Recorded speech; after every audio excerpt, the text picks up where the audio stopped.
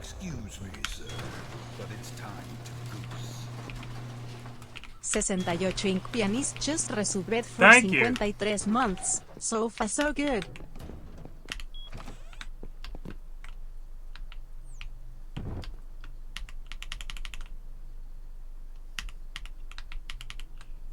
Oh.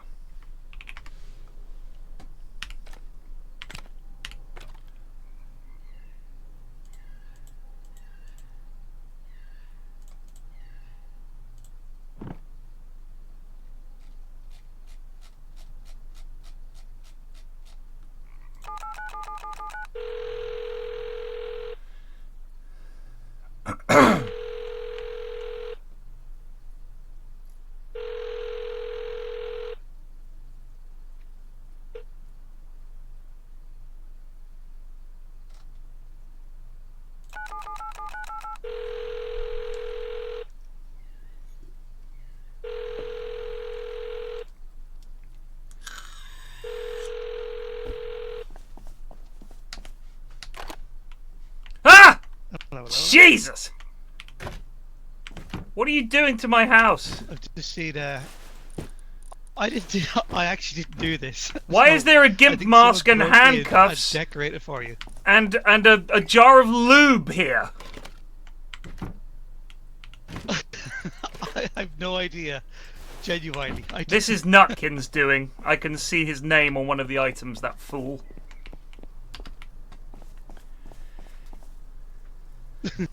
When and where is the build? Oh, who the fuck is this? If this is Jangle Cat, I'm gonna hire someone and knock this down. Yesterday. Before the Crash Chapel, reflect before you wreck. Is this yours? So, no, I have not been on for like this. I've just got on today because I've been sick all yesterday, so I have no idea what's going on. Fair enough. Well, So, where's this castle build-off going gonna happen? Settled. I found a spot that you can start building on. Okay. You'll need to maybe get yourself 2 other people. I'm gonna to get a help couple of because you're gonna goons. need Yeah. Need them materials. Oh shit, we gotta farm the materials Yeah, as well?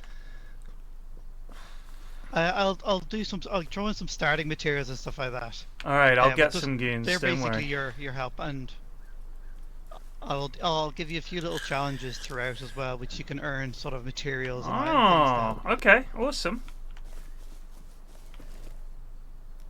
What is this outfit? Hold still, hold still, hold still, hold still, hold still. What is this outfit? It looks like a Minecraft top. What is this? It's the Father Brayburn one.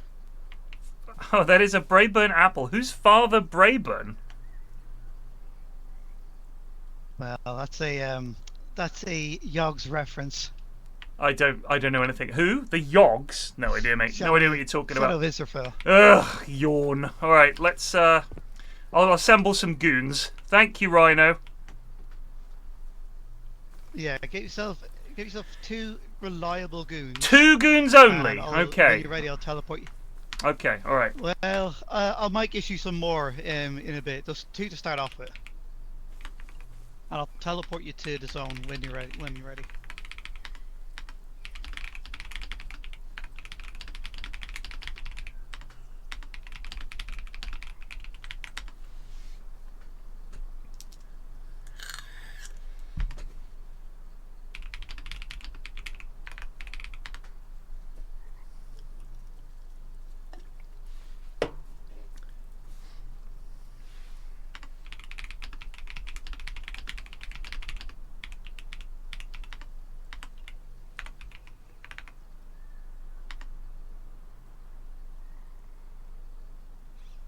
Grug lost. Mighty voice give life.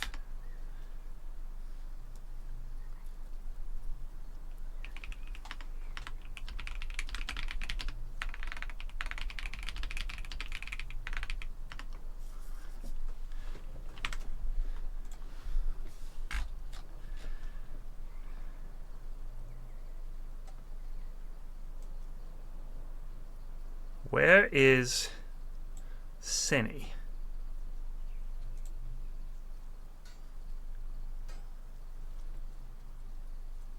Oh, he's just fired up Rust.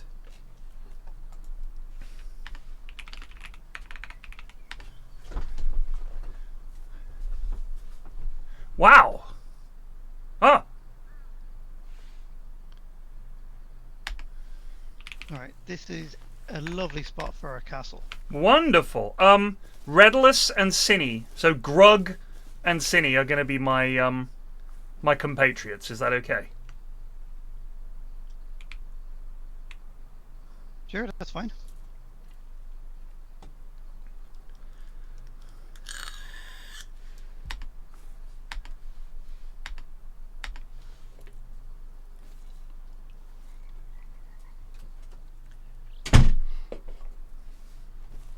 Ah, Grug. Grug slain by Big Beast. Welcome, Grug. There you go, Grog. Get some kit on. Many item come out of small man pocket. Impressive. This is gonna get tedious. I wish I'd picked someone else. Sorry, Grug. That wasn't meant to be live.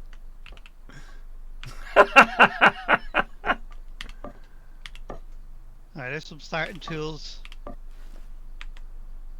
Thank you. I'll give some to Cinny if we can get him. I saw him loading up Rust. I don't know if he's online yet. Grug, we must make big stone house. Grug know lot about stone house. We need wood and Cold stone. and uncaring, like Grug wife. Grug, Grug, please get wood and stone and bring here, and we build. Grug gather many rock. Thank you, Grug. What the heck is this? Oh, this is we get this to put stuff in, eh? Okay, sweet. All right, I'll get cracking. I just put in a little bit of wood and a little bit of stone in there. Thank you.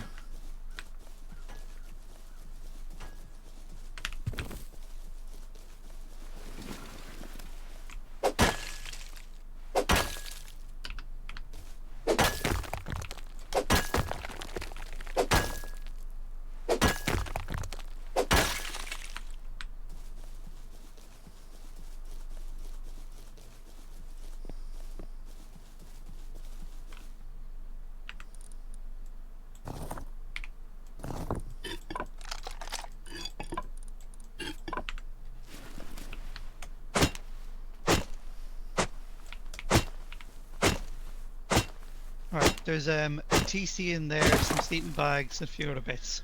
Thank you. Have you found Cinny yet? I'll go check how... not yet, hang on, let me check.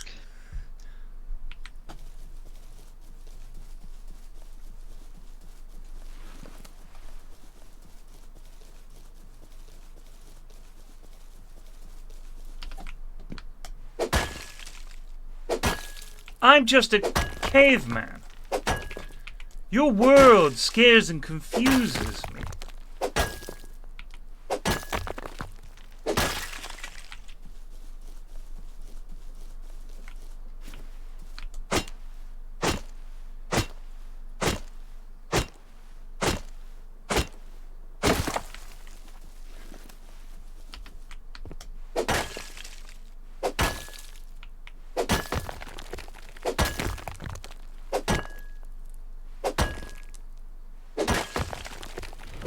Excuse me, sir, but it's time to goose. Thank you. Akadair- just resubbed for months. Thank you.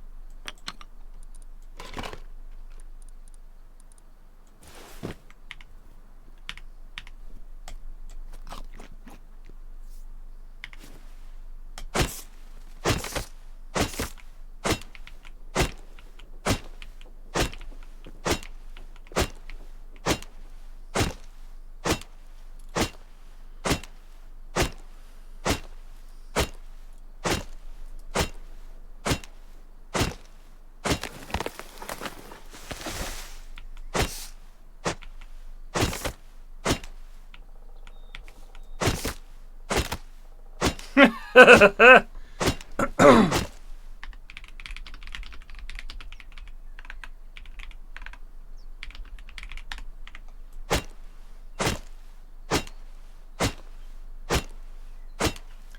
you reckon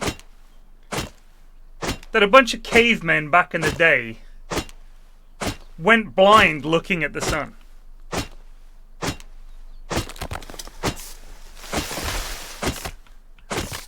Like, people talk about evolution a lot in terms of, like, you know, biological evolution. But what also interests me is societal evolution. So there might have been religions where they were like, every day we must stare at the sun. And a bunch of people were like, yeah! And then they all went blind, and that was the end of that religion.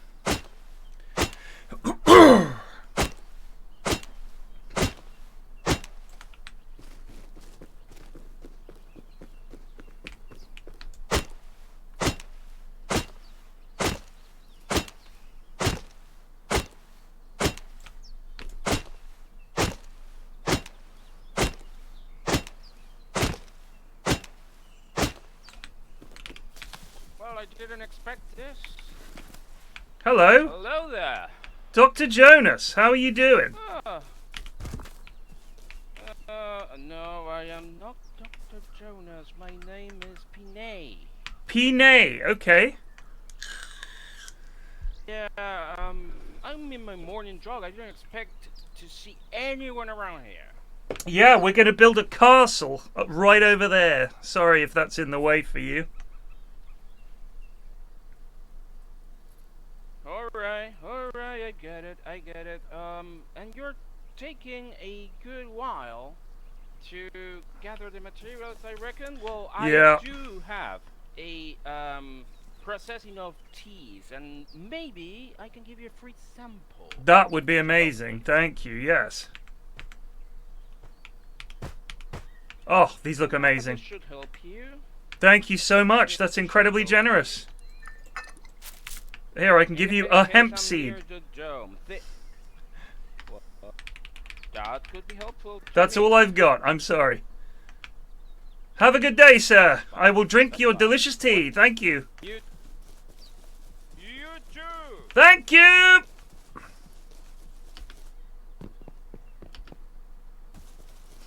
How come Grug keeps getting killed?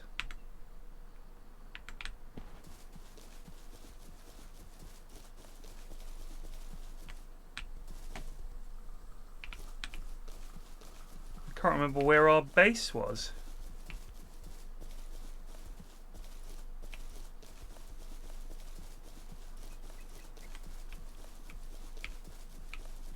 Oh, there it is.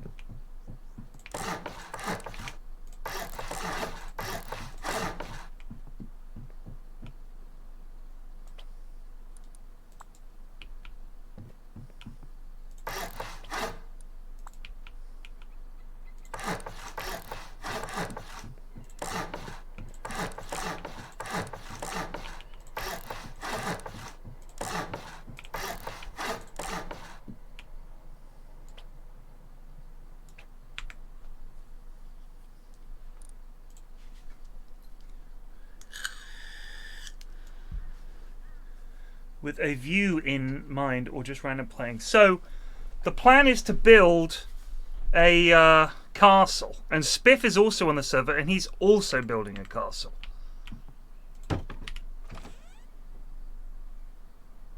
So I believe the idea is that we're going to have a judging session at the end where we decide whose castle was the bestest.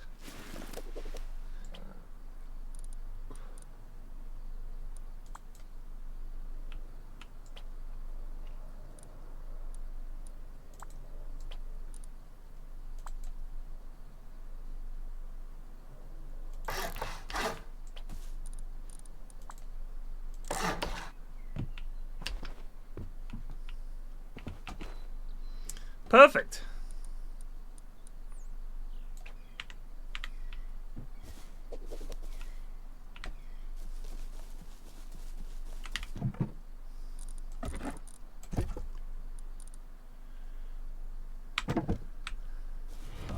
Excuse me, sir, but it's time to goose.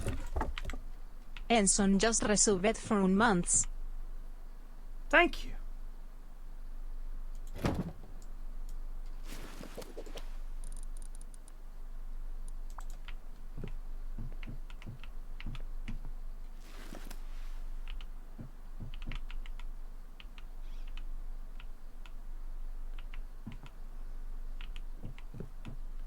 Is there a way to rotate stuff?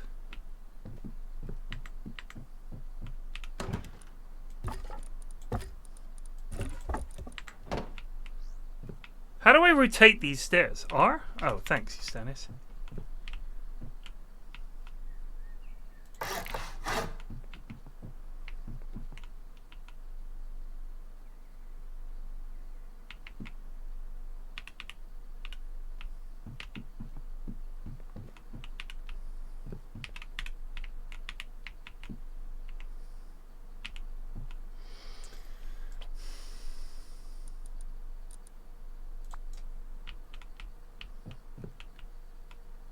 Does anyone know how spiral stairs work?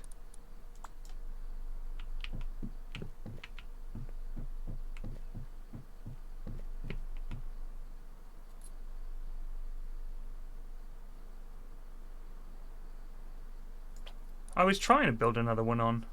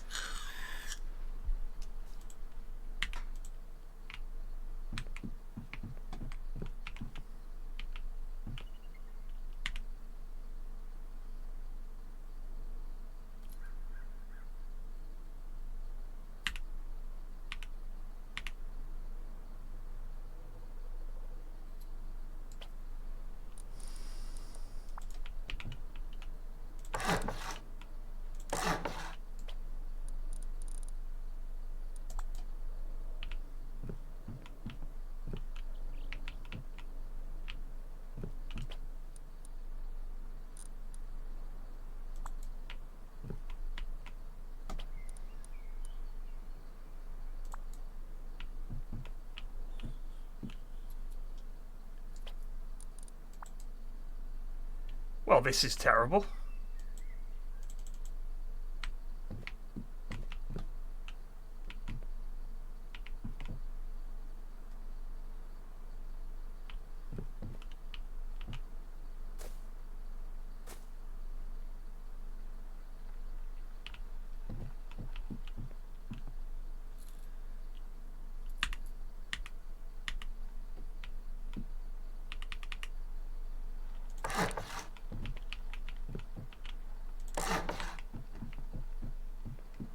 There we go.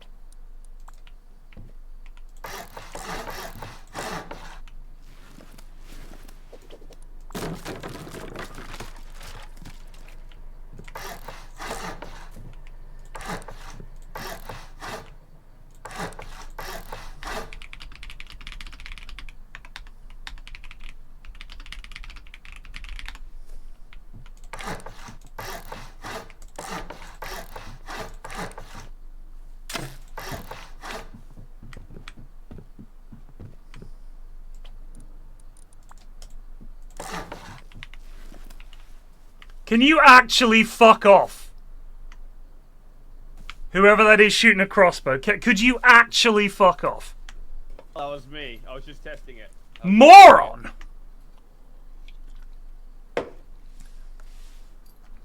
Grab some tools and start gathering.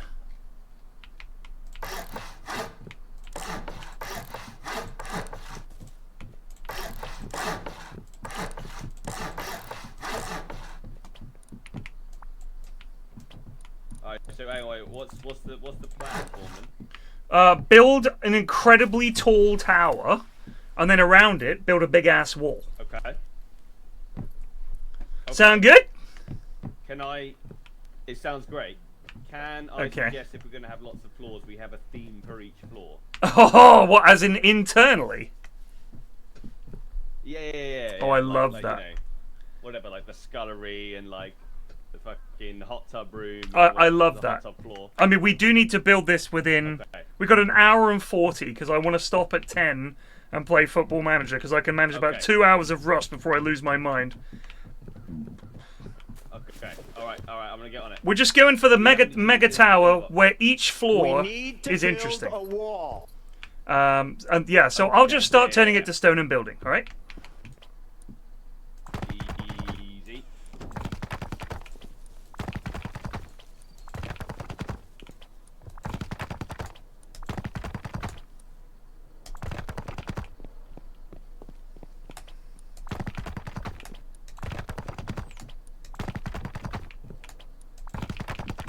Thank you, you're the man.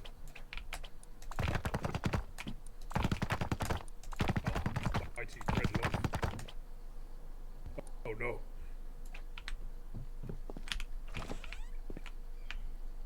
Thank you. Me Right, put put a sleeping bag bed down, at home. so when you die, you can respawn. Me put at home. Me avoid bear. Me strong. Me fast. Be careful, Grug. All right.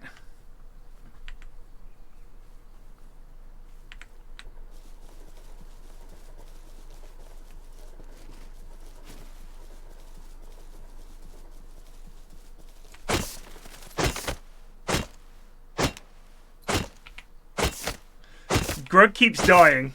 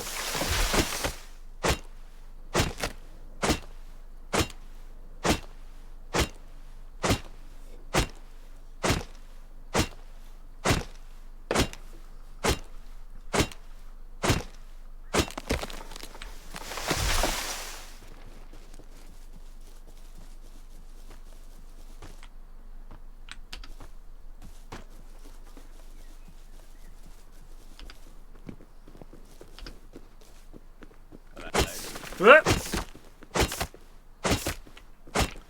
Getting all the stone is going to be the hard part. Yeah, we need to figure out. Well, I'm trying to lure people to. I saw. Very clever. Especially when you said, come in with low health and it's even easier. That'll definitely work. It's a foolproof plan, bro. It's gonna work. Don't worry. The classic goon trap. The classic goon trap.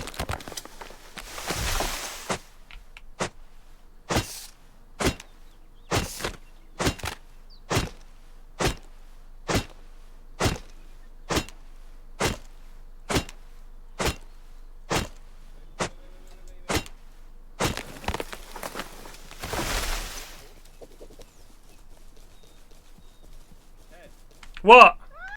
No, I don't need a horse. I'm good. Do we have a horse? No, but there's a stable just over there. No, we do need a horse. Oh, why? Okay. Because listen, if we get some, does it work on this server? I'll check. There's a stone quarry. We can use the machine to farm all the stone we need.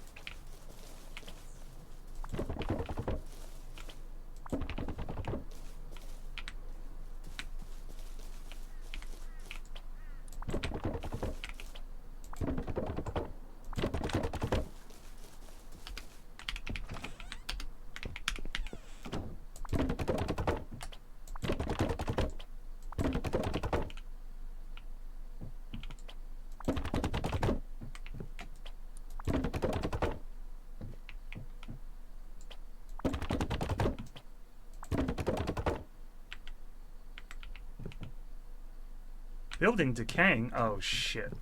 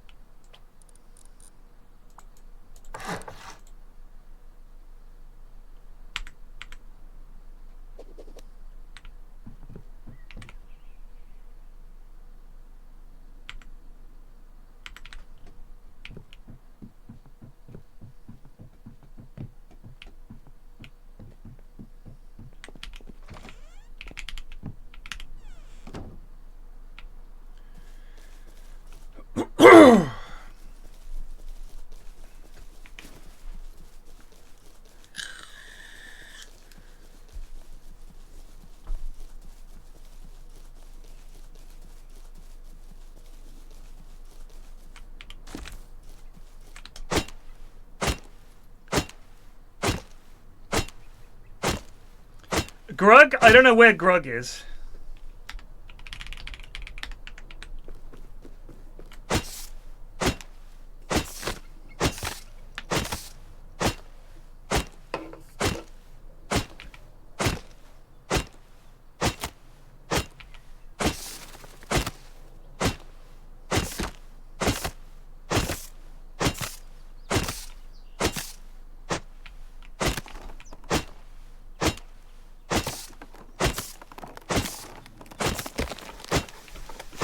Anyone watching Invincible? This series of Invincible?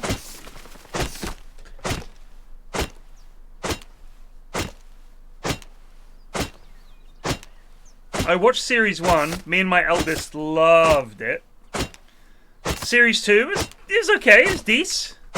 I liked the alien, the orange alien. I thought he was a really good character. And it was good. Series 3 has not been great. It's really been quite bad. There's too much going on that doesn't seem to go anywhere. And what I don't get is a lot of the time what annoys me in shows like this is that they know that they can't have characters actually say something that would resolve a situation. Like, for example, Mark and Cecil are having this conversation about how Cecil has to take action because he's worried that Invincible might fucking destroy the planet. And Mark, although he's not an idiot, is an educated guy who saw what his father did, is like, why are you being like this? It's Because you're the most powerful being on the planet, and they have no way to stop you if you turn on them. That's why. And I just think Cecil could just say, look, Mark, I'm not being funny. Your dad was our friend for years. And then turned on us. And you can get pissy all you like. But we don't fucking know what you're going to do next year, or next month, or next week. We have to have a contingency plan. What if you're not here? What if you go off and your dad comes back and he convinces you and suddenly you're a Viltrumite? Like, it's all very well saying, oh, that's not fair, I'm not like that. Yeah, Omni-Man said the same shit. He's just such a baby. It's like if he was like the little kid, who, by the way, is another very annoying character. Same every week. He's the same every single week. There's no growth in that character at all. Other than his, powers. But in terms of the character growth, he doesn't change. He's been the same since minute 1.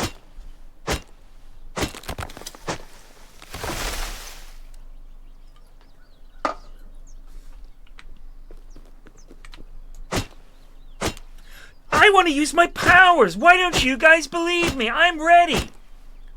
Even though he has these moments where he's like, you're right. Straight back to the same kid. Next scene.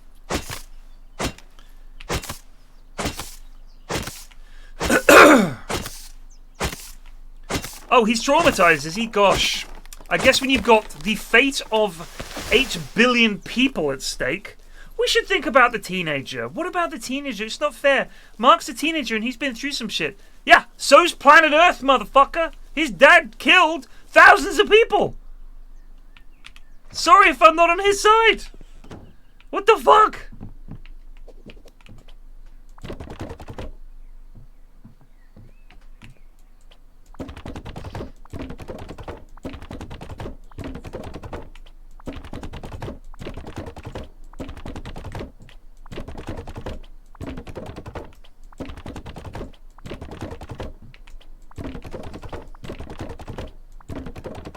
All I'm saying is, Mark can be a pissy little bitch a lot of the time.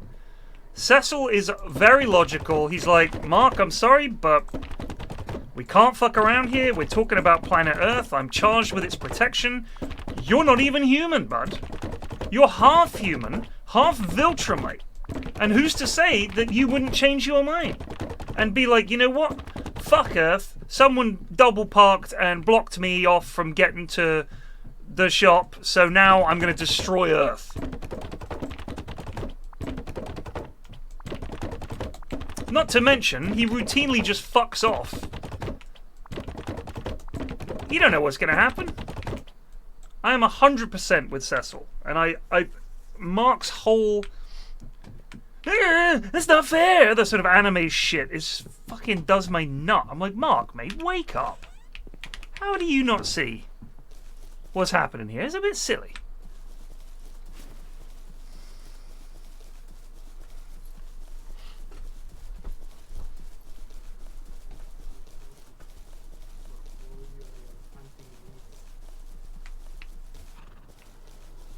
Hello?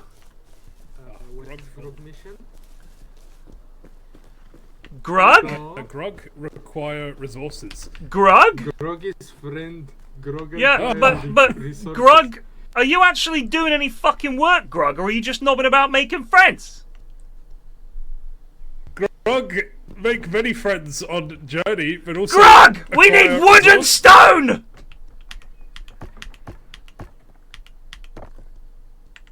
Grug find many woods. Wait, Grug. Many stone. Grug, is this it? Grug, try best. Grug!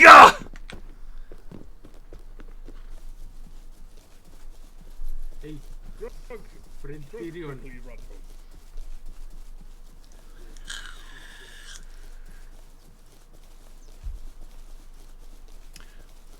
Would you trust a half-alien superhero who could destroy the planet? Like, kill everyone on it and enslave them. And if I may remind you, every time we see Mark from another dimension, he's not a nice guy. In fact, He's a fucking asshole who sided with his dad, kills everybody, and is fucking rotten to the core. Who's to say they weren't the good guys? And then suddenly flipped. You never know. What if Eve dies and he gets all emo because he's a big fanny, and all of a sudden he's into the killing human beings thing? I'm with Cecil all the fucking way. Mark should understand. Planet Earth needs to have a contingency plan for people like him, because he is essentially a supervillain in the waiting. He could turn supervillain at any time. God bless Cecil. He's the only one who's actually got his fucking head screwed on.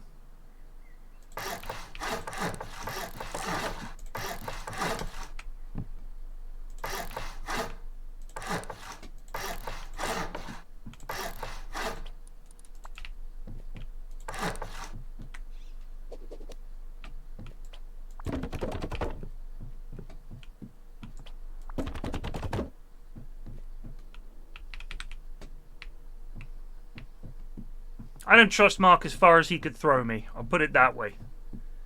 I think it's a matter of time before he fucking flips on everybody. He doesn't have to be happy about it? Yeah, but he doesn't have to be, like, smashing the place up.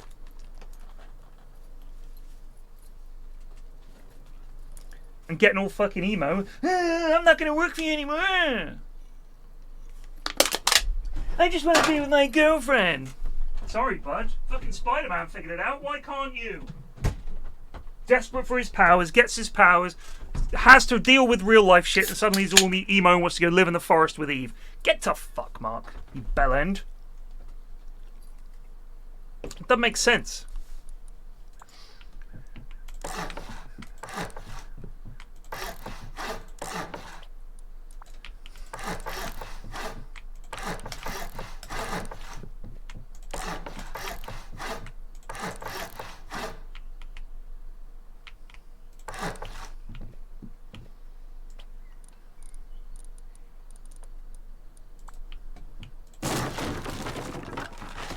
What? What's the problem here? Can I not get... Is this as high as you can go?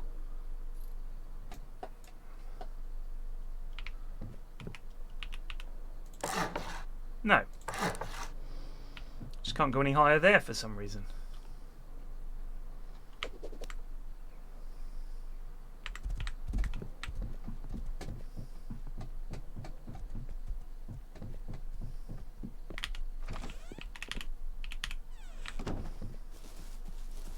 Hello. Hello. Hi. Is this your base? It's not a base, it's a castle. We're building a castle in a competition. Please don't fuck it up. Oh, sounds fun. Yeah, I'm not attacking anything. You did take everything from my barrel, though, so that's kind of interesting, isn't it? I didn't touch the barrel. Well, it's empty. Barrel, Okay, alright, thank you. I King goons. Can't trust you. You can't trust a goon. You cannot trust a goon as far as you can throw him, I tell you that. He's there, barrel empty. Oh, I didn't touch the barrel. Lies. Guy walking around with a fucking flamethrower next to my wooden base.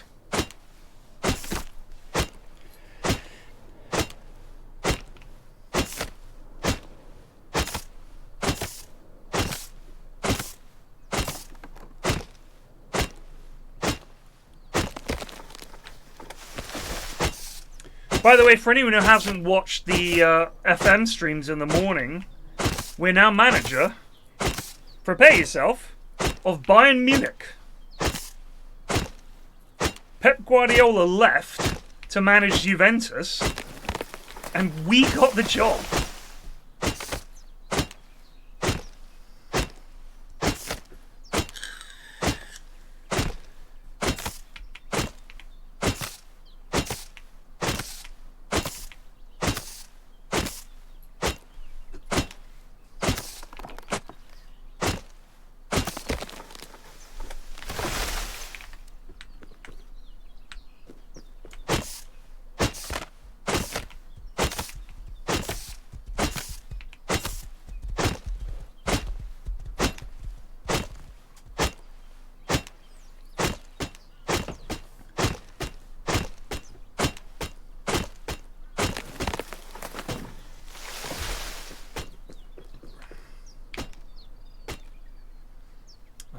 Where is the driving school?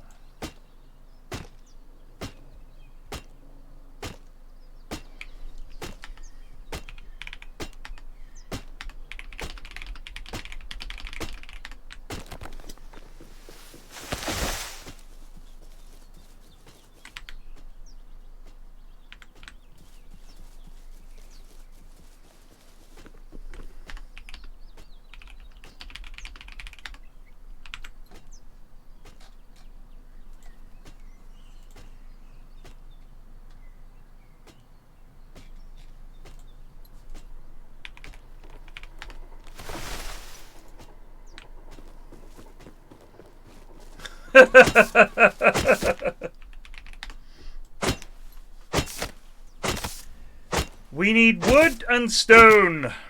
Bring wood and stone.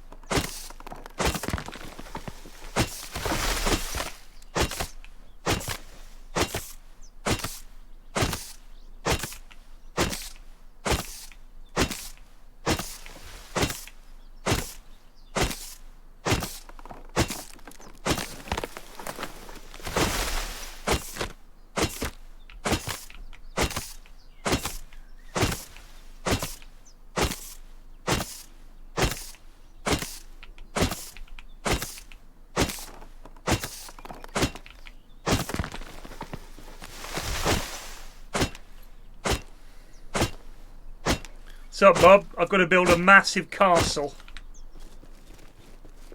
So I'm just building a mega tall tower.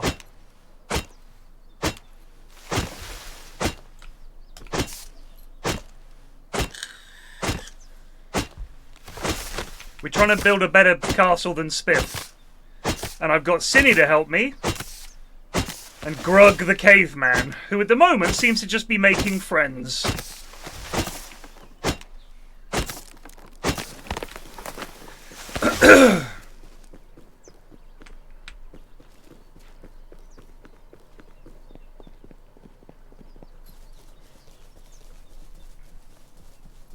This is the castle, noob. Look at it.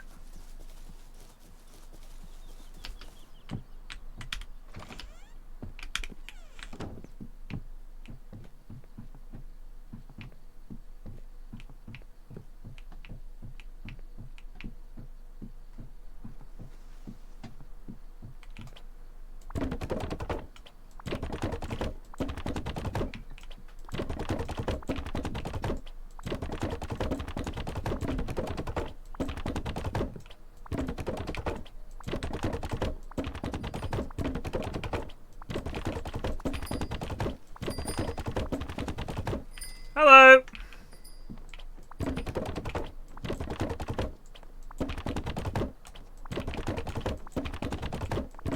I love that animation. Grog return. Does Grug have 3 wood and 2 stone? Good work, Grug. Alright, stop. I can't carry anymore. Alright. We can't use the sulfur ore. May as well just toss that, because we don't have any way to do anything with it. It's only good for making gunpowder. We strapped to Grug. Grug run at enemy castle. Grug, God bless you, but you're too important to me. Also, Grug, be careful. There's a wild animal outside. I know what your record is like with wild animals. Grug, take it. Good luck, Grug. Gotta love Grug.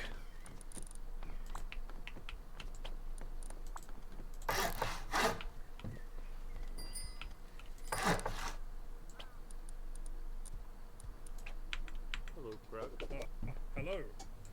Be Grug.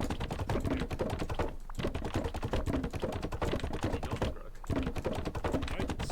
Very nice to meet you, Grug. You think Grug can mount on back? Grug mount. Mount it, Grug! Grug needs lift.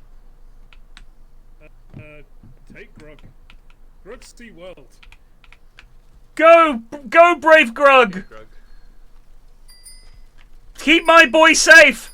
Grug being Grug napped. Grug, look out for Pig! Grug, look out for Pig! Grug being Grug napped. Oh.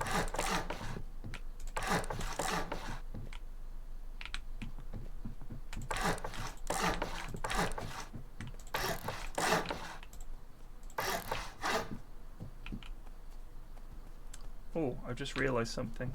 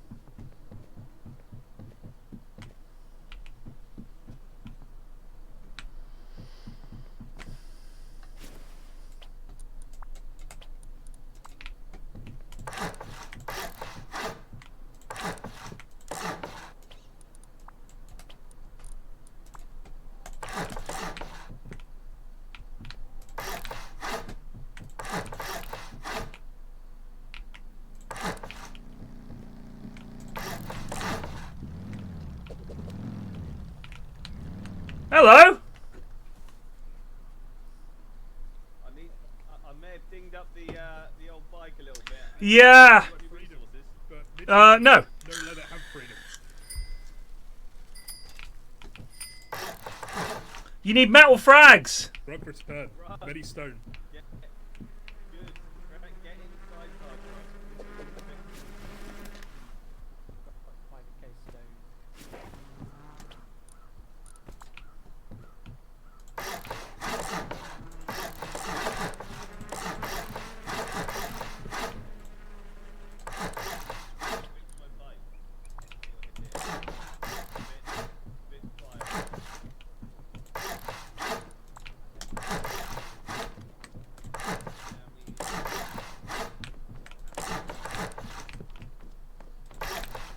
Yeah, here.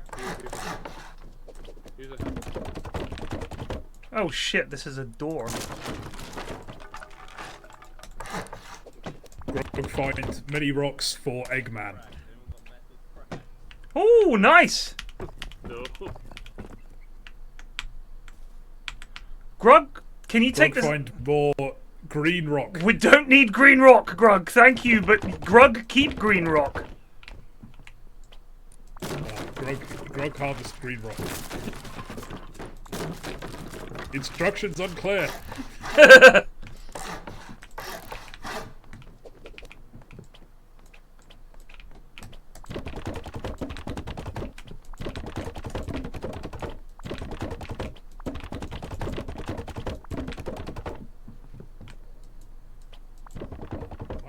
Mighty beast on fire.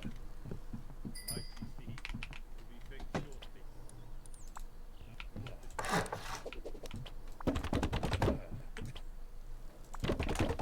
Grog, take this beast. And his bike. Timbering.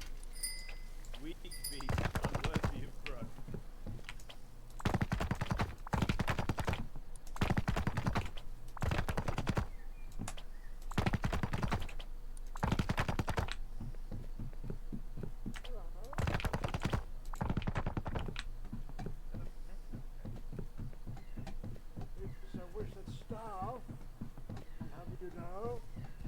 Of course, sorry, yes, no, of course, I thought I do apologise. What are you doing here? I'm trying to find some metal fragments so I can fix my mighty steed.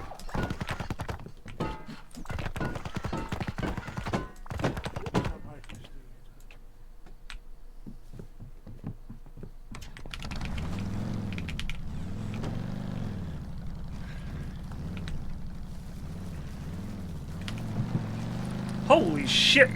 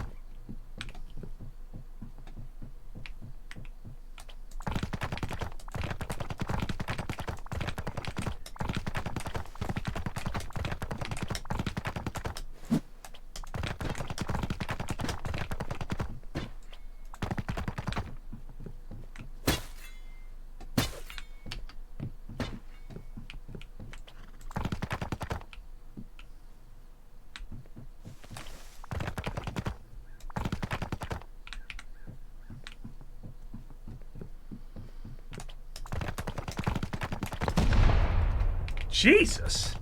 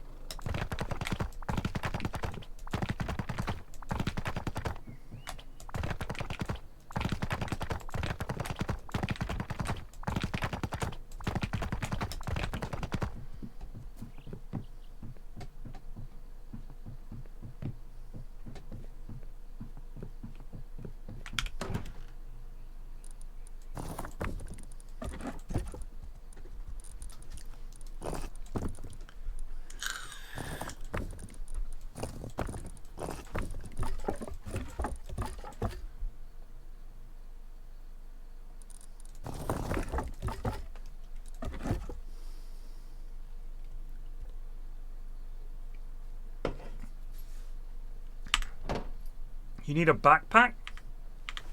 I don't know if they had backpacks in medieval times.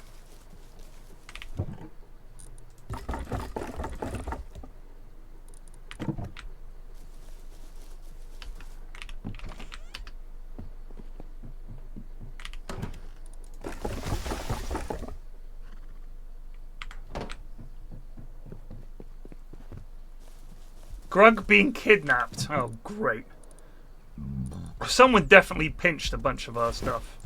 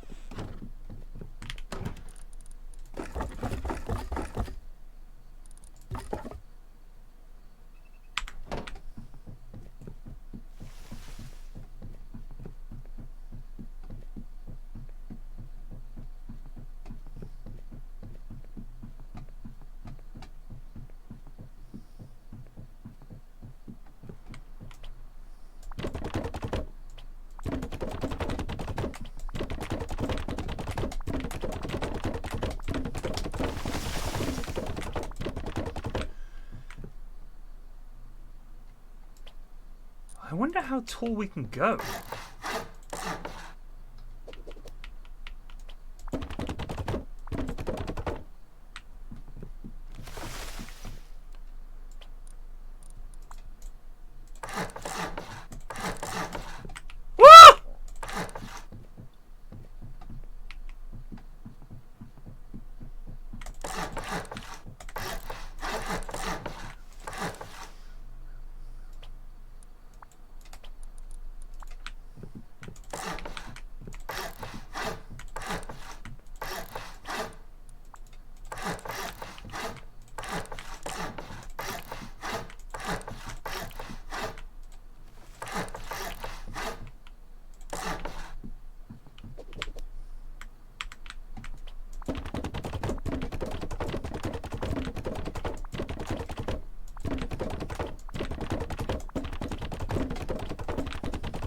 This is quite relaxing.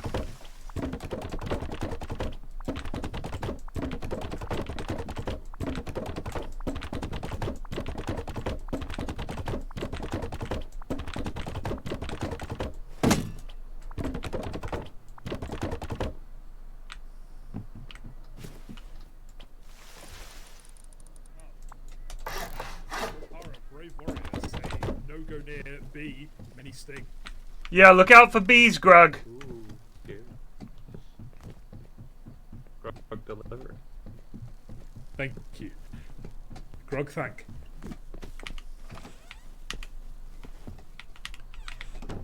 What'd you think, Grug? Ah, big tower, like face on front. Not bad, eh? It's gonna be taller. We're gonna go bigger.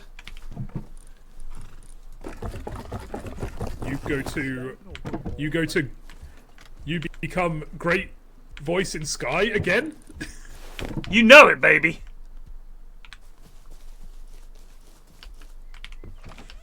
Grug find more stone. Yeah, stone, Grug, stone.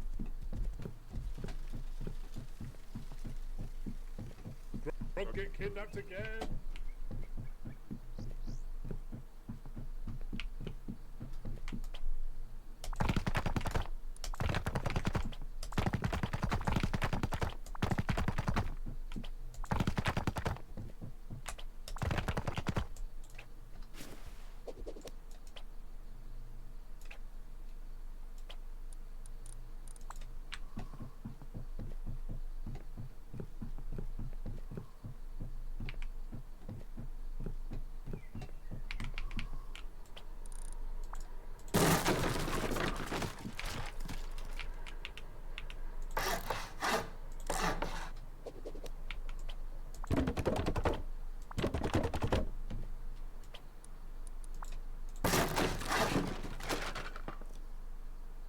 Fair enough.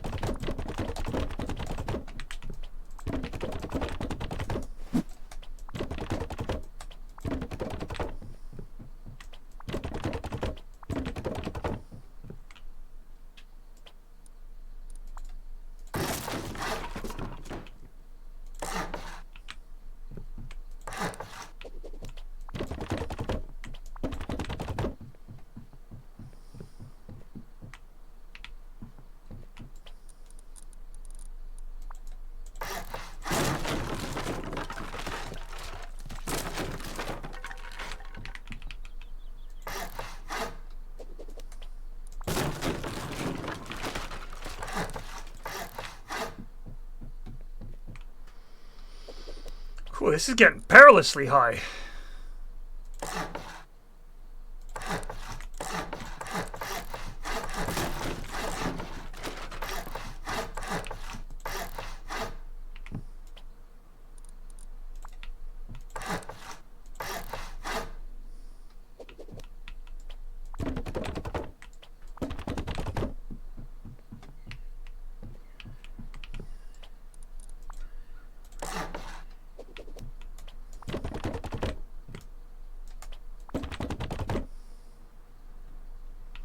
This is tall.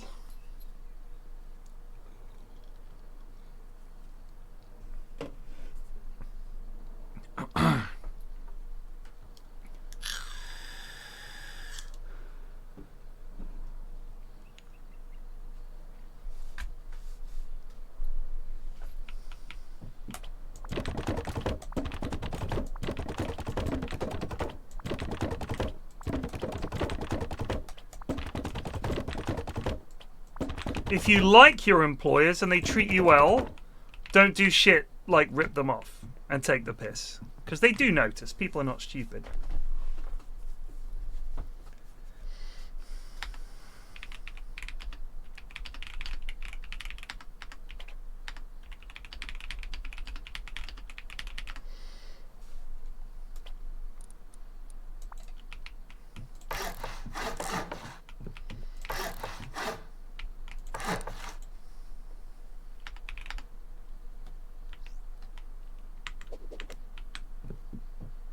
Oh.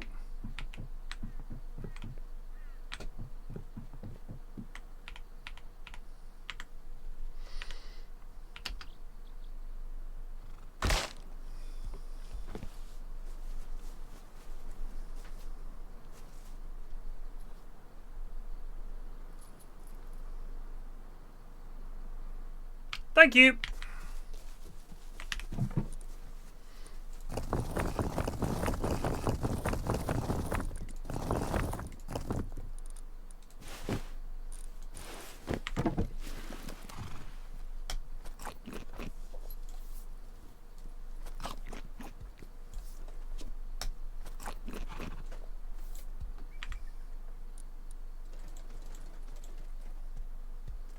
How tall is it going to be? Until it caps out and you can't build any higher.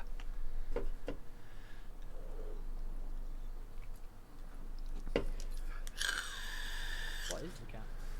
I honestly have no idea. I've never built this high.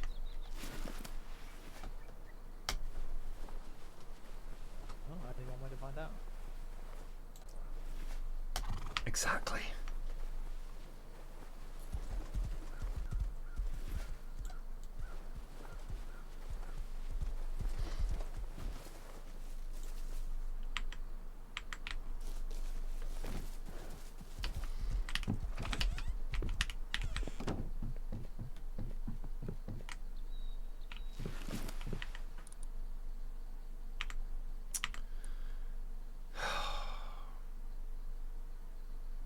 How did I fucking manage that one?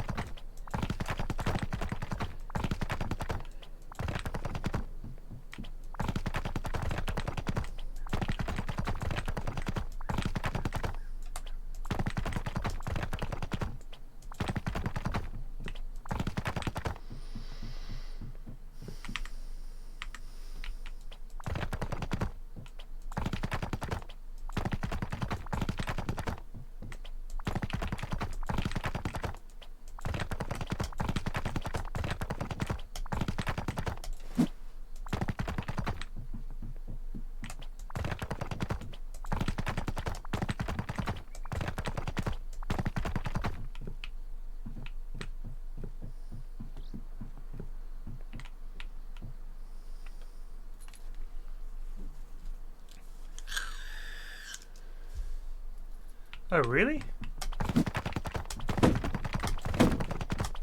Oh, how about that? Thanks, dude.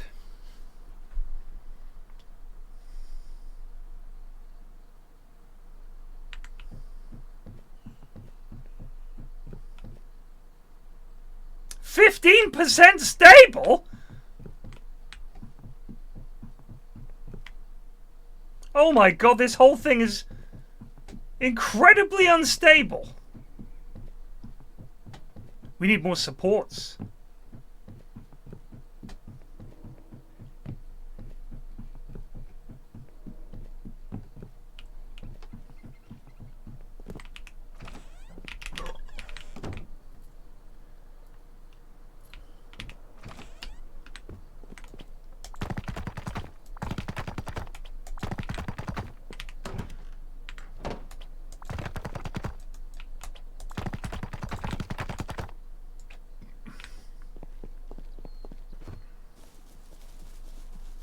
Behold, Eggman.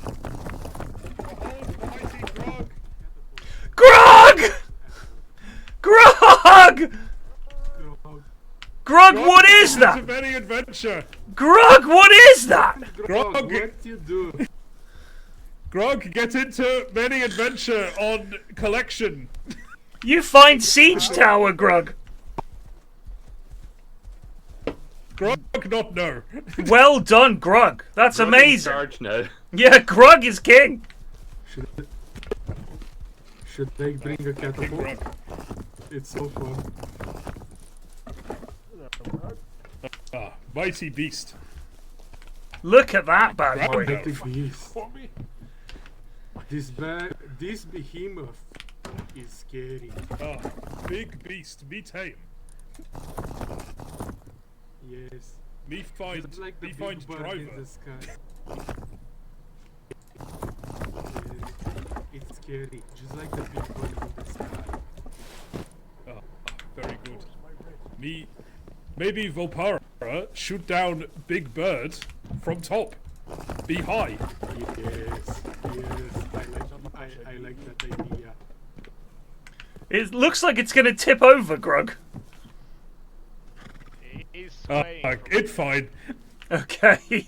It's fine. Grog assess. Grog did measurements. Grog assess. Grog did measurements. Engineer Grog say it fine. Yes. I'm sure there were like Speed. pillars that you could build, but I guess we Oh just God, build it's these. so wobbly over Look here. at speed. Go for fast. Move, speed. Oh my god! Yes. Be careful, Grog! Oh my God, it's tipping over.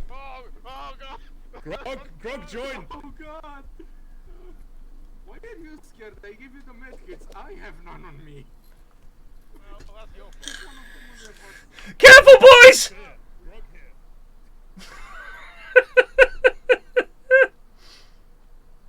Grog, close the door. Field draft. Oh. I have. Perfectly safe. Grog say. Yes. I have magically enchanted that. Man.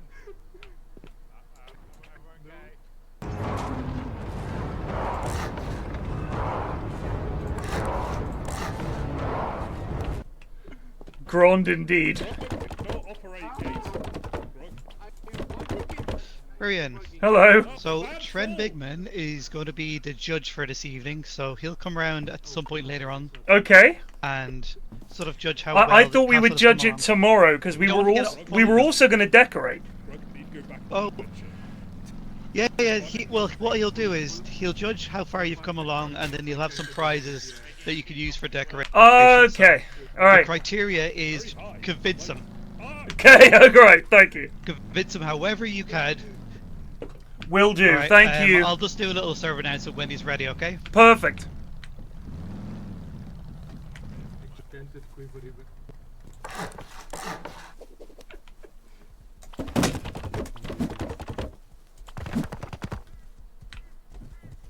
Wait, Grog, be back.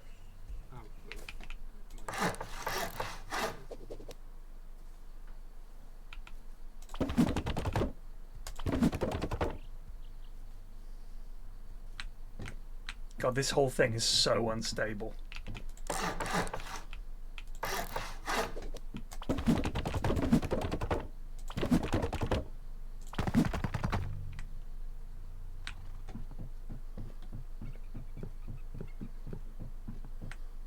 %22 stability.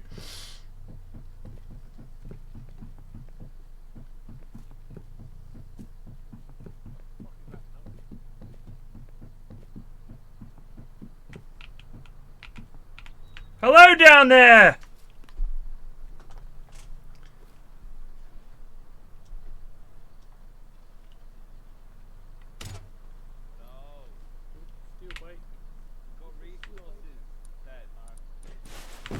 Have a pie!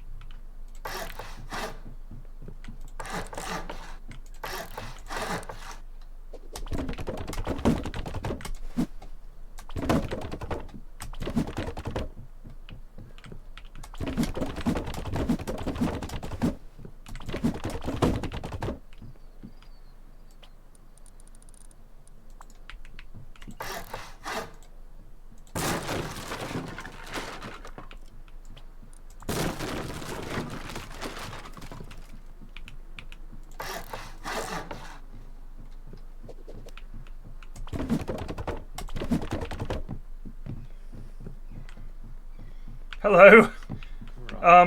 Don't look at the stability of all this. This is 12% stable up to this point. That's 11 more than we need, mate. That's perfect. That's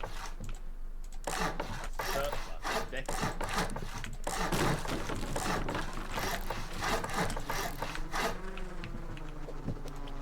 There's a drone.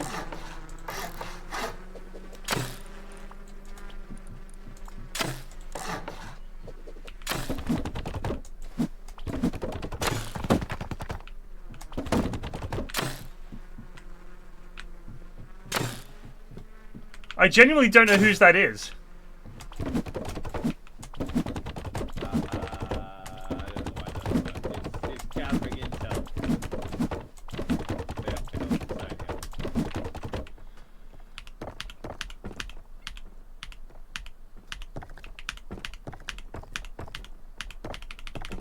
All right, I can't carry anymore.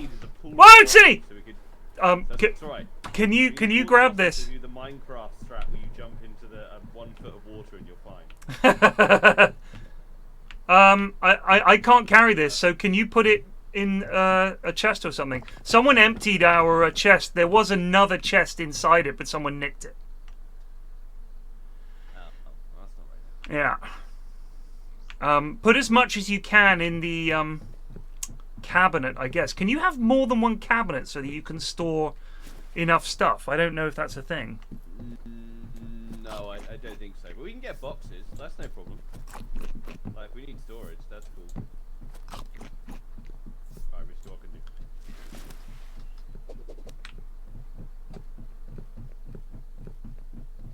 I can't tell if the stone will be more stable or not. Are the wooden floors an issue? Like, would stone floors make this more stable or less stable?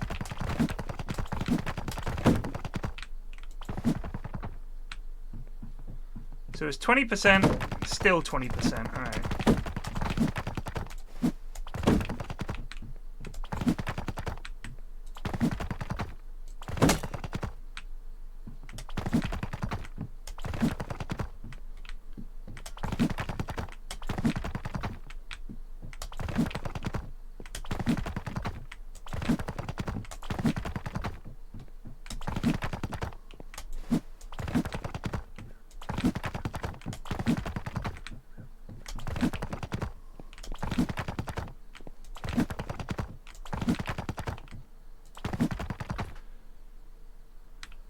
Is it literally just height?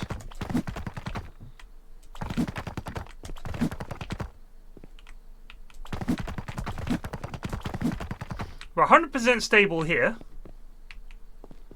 And then we get to 48% stable here.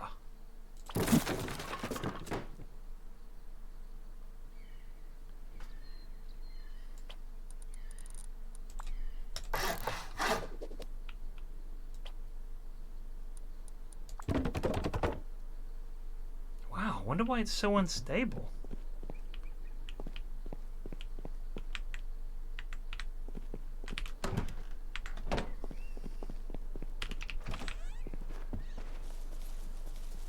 More support beams.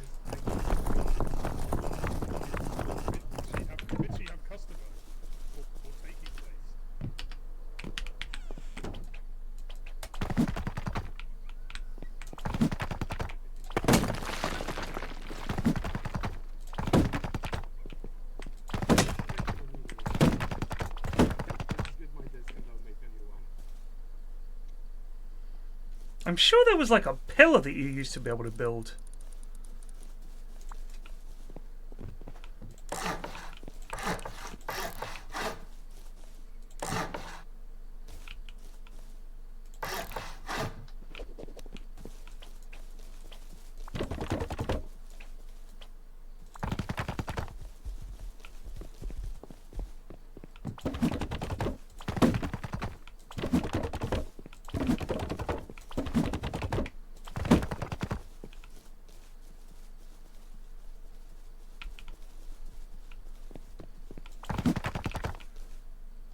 I'm kind of shocked at how unstable this all is, honestly.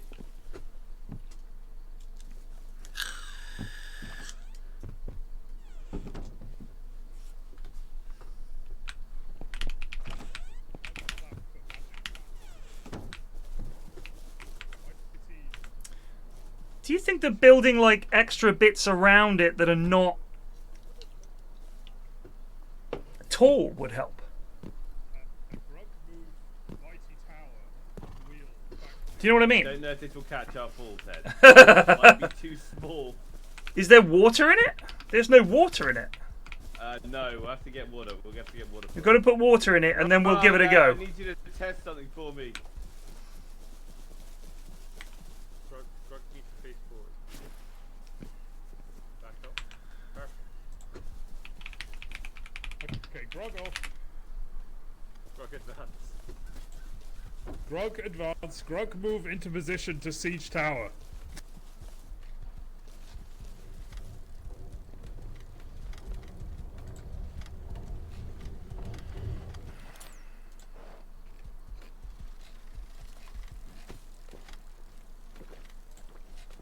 Grog ready to siege. Okay, Grog, we need you to test something.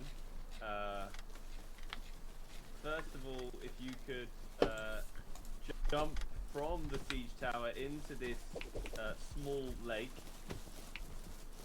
and we just want to see the absorption capacity of this small lake. Grog, love to test. Grog, go. Oh, what is Grog doing? Grog, do high dive. Oh no. Go on, Grog, you mad bollocks. Test from siege tower first. Okay. Maybe narrow staircase. Grog not fit. Me also too fat for staircase these days. Ugh. God, this is like when Mrs. F says she's left her phone upstairs and I have to run up and get it for her. Like the good husband I am. Grog, find pit. There is pool, Grog. You're going to have to give it a bit of welly. Is there water in it? Grog, done this before. Yeah, there's water in it. This is regulation. Alright. Water. God bless you, Grog. Grog, go. Good luck. Wish Grog luck. Good luck. Here he comes. Okay. Grog missed! Grog miss! Grog miss! Oh no, Grog. Right. He's okay. Alright, I'm coming down. Oh no. Wait, can you get Goombas? I forgot to.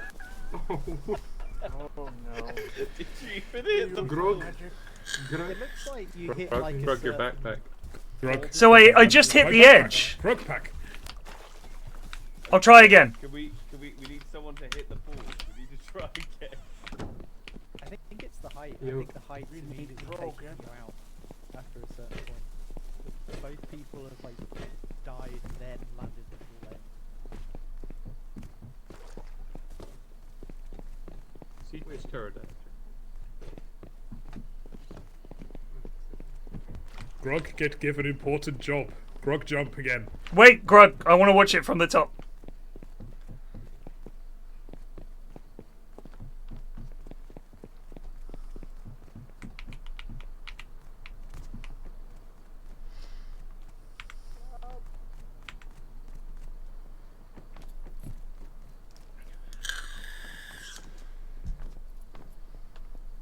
Grog, All right, here. Greg. I think you Grog, got to jump. Get ready to jump. I think you got to jump a little earlier, so that you make sure that your trajectory takes you down into the pool. I reckon if you jump when you hit this bit here,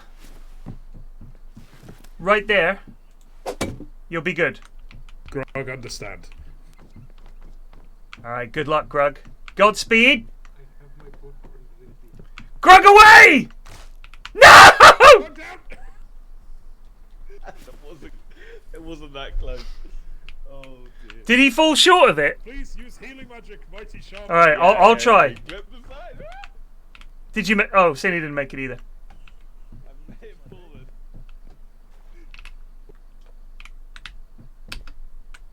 Thank you. Oh shit! Parachute. Grog, try some top. I was way off. You fell on top of your head. All right. Thank you. Silly. Maybe Here's move- the drones move and this. the computers. Oh, thank you. You have the IDs on the drones. Maybe You can more change pools, and that way we can't miss. One We can second, have a I'm gonna bigger try pool. as well. Landing here. That's the other So option. maybe if we move the pool here. Don't move the pool, I wanna try. You want to also die by falling. Yes. I could just hear bones Who crunching. broke his feet? Grog, drink all the water in pool. Oh no!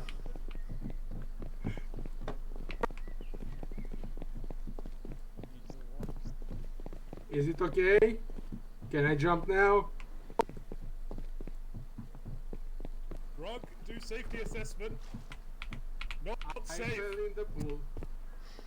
It's not safe, I fell in the pool. It's not safe, he says. I like how you're all just throwing me the backpack, no one's healing me. The height of the drop. The height of the drop. If you drop from the siege Wait, turret, it can still I- hurts you. We need a bigger, deeper pool. Yeah, no, I felt right in that I was in the middle. Alright, On my we'll screen. get a bigger construction pool. Oh shit! Look at this guy. I don't know.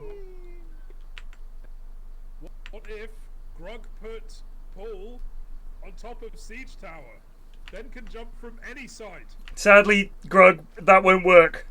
Wait, I lost my I like that. fingers. No. Yeah.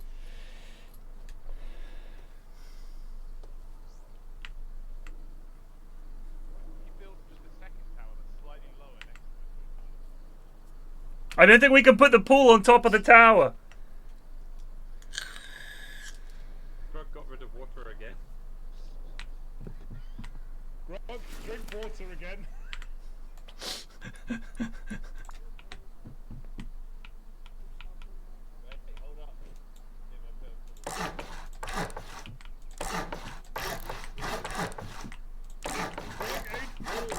Paul disappeared.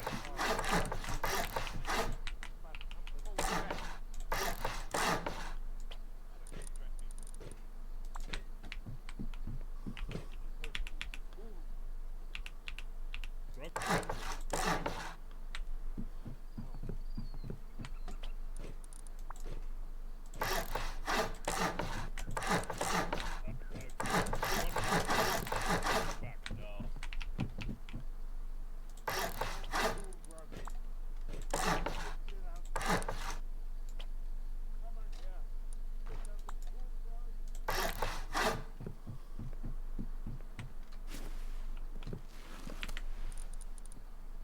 shit, I lost my hammer.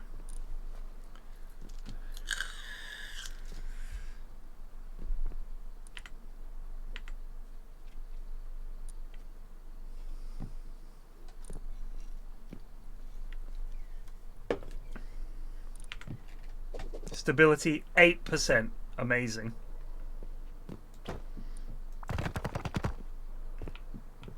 Still 8%.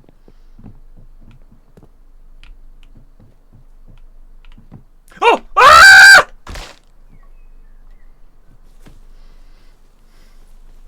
Me slip.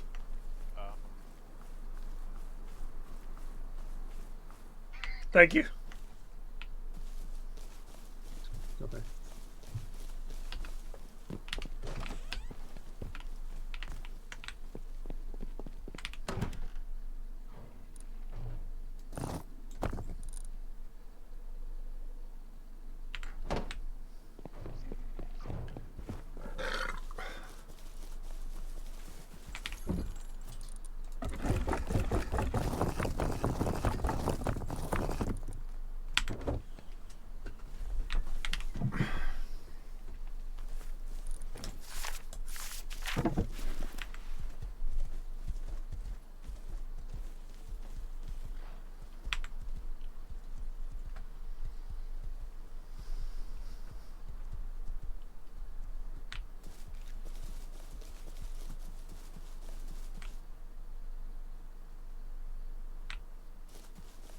It's pretty imposing.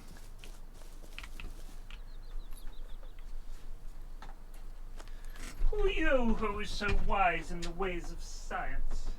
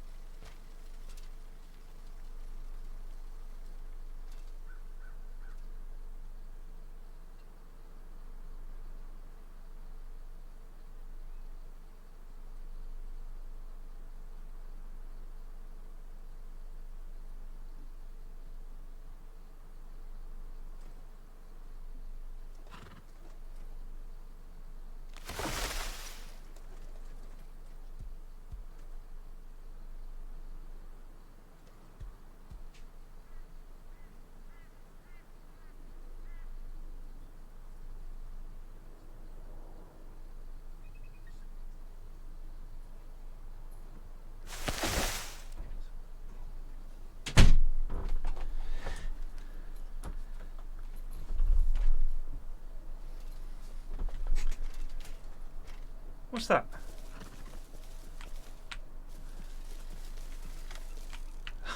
I love this. Let's go, Mitchie! Yeah, This is great.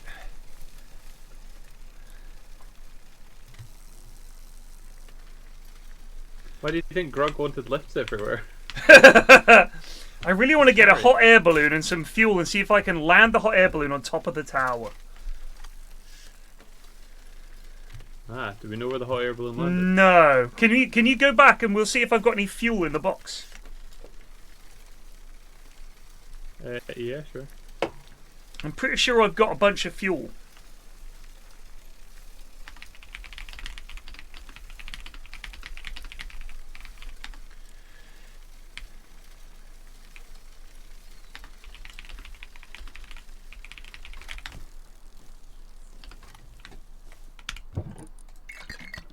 Superb.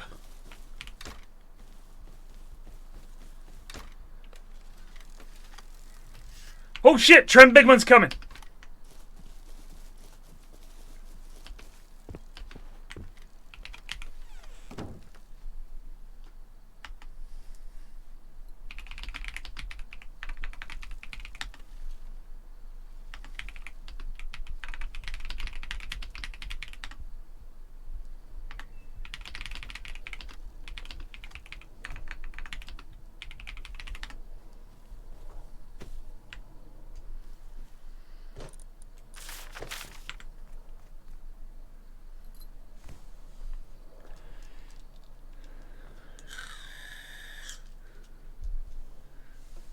Hello? Is Mr. Flax in? Hello, sir! Mr. Bigman! Trent Bigman, what an absolute pleasure it is to see you again, sir. Hello, it's been a while since we last met, isn't it? It has, it really has. I suppose you're here to see Castle Flax, as it stands at the moment. Don't crick your neck, look it up. It's quite a beast. Oh, you lie, that's a big one. Well, if you want, feel free, we'll make our way to the top. Yeah, let's have a look. Come on up. Well, obviously, we haven't decorated it yet. We spent the day constructing it, but it's just a series of spiral staircases leading to a viewing platform. Oh, I do like a viewing platform.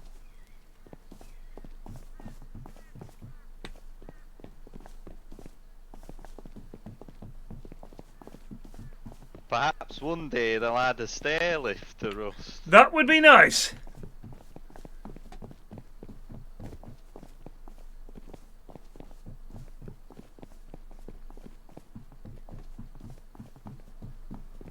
Okay, lots of steps like. Yeah, it's a big one. But the view must be worth it. Oh, you wouldn't believe it, Mr. Bigman.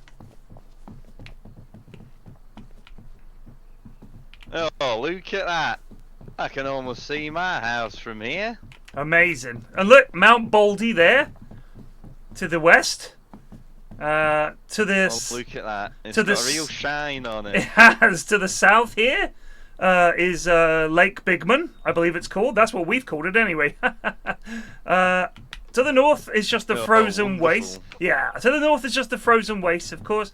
But to the east is smaller Mount Baldy. That's Mount Baldy's brother, Little Baldy. Excuse me, sir, but it's time to go. Little Baldy, I love it. Right. Mythical just resolved Look at this, for 8 months. fantastic. Well, Habibi. You've certainly built an absolutely stunner of a tower, of a castle here. Thank you. It's been quite an exercise getting to the top, and it has. Here, wait, I've got something for you. The brain and the heart. Here, have a pie. I got these from the Greg's factory. Oh, pie! I love pie. Get that down your neck, son. Oh, look at that. That's fantastic. Well, I might have something for you. Oh, that's very kind of you, Mr. Bigman. Now.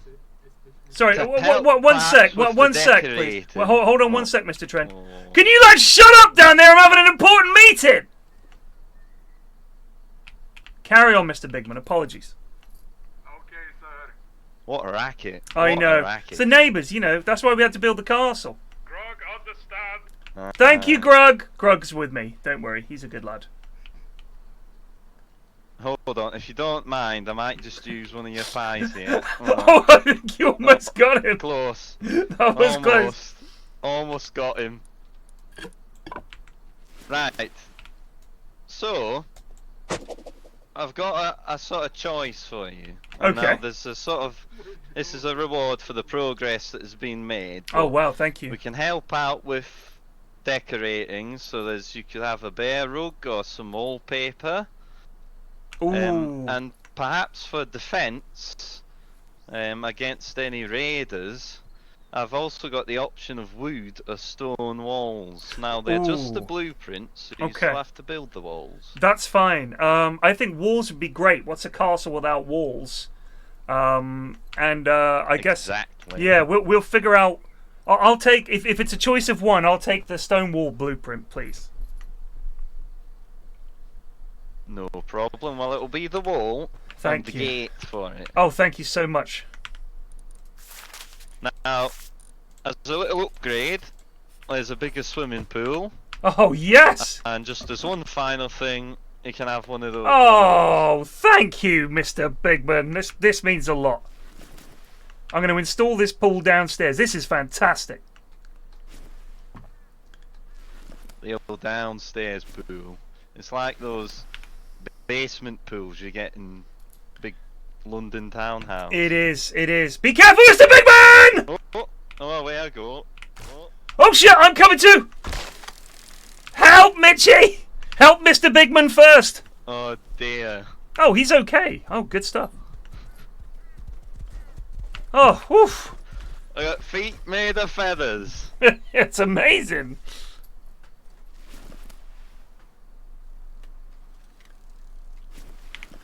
Well, Mr. Bigman, next time you come visit, maybe tomorrow, we'll have this place spick and span for you, with a wall and a pool and everything. Tomorrow. All right, thank you, Mr. Bigman. Thank you. See you later now. See ya. I've got to go find the other one. Oh, good luck. Bye. Bye. Bye. Bye. Bye. Bye. Whew, that wasn't bad, Mitchie, mate. Thanks for saving me, bud. Right, I'm going to have a kip, and tomorrow I'll log in, and we got to get this pool down. No.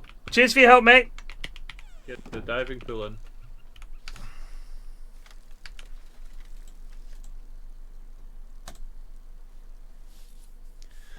Whew. Right.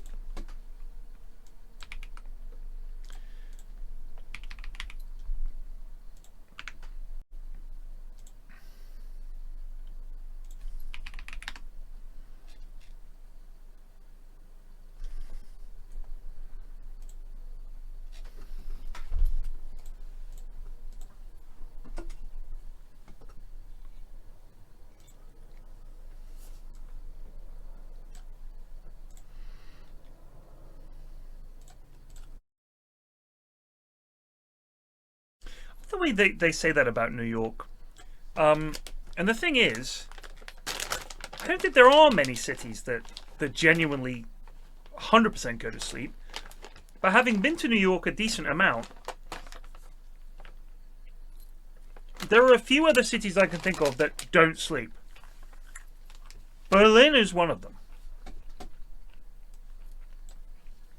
Berlin always seems to be something going on. You can get wherever you can get into places, clubs, bars, pubs, fucking seemingly any time of the day or night.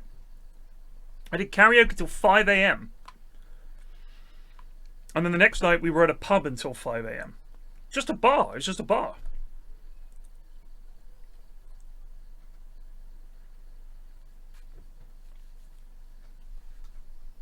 But the thing with New York is, the never sleeps part is that any time of the day or night, all you can hear is sirens and cars in Manhattan. When they say New York, the city never sleeps, you know, they mean that island. Manhattan, Brooklyn, the Bronx. Queens definitely goes to sleep compared to the rest of it.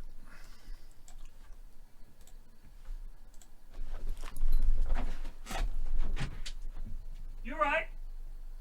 Everything okay? Okay.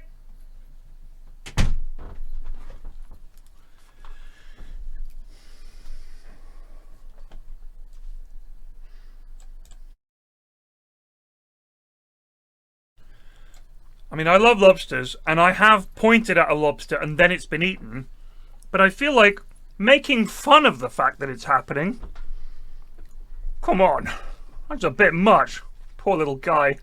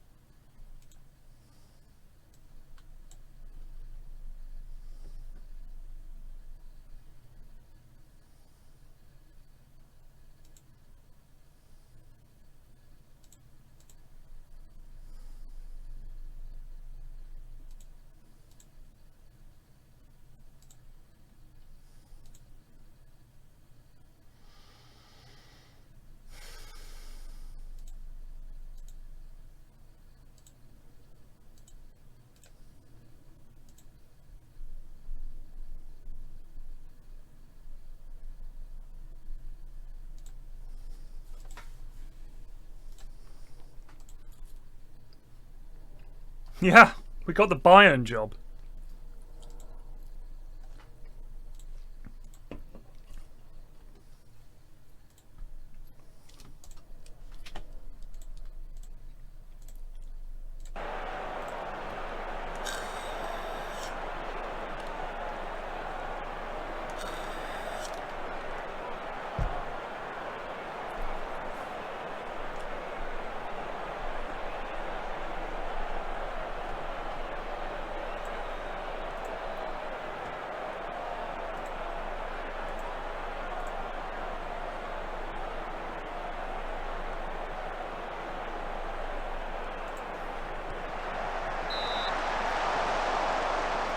We don't need to buy Bruni because we bought his an improvement on Bruni, which is Scotta, and Scotta is insanely good at football.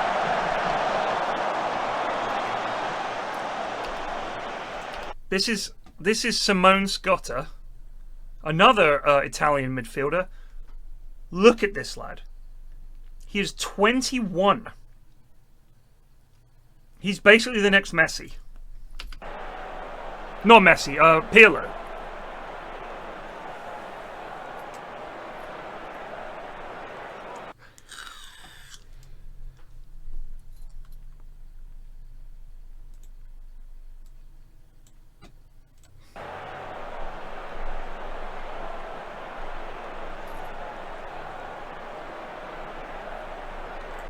Hang on.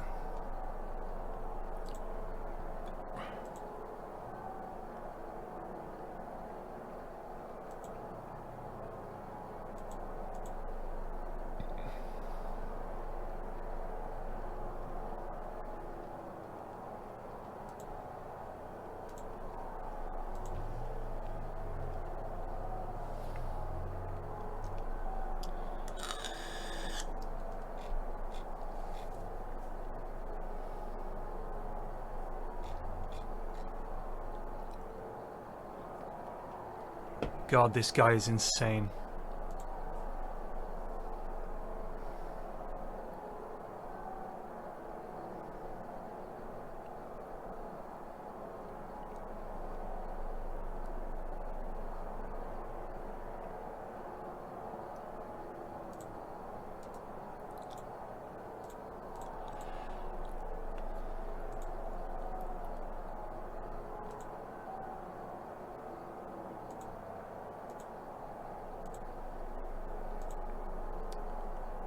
Ice cream.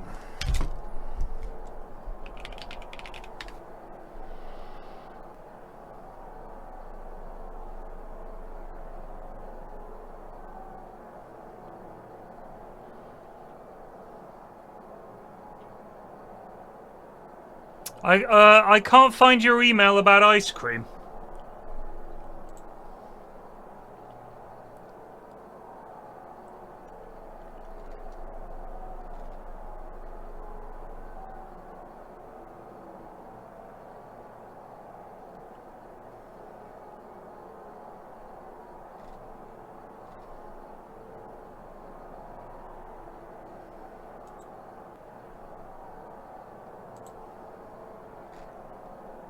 Apologies.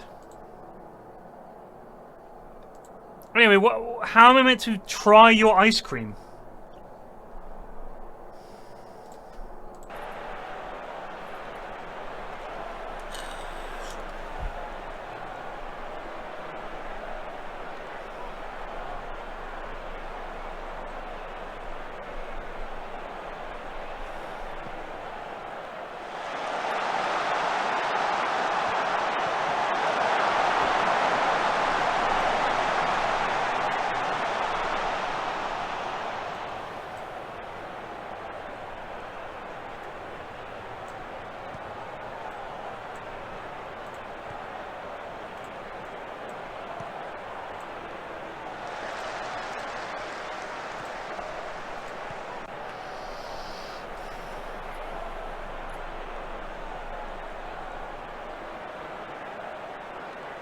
I was in Munich about 7 years ago.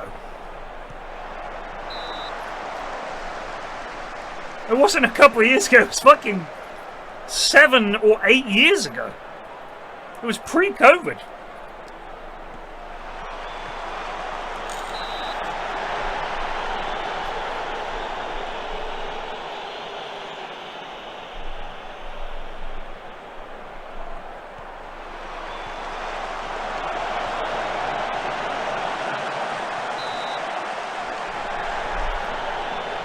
I did. I loved Munich. Or München. I really loved it.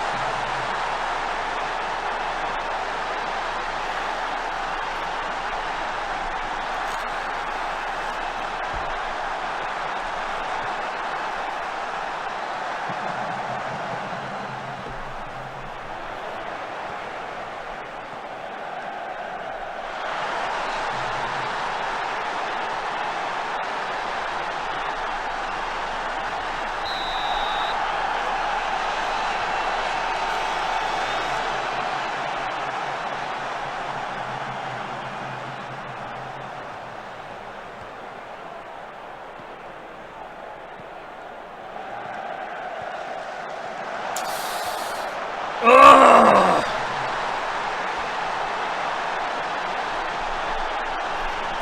Please somehow be offside.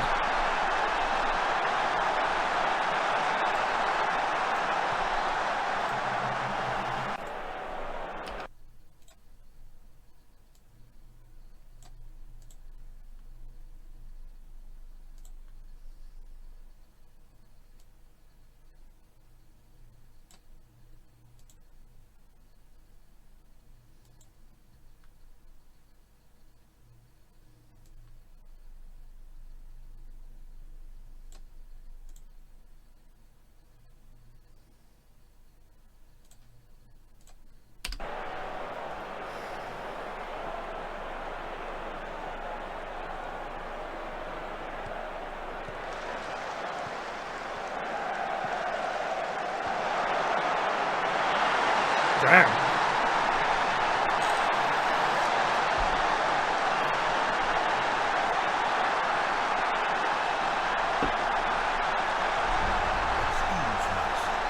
But it's time to goose. Ifeno just resubbed for 26 months, FC Bayern, Stern des Swedens, du wirst niemals untergehen Virgulilla. I don't know what that means, but thank you.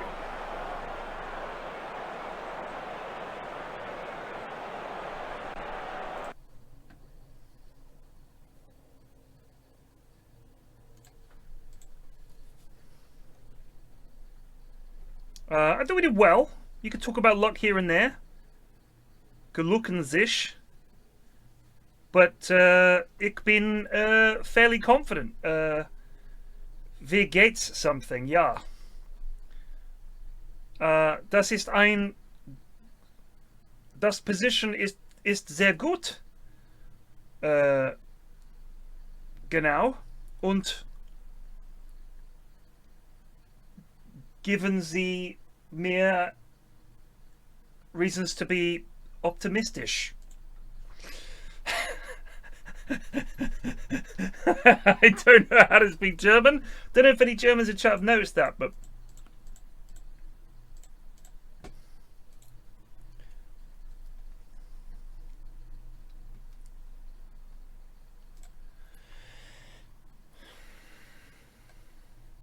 Tisch, no, table. Schlanger is dick.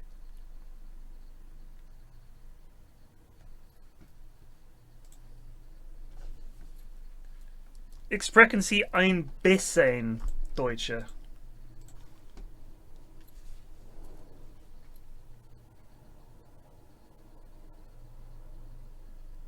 Optimistisch is bang on. I knew it. Like, there's a bunch of words you can just stick ish on the end and you're probably good. If I somehow already have FM'23 and want to play some FM, is there any reason to get 24 really? I mean, stick with 23. There's nothing in 24 that's like, oh, you've got to get 24 because so-and-so feature is so good. No.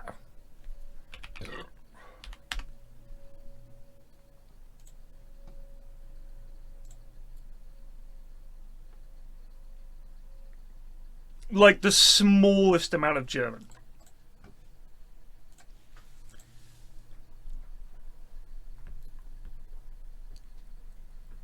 .24 is fine. I'll be honest with you. As a base game, it's like it's okay. It's not like the best FM, but it's okay. I would say if you want to play Football Manager, don't wait for 25 because you'll be lucky for it to come out this year. Like 24 will go on sale at some point, although I don't think they ever fucking reduce their prices. You might get lucky. I don't know, but I think it's still fucking full price somehow. If you do get 24, there are a lot of really good mods. There's one that I'm going to get, which is like a complete overhaul of the base game in terms of things like finances and how the AI builds teams and things like that. Which is, as usual, games like this have to rely on the modders. You know? Because the guys making a lot of these games just aren't very good.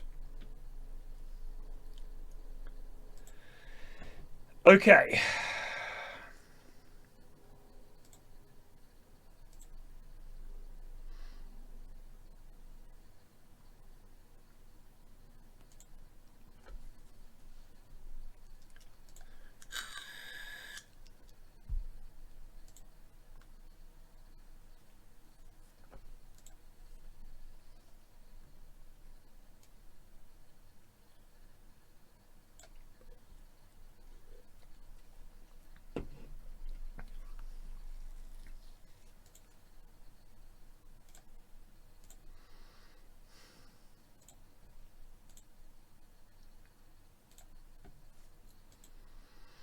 Alright, this is our first big test.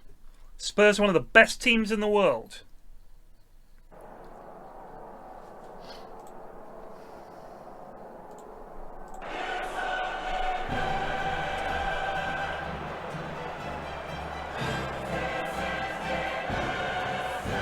We've waited 10 years! 10 years of career to get to the Champions League group stage. And I'm finally here.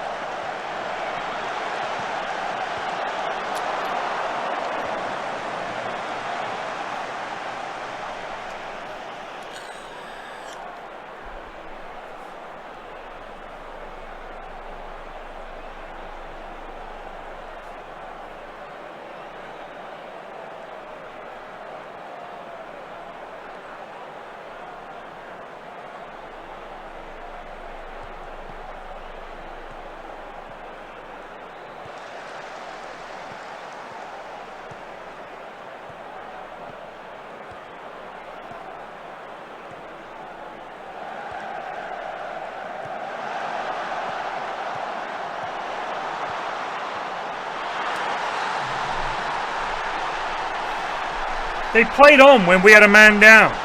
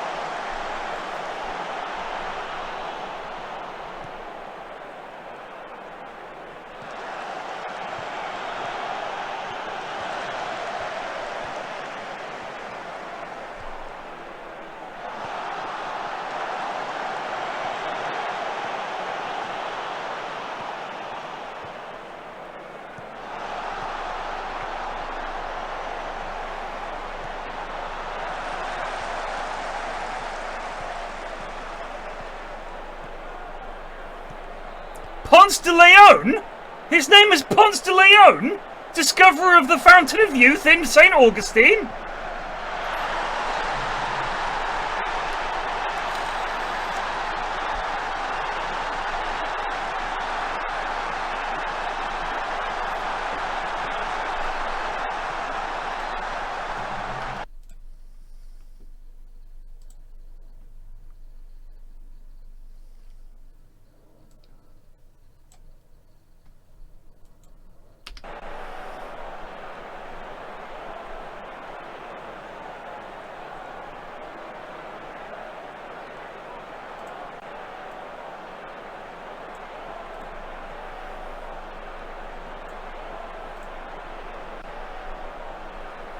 God, we've been fucking absolutely roundly shit on here.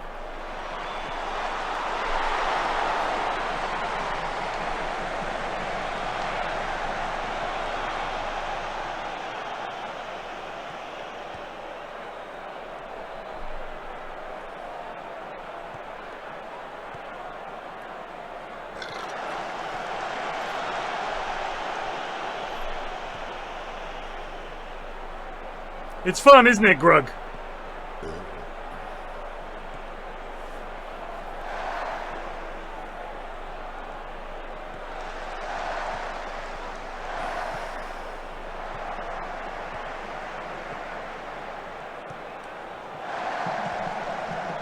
Not Kulisevsky.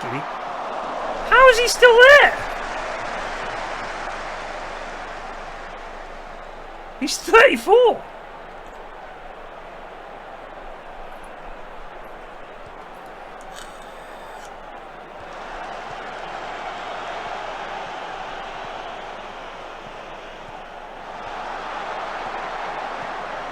Damn.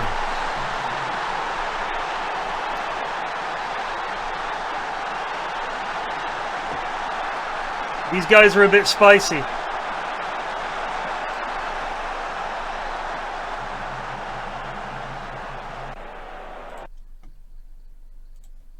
That was fucking shit.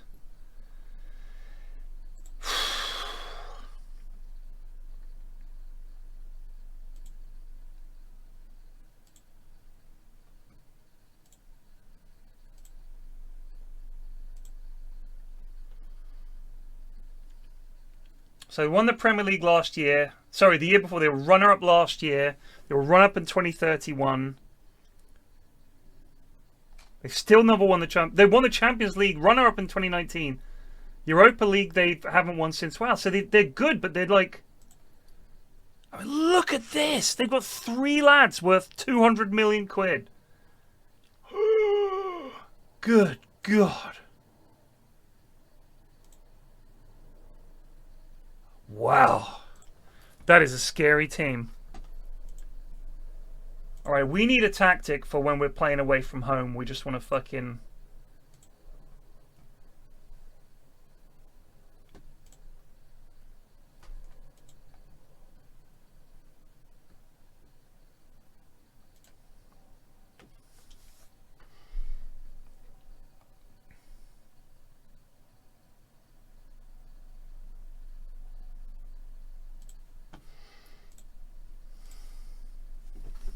People are not going to be happy with that.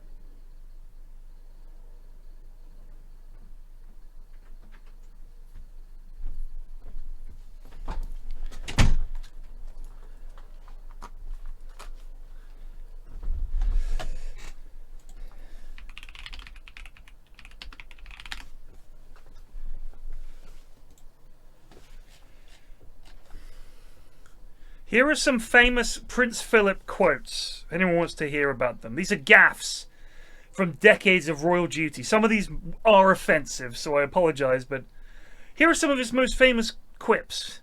British women can't cook. 1966. What do you do? Gargle? What do you gargle with pebbles? That's what he said to Sir Tom Jones. Everybody was saying we must have more leisure. Now they're complaining they're unemployed. That was during the 1981 recession. You are a woman, aren't you? In Kenya, after accepting a small gift from a local woman. This is bad. If you stay here much longer, you'll all be slitty-eyed. That was to a group of British students during a royal visit to China. 1986. It looks like a tart's bedroom on seeing plans for the Duke and Duchess of York's house at Sunninghill Park. Oh no, he might catch some ghastly disease. This is when he was in Australia, asked to stroke a koala. You can't have been here that long, you haven't got a pot belly. That's to a British person he met in Hungary. Aren't most of you descended from pirates? That's to a wealthy islander in the Cayman Islands. How do you keep the natives off the booze long enough to pass the test? To a Scottish driving instructor. This is in response to the call to ban firearms after the Dunblane shooting. If a cricketer, for instance, suddenly decided to go into a school and batter a lot of people to death with a cricket bat, which he could do very easily, I mean, are you going to ban cricket bats? Unbelievable.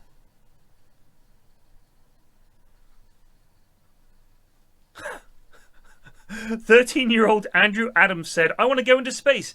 You're too fat to be an astronaut." This is what he said to an Australian Aborigine. Still throwing spears? That's 2002.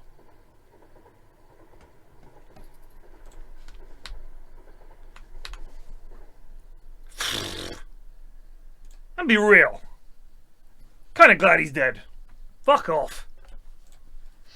How do you feel about the rival with Borussia Dortmund? Blah, blah, blah, blah, blah, blah, blah, blah, blah, blah, blah, blah, blah, blah. Yeah.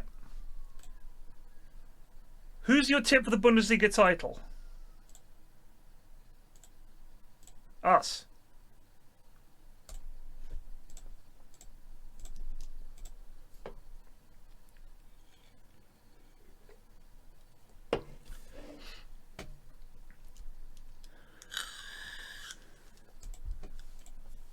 Oh shit, I believe Man U have had a bit of a result.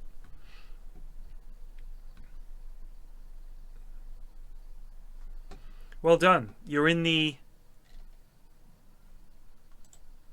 Europa League last 8.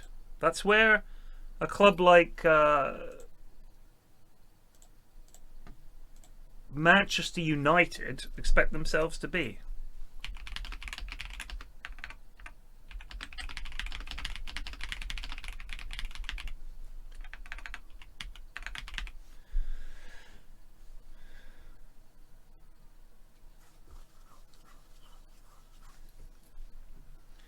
Here's my team talk ahead of the Dortmund game.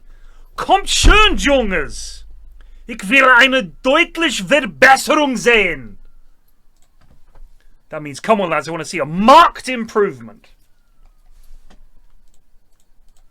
And all the Germans watching are going, actually it is not pronounced it is ich und will eine, not ein, und deutlich Verbesserung sehen.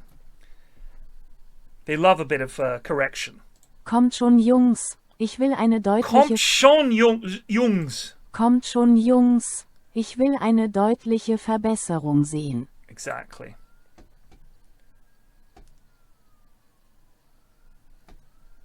Well, I do like Austria. Right, we've got to beat Dortmund, lads.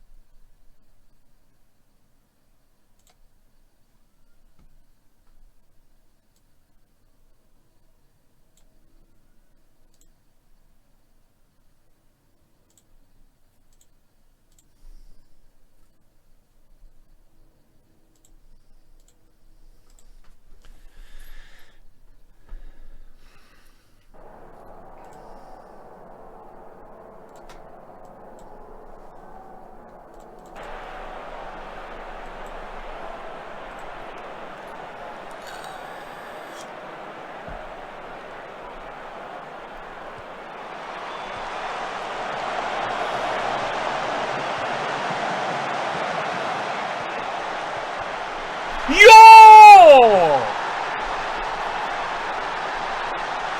That's how you endear yourself to the Bayern faithful. Young lad, first derby with Dortmund. Touch, blam! Not really derby, more of a rivalry.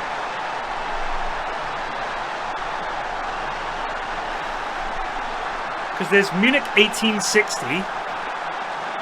What other Munich teams are there? I think that's it, isn't it?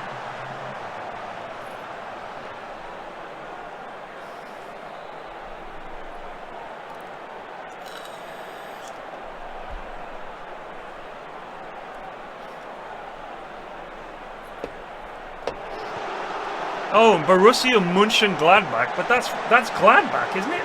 Is that in München?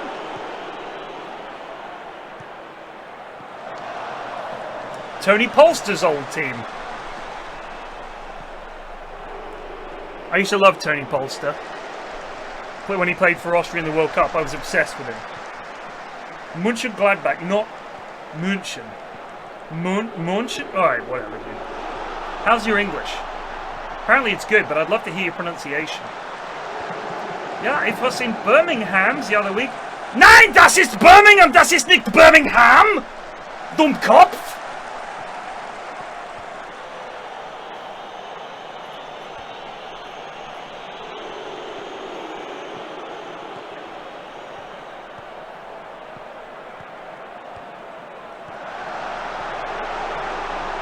Shit!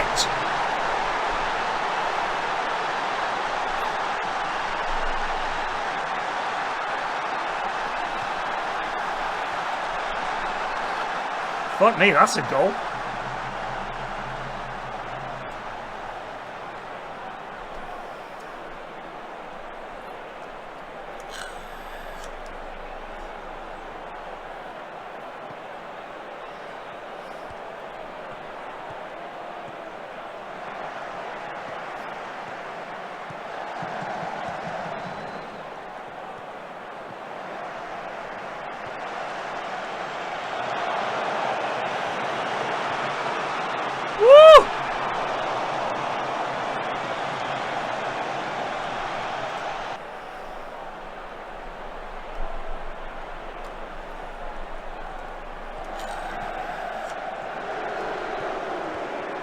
Ooh, fuck me!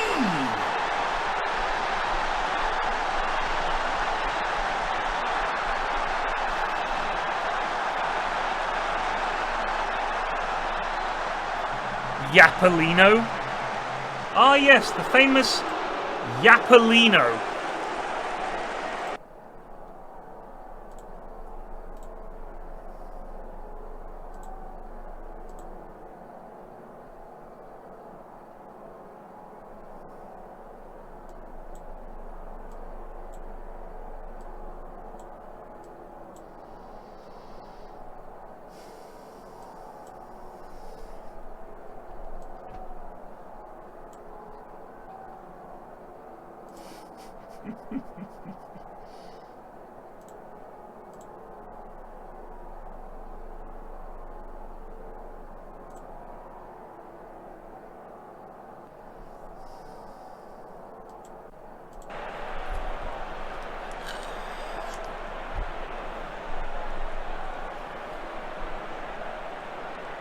You've got to have a bit of dirt in your face, Polo, exactly. Munchen, there is no like in shoot. It's like... It's Munchen, isn't it? Munchen.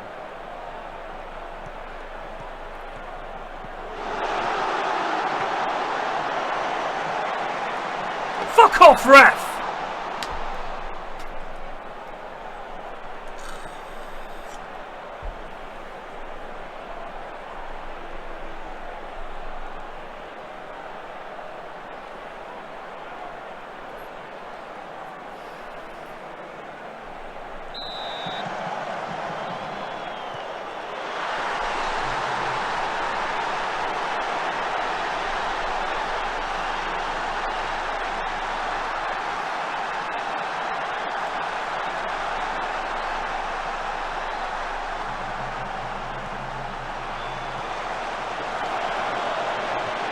France was the best.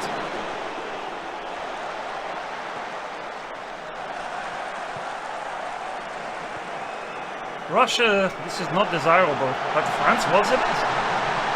Ukraine was okay. The end of my second war. Mad to think there were people that fought in both world wars. That is mad.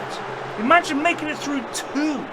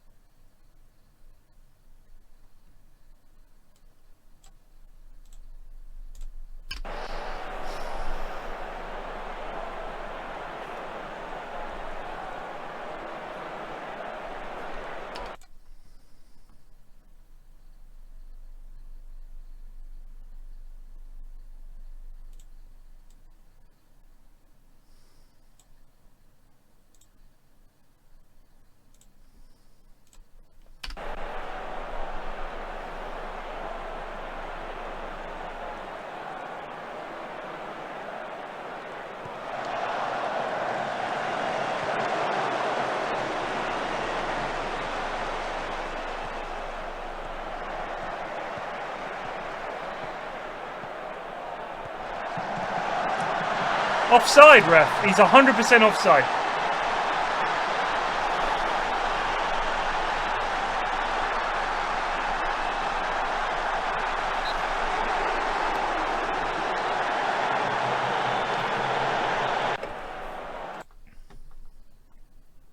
Very, very well done, lads. We beat Dortmund at their place. When you have everyone doing what's asked of them, helping each other out. Oh, let's do this in German.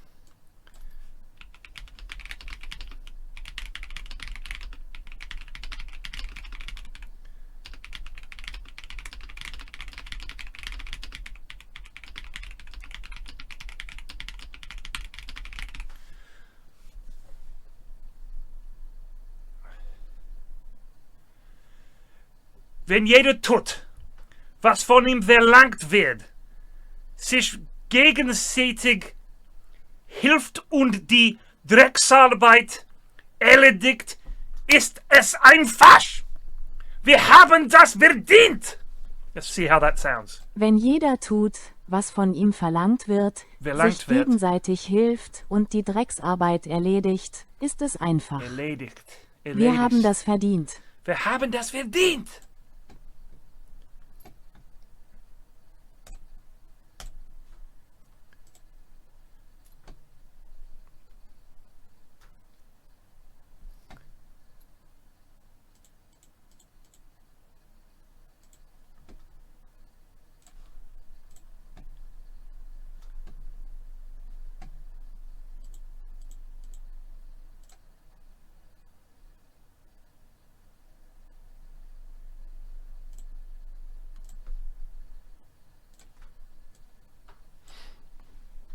I often wonder, you know, in English, you can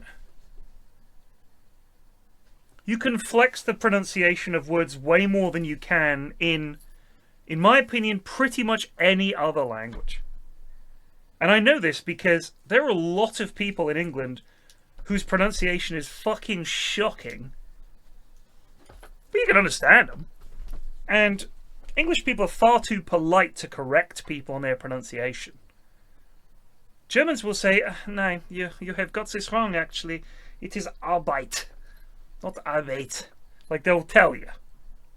But equally, Germans will say, do I have this right? Well, that's why that scene in The Simpsons where he goes, once again I failed. We request your company for a brief chat.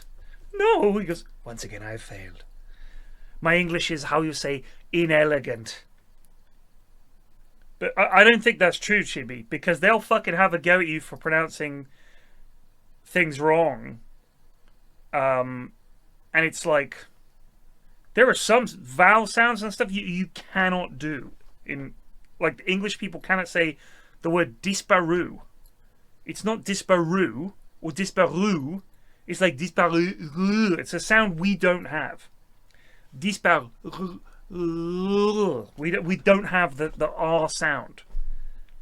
So it's like, and French people also be like, oh, je ne comprends pas. Like, yeah, dude, that's not French. I'm not being funny, dude. You're in fucking Quebec. It's not French. It's some bastardized version of French. It's like people in Louisiana insisting they speak French. You don't. You're not speaking French. French people would tell you you're not speaking French. I'm sorry. Hold on. Hold on.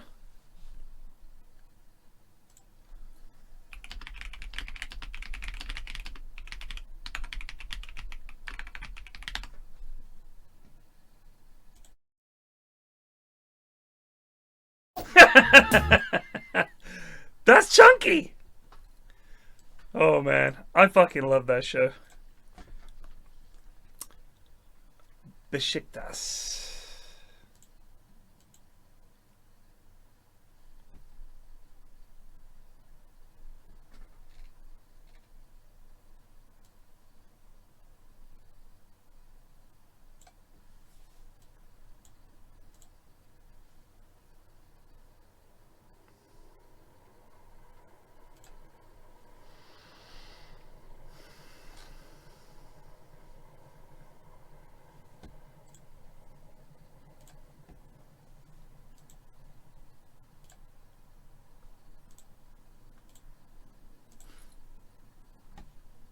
How many game shows have you seen with swearing? I love the one where... Hold on.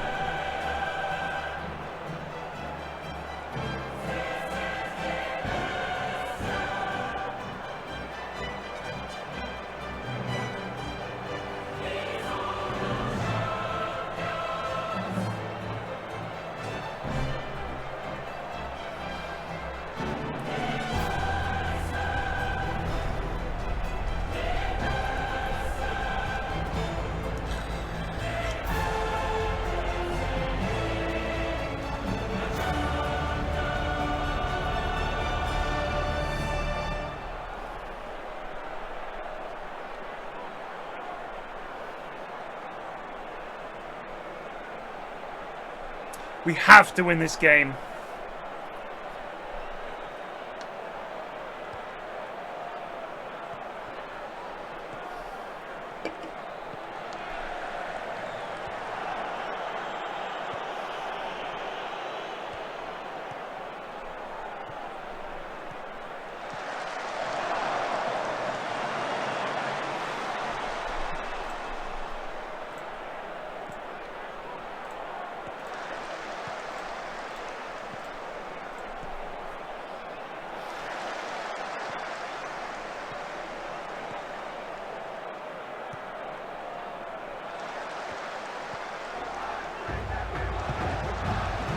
Shut up, Yank.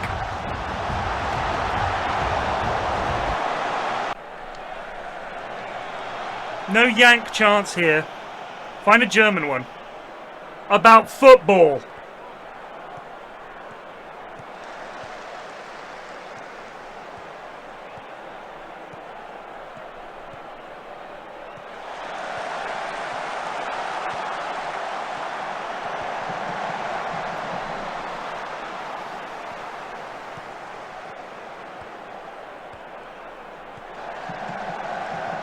What a turn.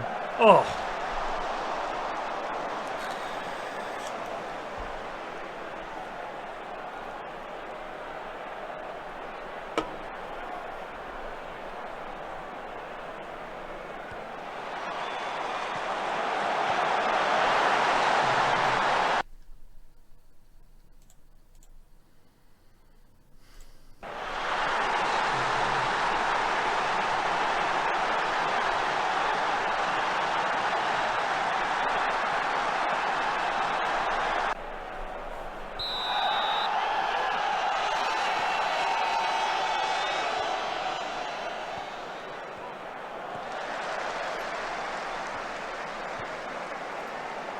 Barca? This is Bayern Munich, mate.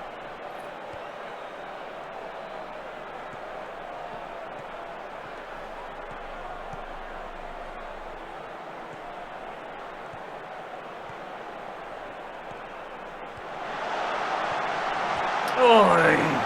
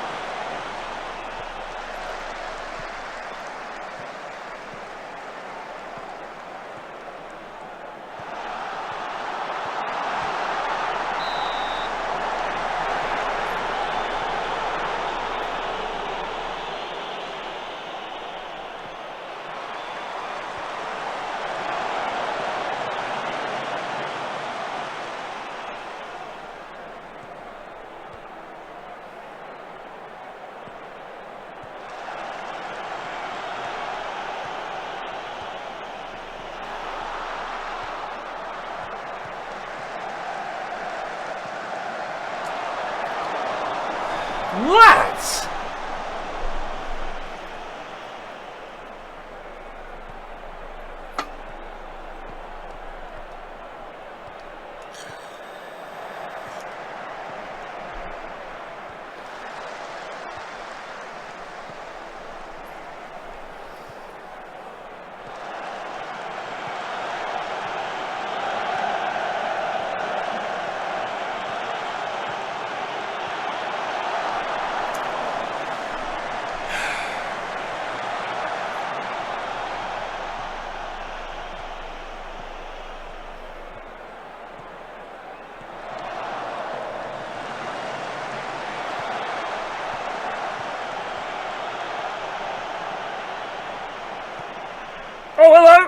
Yes!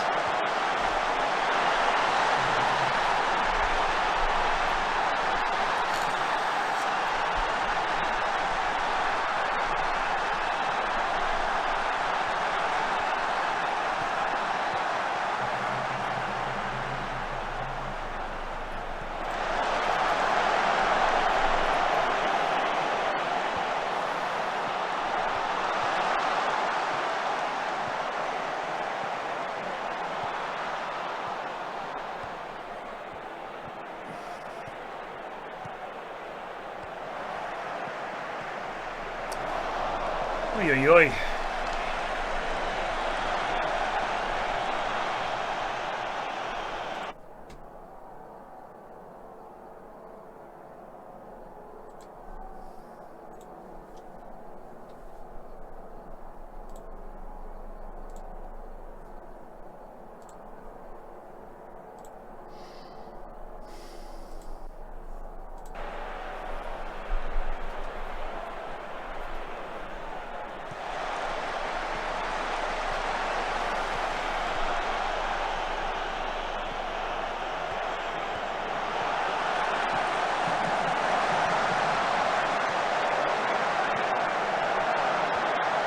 Oh, ho, ho, ho, ho, ho.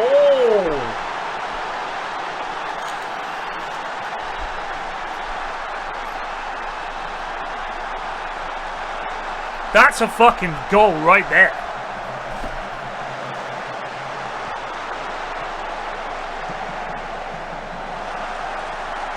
Fucking blam.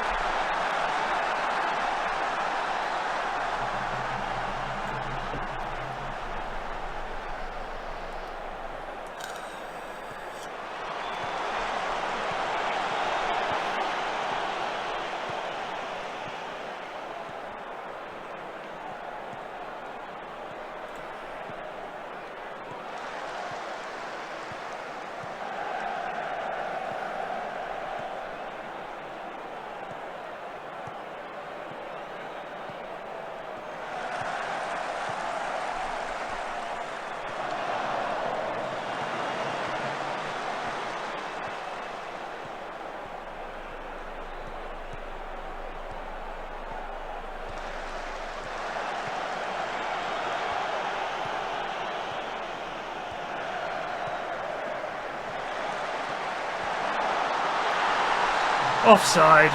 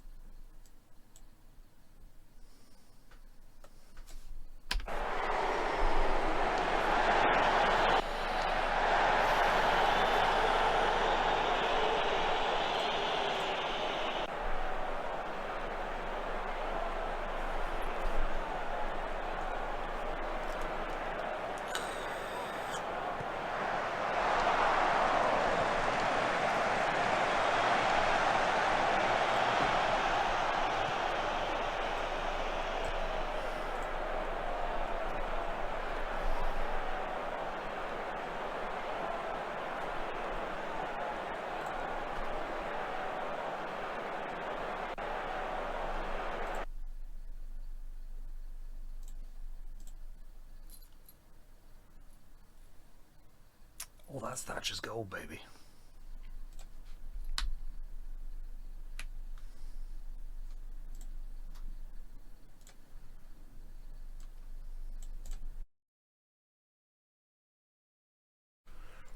You know what I've noticed? It hasn't taken this long. I noticed it after a couple of episodes.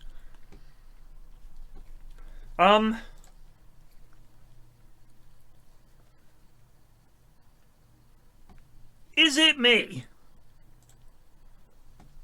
Or does every episode basically follow the exact same fucking play? Namely, we have... Alright guys, this is a big night for us. This service has to go well. Everybody pay attention. And away we go.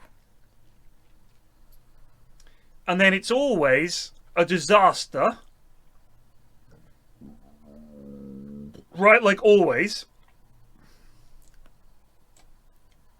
Hang on. And then Gordon comes in and says, "You've got to get your team together." And he says, "Yeah, I will." And then he goes in there and says, "Come on, guys, let's get it together." And they do. And they're like, "Steve's talk has fired up the troops."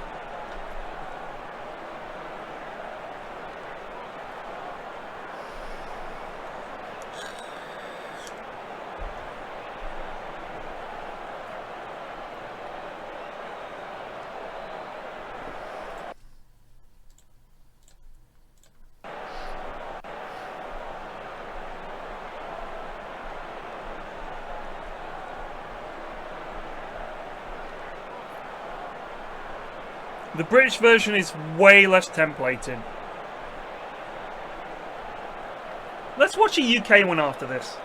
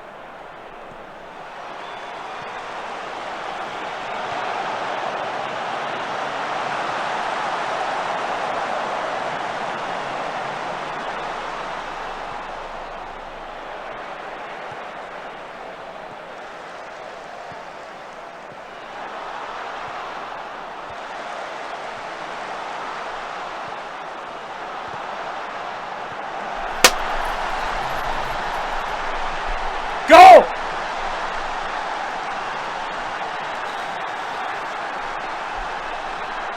Kieran, it is good. I watched that as well back in the day when that was out. Me and Mrs. F watched that. It's the third episode of season 2 of the UK. Kitchen Nightmares UK. Season 2, Ep 3. Mama Cherries. Yeah, that's a good episode. That is a good episode. That's quite a sweet one, actually, because he's like, your food is really good, and it was like one of the few ones, I think, where there wasn't some terrible issue with the food. The food was good. You know?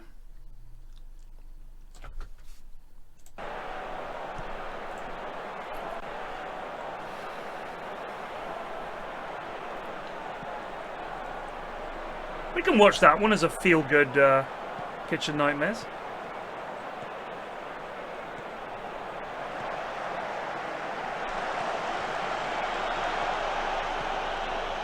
Wrath! That's a disgrace!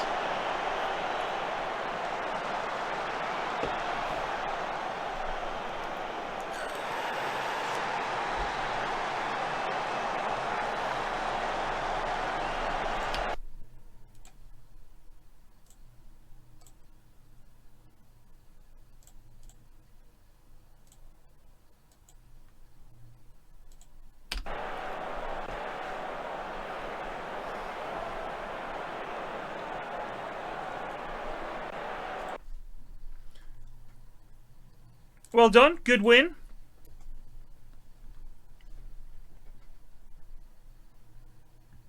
No, I mean, I trust the lads.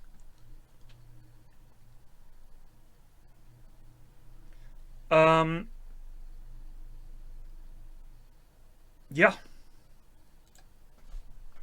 Not letting them get a single shot on target.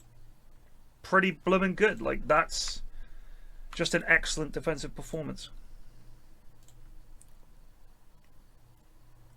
You successfully put one over on Andreas Hinkle, despite not having been in the job long and generally lacking experience. That's got to feel good. I guess it goes to show the golfing quality between the two managers. Gavi was outstanding today, wasn't he? Yeah, he's an excellent player. Will Gavi's performance increase in interest in the availability in League 20 firm bids? I'm not going to talk about transfers today. You seem to have got one over Andreas Hinkle with that result. How are you feeling about your battle of wits? Well, I'm honestly more pleased for the players. The public will want to hear a proper answer. Will Gavi's performance increase any interest? Look, I'm not talking about that. I'm sorry. Andreas Hinkle. I'd cross the street to avoid him. That's all I'll say. What's the thinking behind your tactical approach? We're not locked into one style. Football is adaptable, but that's how I like it. I hope so, yeah. Carry on. And if you're at a big club, you've got to do the press conferences, apparently. That's like a big thing. Like the board is like... Flax gloats following victory over Andreas Hinkle. Hinkle, you fucking shit.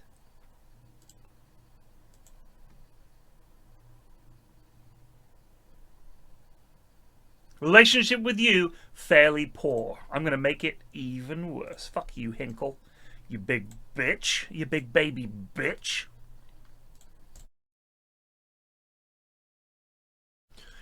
What I want to know is... I mean, I've never done the expediting in a restaurant. But as I understand it... the tickets come in... You put them on the thing, and the order they come in is the order they're cooked in. Unless you see a big order, like, for example, if I'm in the queue at a supermarket and I'm at the till, and I haven't unloaded my stuff yet, I've just arrived.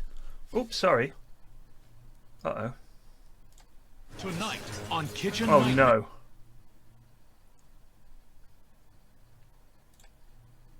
What? What happened? Just discovered. You're so... This is the... Discovered. Oh. Tell me that! Ah. You're expediting in the kitchen. So if there's like an order, let's say a table of 8 sits down, and you've got a couple of orders of 2 in front, you slide the 8 back, you get the 2s done, because if I go to a restaurant and there's 8 of us, I understand. It's going to take a little longer. And you're like, okay, these things, like most of the stuff in this restaurant, being seafood, is not going to take that long to cook. Like, it's just not. So, genuinely, this guy's worth enough money to buy a restaurant, and he's just shouting stuff out. Couldn't you just say to the chef, how do you want me to do this? Do you want me to just call them as they come in? Or you want me to give you one ticket at a time? Like, what works for you? Just have that conversation. It's just so weird. Like, I don't get it. Like, you can't have the chef expediting. You don't want him getting the tickets and having to put them up and then do everything and keep track, because he's got to... You want him to focus on that. You want one guy there whose whole job is, guys... When are we going to get that tilapia salad or whatever? It's just weird. I've eaten in a lot of restaurants. I'm fucking old. I've eaten in a lot of restaurants. I can't think of any I've been to where we've waited an hour and a half for food. Genuinely can't think of one. Because if I was in a restaurant for 45 minutes and there was no food, and I said, Sorry, do you know when our food's going to get here? All we've had is drinks. We haven't even had our starters. Oh yeah, any minute. Once it gets to an hour, I'm going to say to them, look, I'm paying for my drinks. We're going to go find somewhere else. Hey!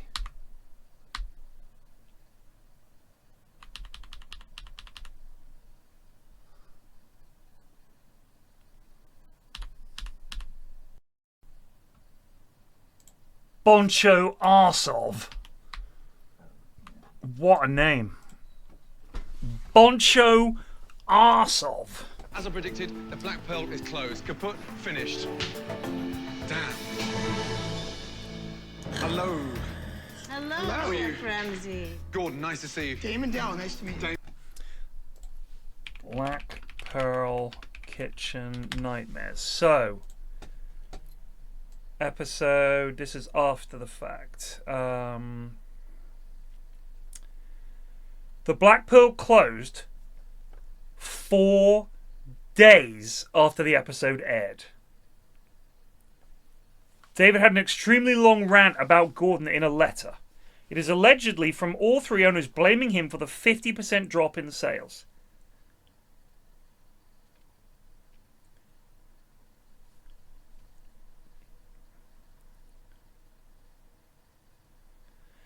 Hello everyone. Well, after 3 years we fried our last clam and shucked our last oyster. On October 1st we sold our lease and fixtures to someone who may be better equipped to handle the exceedingly high cost of doing business in New York. As you may know, in February we filmed an episode of Kitchen Nightmares, hoping for the best. We were naive, believing that the show was at least somewhat honest. We truly felt that we could learn something from that jerk, and we anticipated a solid boost in sales. The sad fact is, from the beginning it was clear the show was a joke. From the very first day they were initiated, the changes Gordy Ramsey made were ridiculed by the press, hated by our regular customers, and were the direct cause of a 50% drop in revenues. And we were never able to recover financially. Our hope was that we would benefit from the publicity of participating in the horrid reality TV series, but the promised air date of May turned out to be a lie. This is 2008. We were not able to sustain ourselves until the end of September, when it was finally broadcast.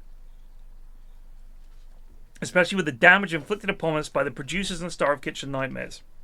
While the partners certainly weren't on the best of terms, I do admit we exaggerated the issues we displayed in the show in order to convince the producers to feature our restaurant. But during the week of filming, it became clear the show was a complete sham. Kane is simply a series of setups staged to illustrate situations that fit their script, and as you would expect, there are expert editors tell only half the story. All of my brilliant and pointed comebacks were left on the cutting room floor. Darn the luck! In fact, Gordo's menu changes were horrible and mirrored the buffet offerings of a cruise ship in the 1950s.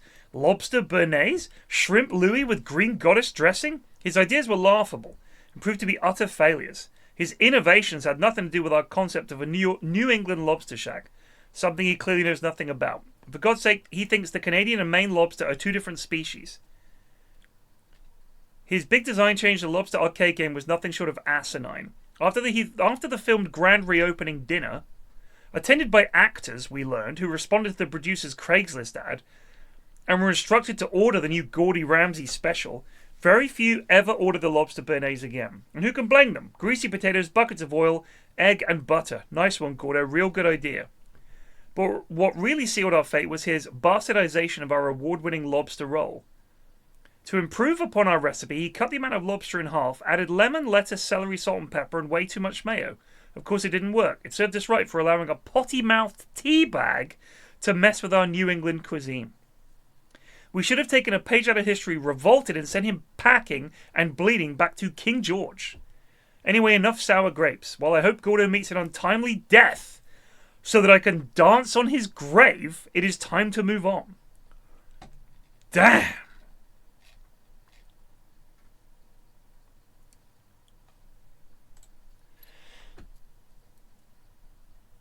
Wow. Oh, we were nowhere near a bingo. There's not even a point. There was no possibility of a bingo. Because honestly, it wasn't that bad a restaurant. Like, I think the thing is, the food was like, I'm sure they were doing okay. They clearly thought, we'll come in here and we'll get some free publicity from the show. No problem. Like, he admitted that. He's like, you know what we should do to drum up a bit of interest? We should go on that Kitchen Nightmares show. And I'm sure he was like, look, we know he's not going to find... We know that our kitchen is clean. We know our chefs are good. We know the restaurant is good. We don't need to be like... He's not going to go in and go, what is that? And there's like mold. So get him in. And we'll make out that the three of us is the problem. And he needs to figure out how the three of us can work together. They were $250K in the hole. Yeah. And I mean, running a restaurant in New York with that rent, as close as they are to like the center of everything, you better be absolutely fucking rammed. And people better be coming there. The problem is, if you open a place like that, like let me be honest with you, if there was a restaurant that served really good food but is in a very touristy area, I'd have to be, like, it's going to take a while for that word of mouth to spread. You can go in there and get a good quick meal that's good quality at a reasonable price. Like Steak and Lobster, which is near Leicester Square. Leicester Square, in general, if you go to Chinatown, there are some good restaurants in Chinatown. If you want to go to a fucking restaurant that's not a Chinese restaurant, near Leicester Square, there's a couple of good ones. There's like a good Michelin-starred, or at least a very high-quality South American cuisine restaurant there, which I ate with Will. That was very good. And Steak and Lobster is really good. Like, you go in, you got your food in 10-15 minutes, fucking lobster or a fucking steak or a lobster roll. Fantastic. Really, really, really good. But I'm not going to eat in all the restaurants around. A lot of them are shit. Angus Steak. Wait, so the Spaceman from Earth, Steak Angus is the best restaurant in London, am I right? You're a Redditor who's never been to London. It's the Angus Steakhouse. It's not Steak Angus. Don't come in here and try to make out you're one of us. You're not. Steak Angus. Listen to this guy. Listen to this fucking guy. But yeah, it would need to be good. Of course it's a tourist trap. The point is, some guys on the Our London subreddit, and I saw this when it happened. I thought it was funny because I like that subreddit. Hang on. Yeah. Well, like, I'm so fucking sick of good reviews on Google, meaning that all the good restaurants are swamped with fucking grockles, which is a southwest term for tourists.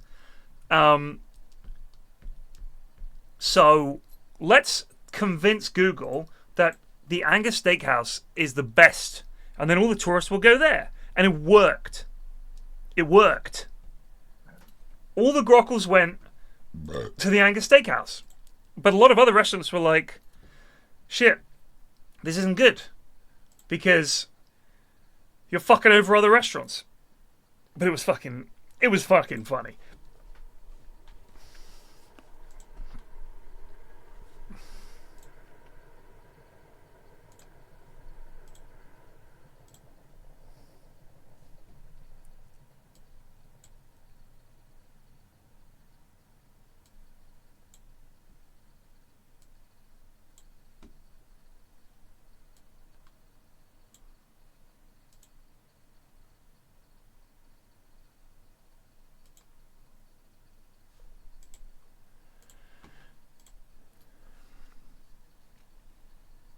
Forgotten Chav, you are incorrect. You can absolutely go wrong with steak. I don't know if you've been to a bad steak place. I have. It's fucking awful. We're not taking it for granted we should go out there and show our quality. We're in a good place. We're going to go out there and get the job done.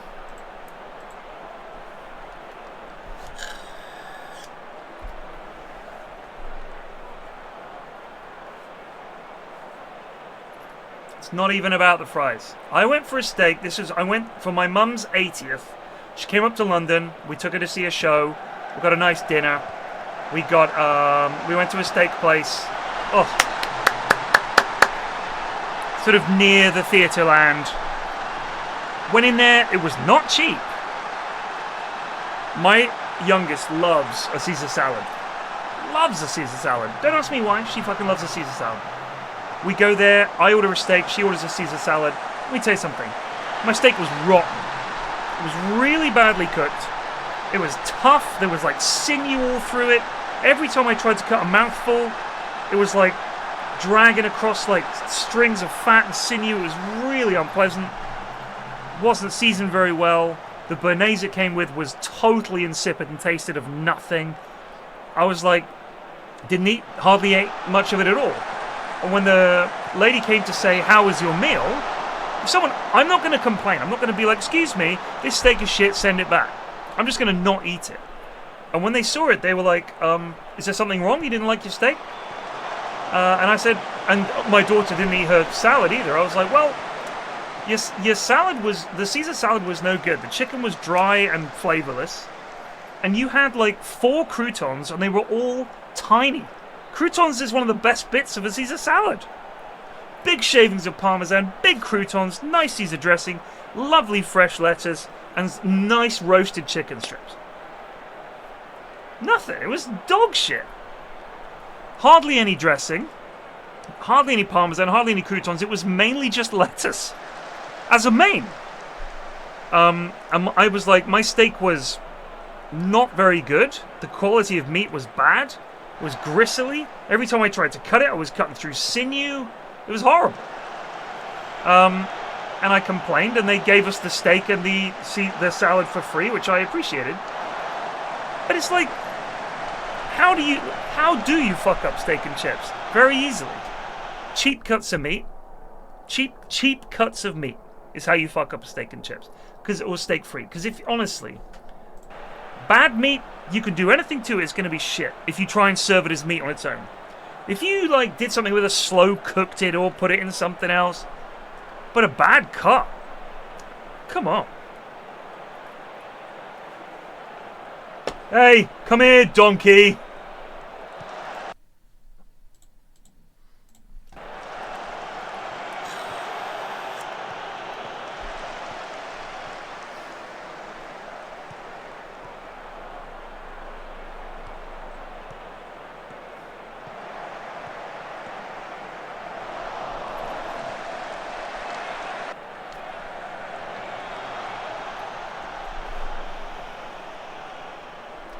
I'll be honest with you, I want to win a major trophy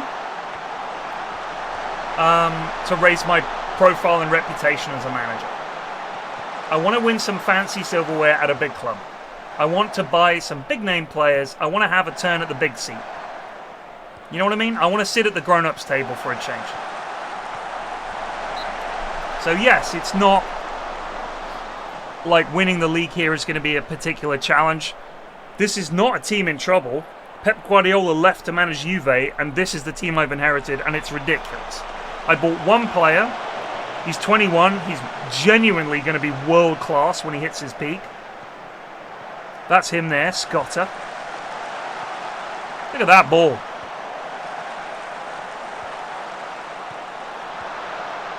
Ooh.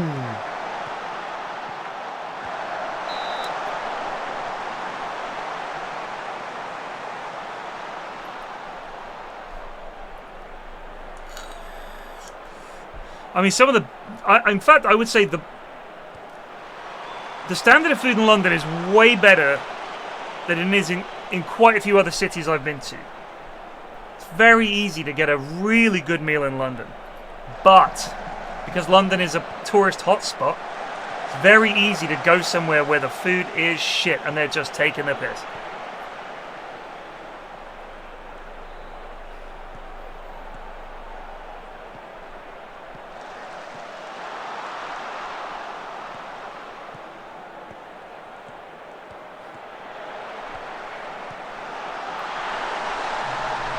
Lads!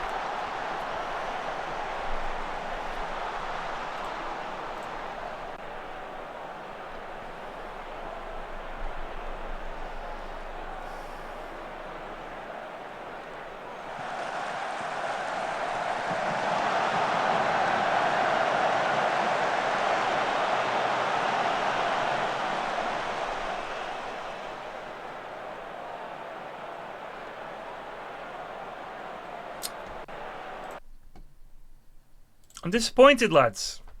Created a ton of chances.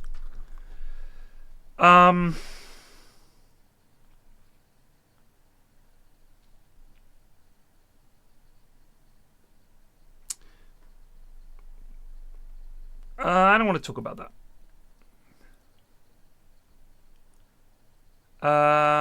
We're gonna have to book up our ideas. That wasn't good enough. That wasn't good enough. We should be winning a game like that. But we are unbeaten, and I'd love to go a season unbeaten in the league.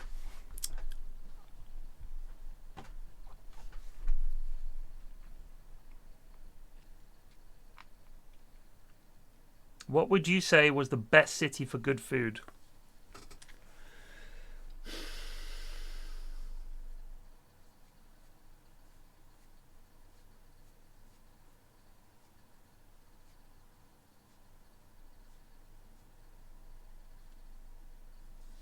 I don't think I could pick one city. In all honesty, it's different. It's all the cuisines are different. I think in terms of knowing that I could, it's going to sound stupidly London-centric, but I know London well enough that I can go out and I could find amazing food in London. New York is not even close. New York, I've eaten out in New York a few times at well-regarded restaurants, and I've always been disappointed. In fact, I don't think I've had a meal in America that I've been there and thought this was great. I've paid through the arse for food and been disappointed routinely. Because they cannot get past the idea that serving people a fucking mountain of food is the way to do it. If you want to get a slice of pizza in New York, fuck yeah. You want to get something cool from a fucking bodega, absolutely. But if you sit down in London and I go to a good London restaurant, I'm getting amazing food. If I go to a supposedly good restaurant in New York, a lot of the time, I'm getting a fucking heap of food covered in butter, and it's like that's what makes it good, is, oh, look how much you've got. Just silly. Just silly. I thought it was awful. I mean, honestly, if you know a city, I'm sure if I went to New York with people who really knew where the good places to eat were, it'd be fantastic. I'd no doubt that there are amazing restaurants in New York. But a lot of the ones I went to, I've been to a lot, were just like, I don't understand why this is fucking $200. This is shit. European cooking is where it's at.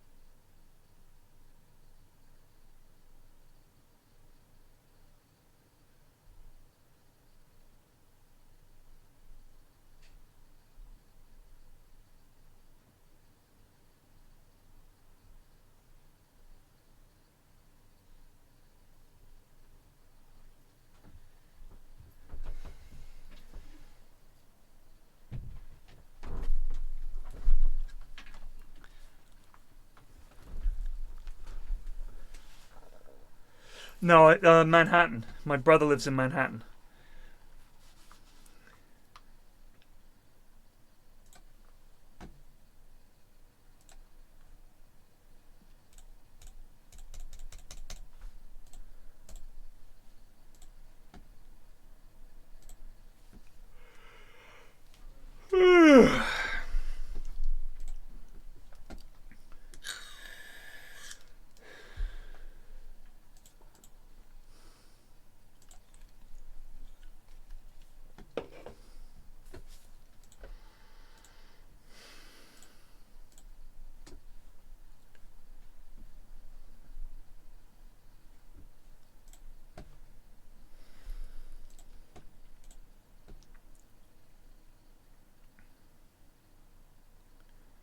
Oh shit, let me read some of the comments of the most recent Triforce. Take what we got. Have you bought a house yet, Lewis? It's been a tough week. Thanks for this. That's nice. Couldn't be any more of a perfect time. Thank you. Thank you. Period judging seafloor life had me cackling.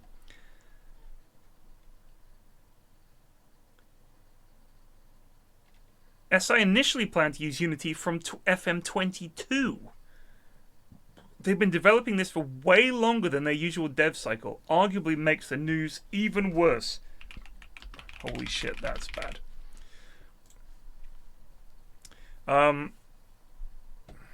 Anyone can cook, Sips, says Goomba Dubs.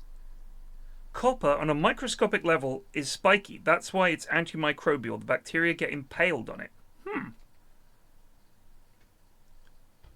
What the hell? I moved out of Beeston this week and I've never heard of the banana thing. It's pronounced Beeston.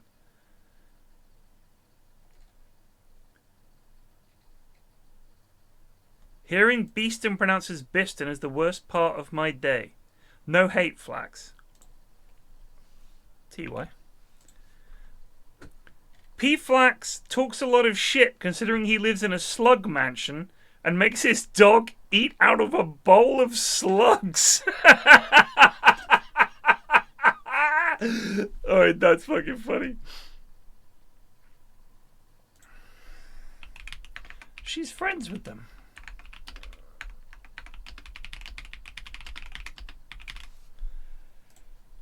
Lewis, you are so completely wrong about flies.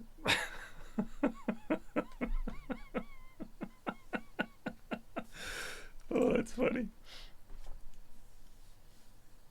I don't know.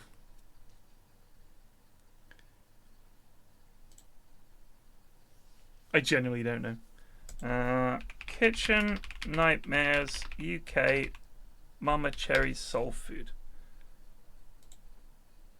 Go back. Years.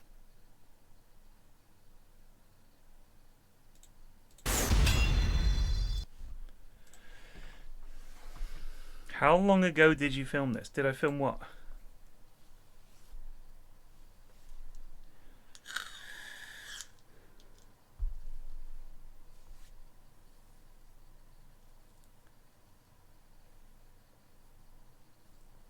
That Triforce episode? Last week? Why?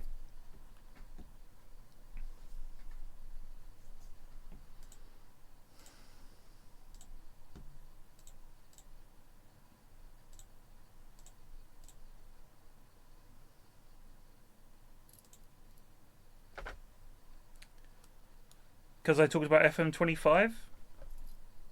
Yeah? We've been talking about it like all week? Am I going crazy? Like I've been streaming this for like 2 weeks.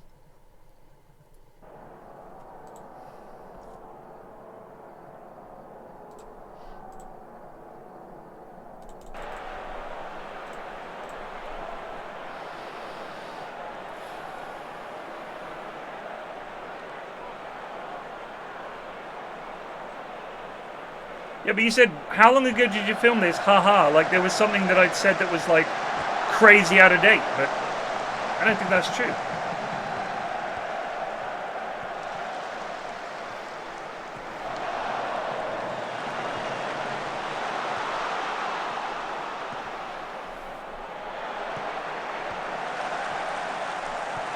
Oh shit!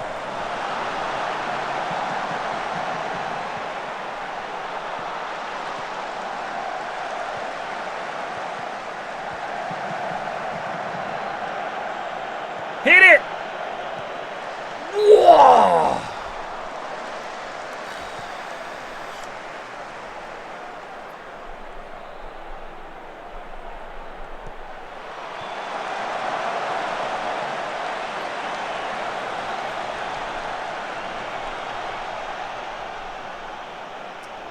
Shit, it's only 11:30. Fantastic.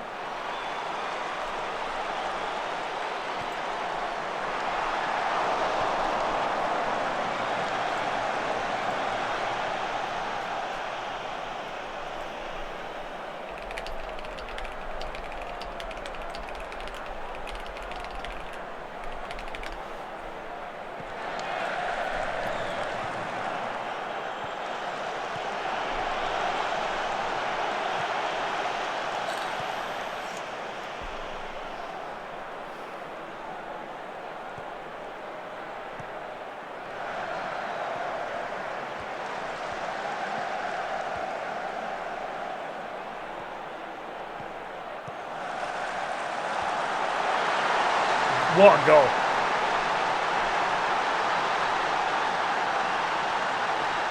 What do we say about Chinese nationalists? I don't remember.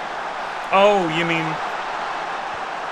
the fact that it's not worth criticizing anything or saying anything that Chinese internet users might find objectionable, because you will get fucking buried in hate.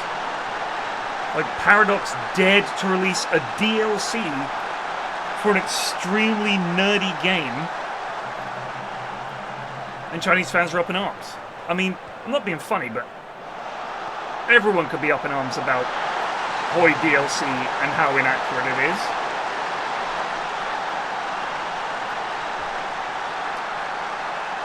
The thing is, it's a very effective way of silencing people. I'm not going to speak out. I'm not going to say shit. It's not worth it. I'm not some politician. I'm just a guy.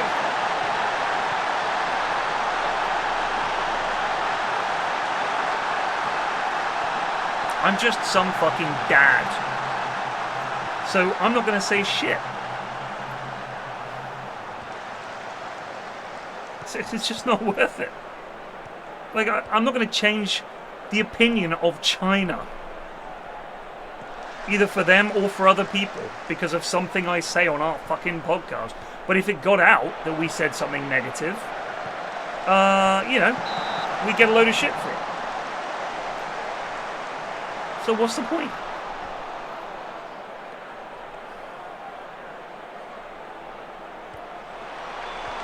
And I've been to China twice, I don't have a problem with Chinese people at all. I'm not a huge fan of their government, or the way that I feel like people live in fear there, and how rulesy it is, and some of the things that their government has done I find very objectionable, especially things they've done in this country. But they would say the same thing about us.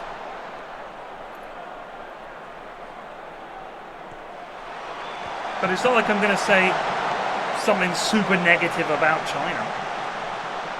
When I was there, I didn't appreciate the pollution in Shanghai. The air was bad. I thought people looked kind of sad. There were a lot of police. And there were a lot of rules. Like the number of people that can get together after a certain time of day. Which I find objectionable, as someone from the West. And I wouldn't go there again, in all honesty. I've been there twice. I was there for a total of 4 weeks. That's enough. I feel like people in China have an attitude of sort of job's worth. You know, where unless it's specifically their job, just Shanghai. But I wouldn't go to anywhere in China. Genuinely. I just wouldn't. But I think because of this culture of people watching you and blame, and you cannot fuck up, and this kind of party system where people just get fucking punished for fucking up or speaking out. People genuinely, you give them a job, they do precisely what you tell them. No more and no less. And that means if something comes up that needs to be fixed, like on the fly, they're completely immobile. They're like, not my job. And you cannot find someone whose job it is. That, I think, is one of the biggest problems with Chinese culture, is that nobody wants to have to take responsibility. Because the moment you do, if it goes wrong, now it's on you. So you just say, oh yeah, it's those guys, talk to those guys over there. Because you just want to push everything off onto someone else and be like, whew.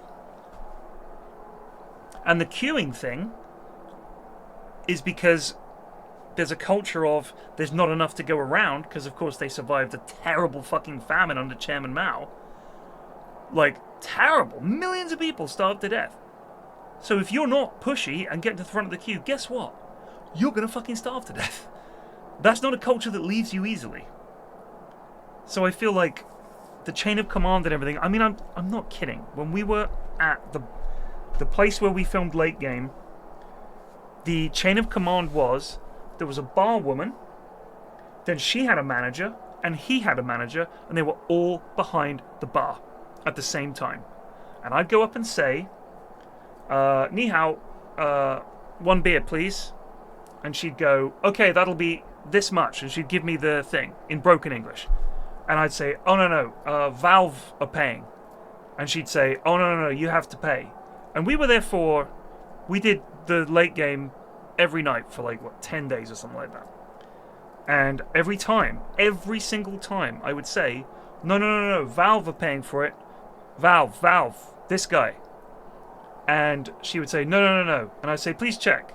And she'd check with her manager, and he would go, And he would turn to his manager, who was standing to his left, and go, blah, blah, blah, blah, blah, blah. And he would look at him and say, no. And he'd look at her and say, no. And she'd say, sorry, no.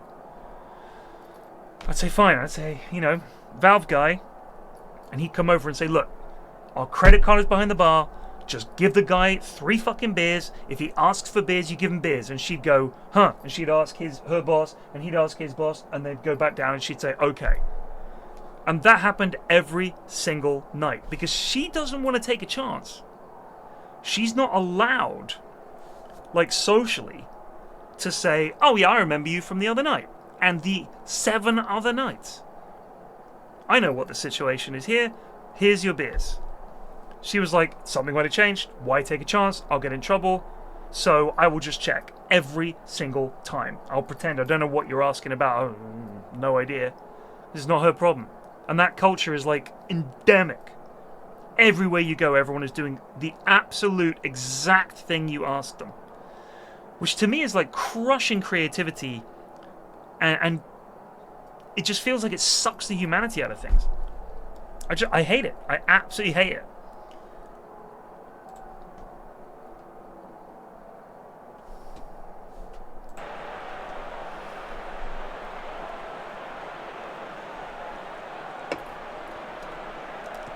No, it's incredibly ineffective.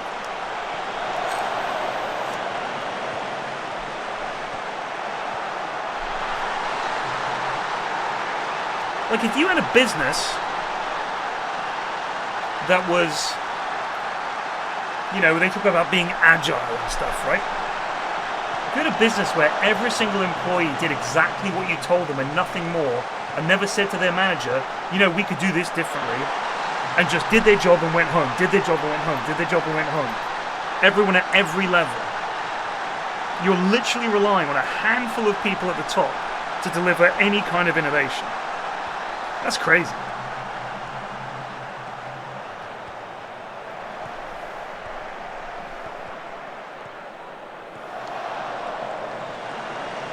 But you know what? I feel like every single time there's been a government that's like this, eventually, bear in mind that Taiwan, after World War II, was a fascist state. Like, pure fascist. And after they'd sort of, the war was over and they started to develop and they started to get to grips with things, now it's one of the most democratic, open societies in Asia. And incredibly productive. And it's like they went from being fucking awful to being a very good country by Western standards. Good meaning freedom of people and all the rest of it. Yeah, South Korea was a dump. When I was younger, like very little, South Korea was somewhere that people sent food donations and money to. But like, people are starving in South Korea. Like, it was fucking terrible.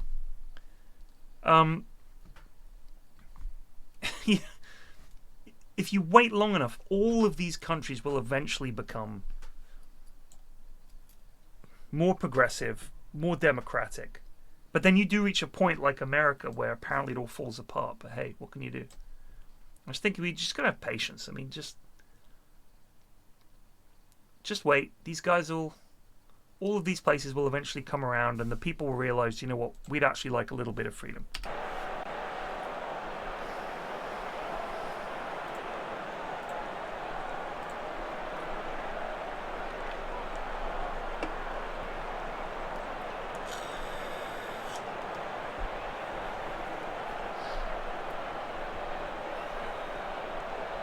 I mean, that South Korean guy got fucking impeached, right? Am I wrong?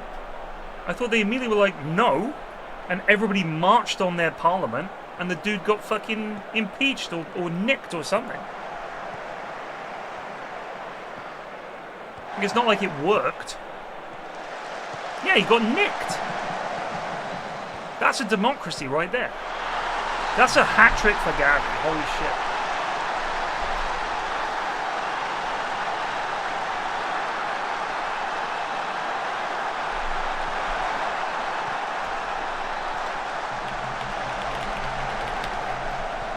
Brothers' home was an internment camp located in Busan. This was in the 80s. The camp was home to some of the worst human rights abuses in South Korea during the period of social purification, and has been nicknamed Korea's Auschwitz. Good God, I'd never heard of this. During the military dictatorship of the 70s and 80s, the government pursued a social purification program. God, a catalyst that intensified this was the 1986 Asian Games and 1988 Seoul Olympics. An ordinance from April 1981, known as Ordinance Number 410 by President Chun Doo-hwan, ordered authorities to crack down on vagrants. The ordinance allowed the arbitrary detention of vagrants who were transferred in buses with signs that read Vagrants Transport Vehicle. Police were alleged to have been rewarded for purifying the streets, targeting rough sleepers, disabled people, and orphan children. The welfare centres were mostly privately run, but were given subsidies based on the number of people they took care of. A notable welfare centre was known as Brothers' Home. Inmates were forced into unpaid labour. They were often subjected to beatings and solitary confinement. If they gave birth, the children were taken away to be adopted abroad. When inmates died, some were buried or had their bodies donated to medical schools without attempting to form their families. An estimated 16,000 people were forced into such centres. Good fucking God.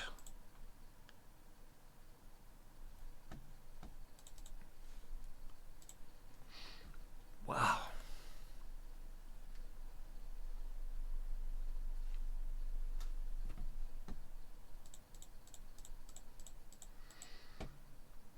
You know what? You know what? You think that kind of thing would never happen here, right? Every country thinks, oh, that wouldn't happen here. But I think with what we've seen, I mean, that attempt, and I'm sure Russia after, you know, the fall of the Soviet Union or the USSR, thought, we're going to move forward, we're never going to go back to those days. And America never thought they'd be like that. And now you've got Trump and Putin and an attempted coup in South Korea and the AfD in Germany, and it's fucking crazy. It is fucking crazy. Scary times. I try not to read the news, but I can't stop. Fuck. Let's watch Mama Cherry. This is a feel-good episode. Bryce. 2004. What was I doing in 2004? I was 29. No, 28. I'd moved up to London 3 years previously. I was renting a flat in East Twickenham. I'd been married for 3 years, no kids. My brother-in-law was living with us, and I was working at BAE Systems, and I was miserable, fucking miserable. London by the sea. Loads of locals and a steady stream of hungry tourists. Nesting just a stone's throw away from the seafront is Mama Sherry's Soul Food Shack, offering classics from America's deep south. Oh, nice, nice, nice. The big soul mama, aka Sharita Jones, has raised 33 foster children, but running her first restaurant is proving a far bigger handful. It's all gonna just kind of go and fall apart. So I don't want it to fall apart. God, it's definitely a shack on the outside anyway. Fucked up caravan. Is this it? Sharita, Gordon, good to see you. Nice to see you. This is small and quaint. Have you noticed something? No fucking voiceover. It feels genuine. Gordon feels like a real person. Mama Sherry YouTube. You can find it with a Google. It's called Mama Sherry. Let's watch it. Let's watch one of her vids. Let's watch her most recent vid. How to cook hamburgers from scratch. Hello, my gorgeous peeps in my universal world of peeps. How you doing in this crazy world out here? Oh my goodness gracious! I tell you, I try and not watch the news, but I have to. Fuck me. It does my head in. Me and Mama Sherry. I ain't gonna go into what the headline today is because I don't know when this is going up. Amen.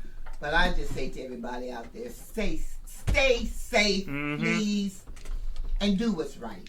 Okay, that's all we can ask of each other is to just do what you know is morally right. So today, I'm cooking us some dinner. Really quick and easy dinner.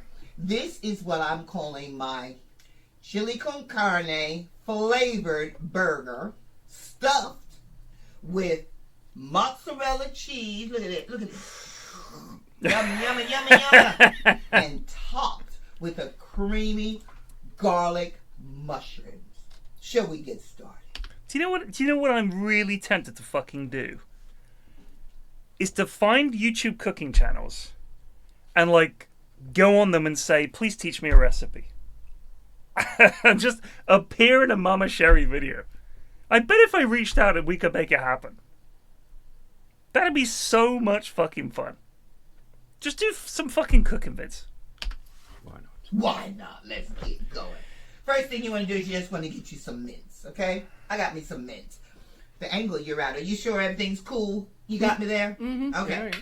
And you got my mince. I do. Mince is hamburger meat, okay? You're going to get your hamburger meat. And you're just going to get you a packet of chili con carne mixture. And we only need half a pack. All right? To that, we're going to add a little bit of garlic granules. And of course, we're going to add my love dust. Can't do it without it. A little bit of love dust. And then you just want to get your hands in. I love the James Brown bobblehead. I'll wash them after. I've washed it before and I'll wash it after. Whoops. Don't worry. It was just a glass fill. So let's just get this all in. Okay, so just get that dry mixture. Yeah. Oh, Lord. And get your nose up in there. You know, I'll tell you, cook with your senses. Common sense, but your senses. All right. Oh, my goodness gracious, that smells good. So we are going to be making two, what I call mega burgers. Okay? So, you want to get your, like this. Slap that meat. Break it down. Once you've slapped it, let's just put it there. Let's get the next one going. Alright, knead it. Give it. Slap that meat. Mix it on up in there. These are going to be some big burgers. Slap it. Then we're going to get our mozzarella, which is here. We only need that much. Okay. And then you want to take your burger back up and you want to do like this. You want to make like a ball. I don't know about this. And you want to roll it.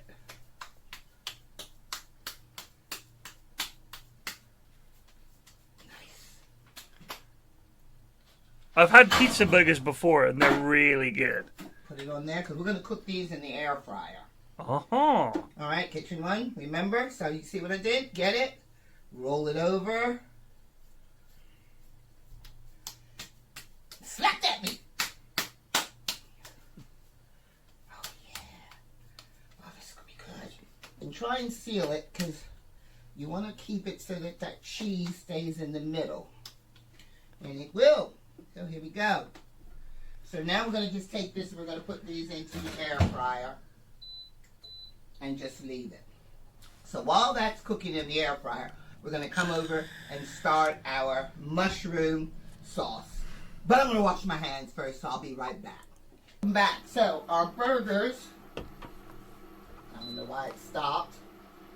There we go. Our burgers are in the air fryer. So it's a big air fryer. And we're now going to move on to our... That air fryer's got a window. Hell yeah. yeah. Garlic mushrooms, the first thing we want to do is we want to get a nice generous amount of butter and melt that butter. To the butter, straight away, we're going to put our slivers of garlic.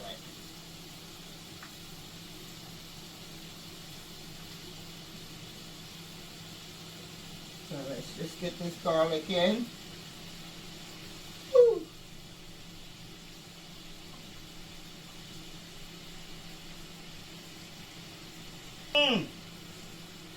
Yumma dubba dum dum.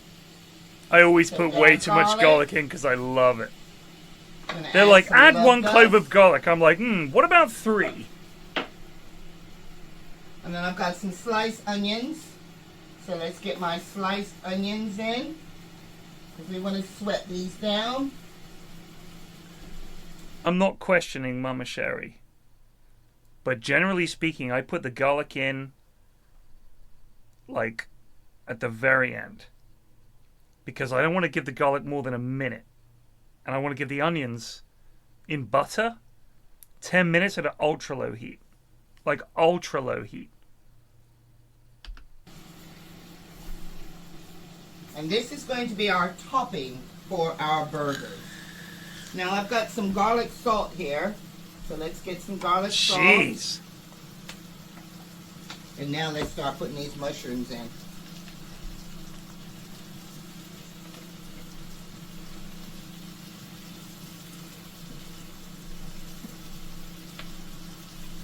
The problem is, if you cook garlic too long, it's just burnt, and the flavor changes from being delicious to just being like obnoxious and overwhelming. Like it's bad, you know? Like you cooking garlic, like frying garlic for longer than a minute, to me is a big mistake. If there's any brown on the garlic, you fucked up. Like I put it in, and as soon as it's like caught a little bit of heat, I'm putting everything else in, like whatever the sauce and everything like that. Like really, really, really, I don't want it. Because the thing is, the longer you cook it, the more burnt it tastes, which is bitter, and the more of it just fucking disappears. I roast garlic all the time, brother. What are you chatting? I do a chicken tray bake. It's the easiest fucking thing in the world. Get some nice corn-fed chicken. Not a whole chicken, but like joints. So I'm talking like wings, thighs, bunch of, like a big fucking pack of those. You can get those big packs of those, or go to a butcher and get a bunch of bits. Potatoes, red peppers, garlic. You can also put some squash in there if you want as well. Squash is really nice. And your chicken. And what I do is you chop the potatoes up into like 1 centimeter by 1 centimeter cubes, skin on. You chop them up, you put them in there. Chop your peppers up into nice big chunks, put them in there. Garlic, you don't peel it. Just get a whole bulb of garlic, crush that shit, get all the cloves out, put them all in there. And you put the chicken on top. And you cover the whole thing. You get loads of olive oil on there. And if you want to get the potatoes juicier instead of drier, you can put a stock in that comes up about halfway up the potatoes. And you get the chicken juices in the stock. All that flavor goes straight into the potatoes. And the garlic, all the flavor leaks out into the potatoes and the chicken. The peppers, delicious oven roasted peppers. You put some seasoning on the top. I like to put we've got all kinds of generic seasonings like roasted chicken seasoning, which is just garlic powder, some fucking paprika, some onion powder, some salt and pepper. It's like a generic thing with there's probably thyme and stuff in there. Put that on there, and then you can't go wrong. Some salt, bit of pepper, job done. You bosh it in the oven 45 minutes, take it out, check the chicken's cooked, check the spuds are cooked. Delicious. Super, super easy midweek meal. And everybody loves to see, the flavor in the potatoes is oh my God. Yeah, you can put whatever seasoning you want on there. And it's such an easy meal. But when you serve it, you've got this nice potatoes with the red peppers to give it some color, big chicken joint on top, and because the chicken sits on top, the juices run out. It's nice and juicy, and those flavors go into the potatoes and the peppers, and the skin on top is beautiful, dry, cracked chicken skin that's so crispy, and it's a nice joint of dark meat, which is the best bit. Fuck chicken breast. Chicken breast, if I never ate chicken breast again in my life, I'd be a happy man. Because it's so fucking good. And it's the easiest thing in the world. The easiest fucking thing in the world. And it looks like, ooh, a load of effort gone into this. If you want, you can be crafty and put some fucking basil or parsley or whatever on top if you want. And people will think you've done something clever. It's like a fucking piece of piss. 10 minutes tops to prepare that. 10 minutes tops. And people think, oh, this is so good. Ooh, this is so good. It's easy. It's fucking easy. I've got some fresh coriander here. I'm going to chop up quite fine. Let's have a recipe. A game, I mean. Fuck me. I'm just thinking about food now. This isn't the Champions League.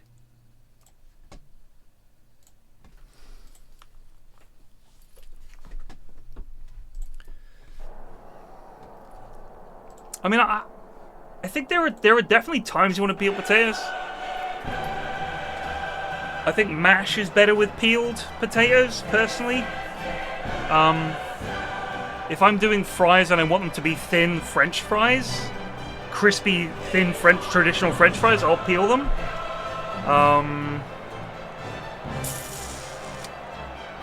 Other than that, I generally won't peel them. Roast potatoes. For a roast, I'll peel. Because you want to peel them. You need to peel roast potatoes. Because the whole point is, you parboil them, you batter them in the pan, and that way when you put them in the goose fat or the duck fat, because they're fuzzy on the outside, they soak up more of the fat and they get crispier. If you don't peel them, you don't get that same level of crispiness.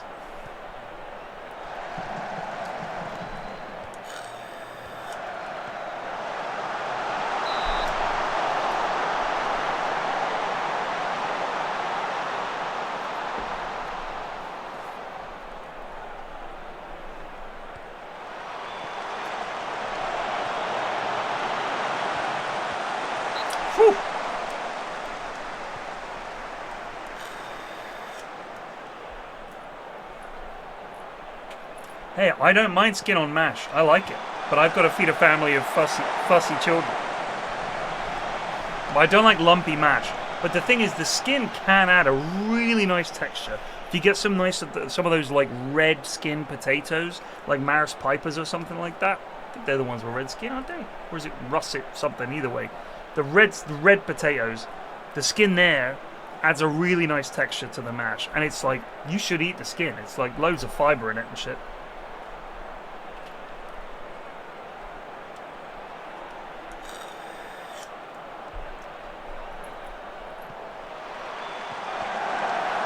Car facts and history of World War II planes. I don't know how old you are, but I couldn't cook for fucking years. I'm not even saying I can cook now. It's just, Mrs. F, who taught me everything I know about cooking, she says I'm a much better cook than her now. But I really fucking love cooking.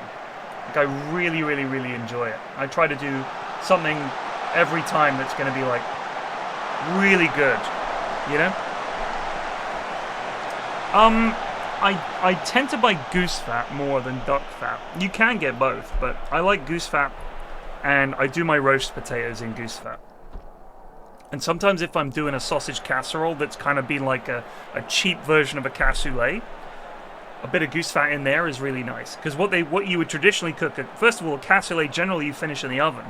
But second of all, a lot of the flavor comes from the fact that it should have duck in it. And bits of like pork with the fat on in it. And then the fat renders down, and that's what gives the cassoulet its flavor.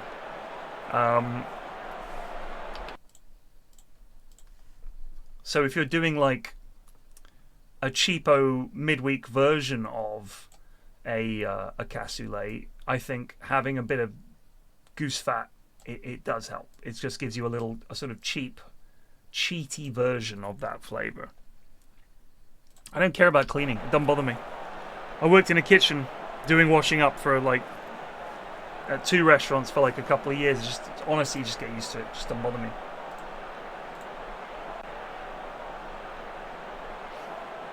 Wow, this has been a shit game, eh?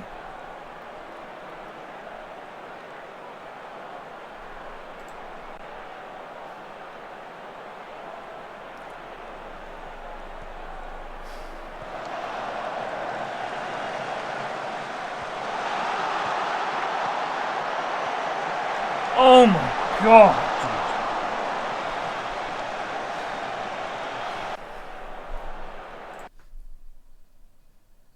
It's just unfucking fortunate, lads. Like, should have won that. Absolutely should have won that.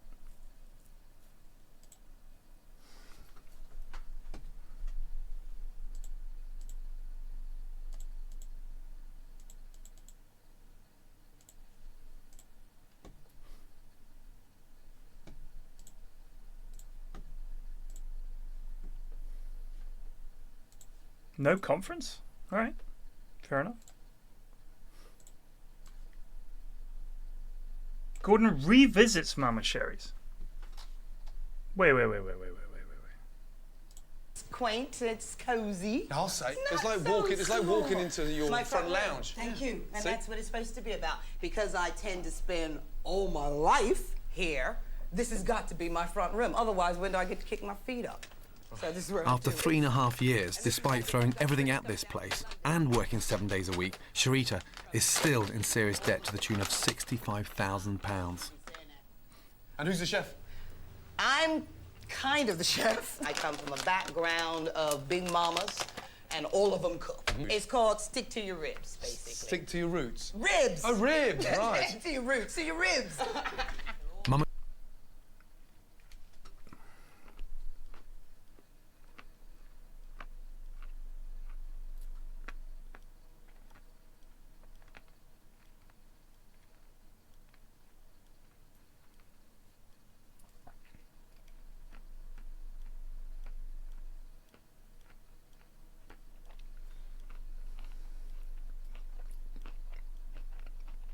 $2004.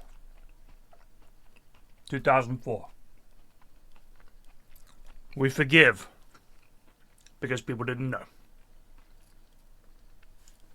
Mama Sherry's shack seats 40 at an extremely intimate squeeze. But I am not a West Indian restaurant. But sadly for Sharita, that's not often a problem, as weekday trade is virtually non-existent. It's great at the weekends, but somehow we've discovered that we're in a hole. We're just in this hole, a financial hole that we can't claw our way out of. Have you made any money since you've been open? Nope, not a penny. Not a single penny have we made since we've been open. It's hard to put our finger on why. Is it critical? I mean, Yes. how long can you continue staying like this? Truthfully. Truthfully, I'd say 3 to 6 months. Maximum. Maximum. No customers, no money. Right. It's time to check out the kitchen. God. Sharita calls herself the cook, but Brian Moyo is her head chef. So who's in charge? How you doing, dude? Fine, thank you. Dude! This and all that and Paul and... I try not Yeah. to. Gordon, you fucking white motherfucker, what are you doing?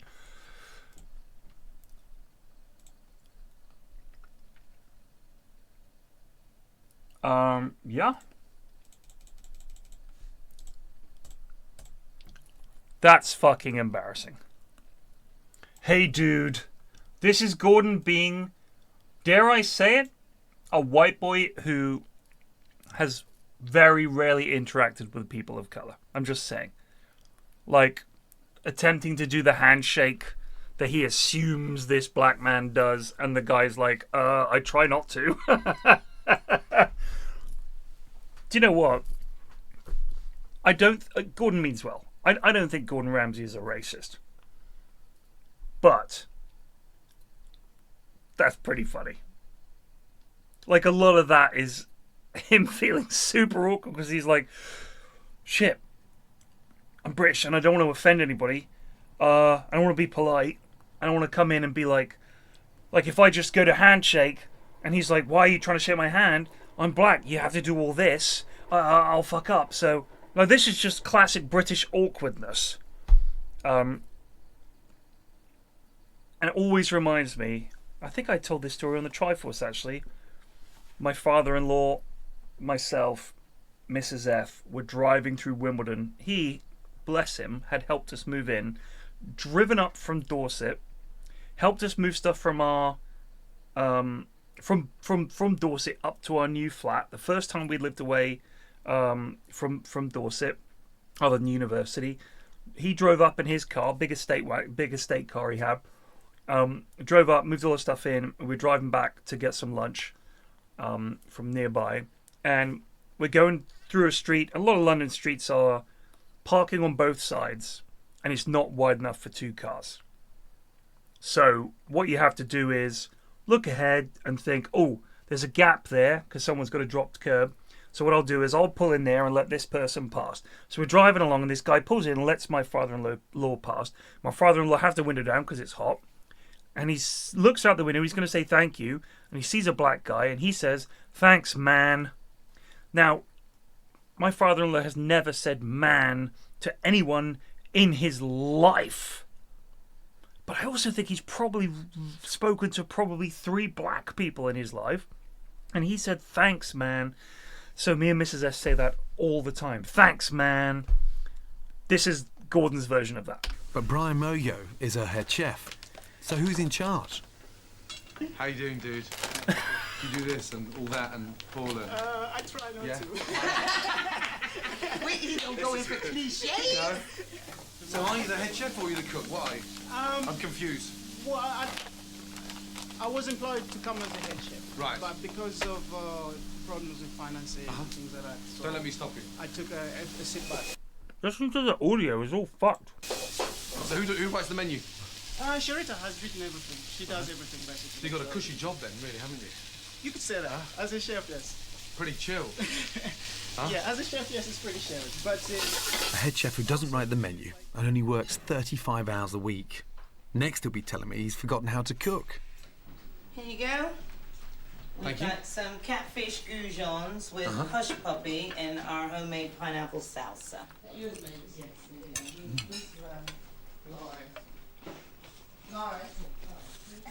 It's actually quite nice.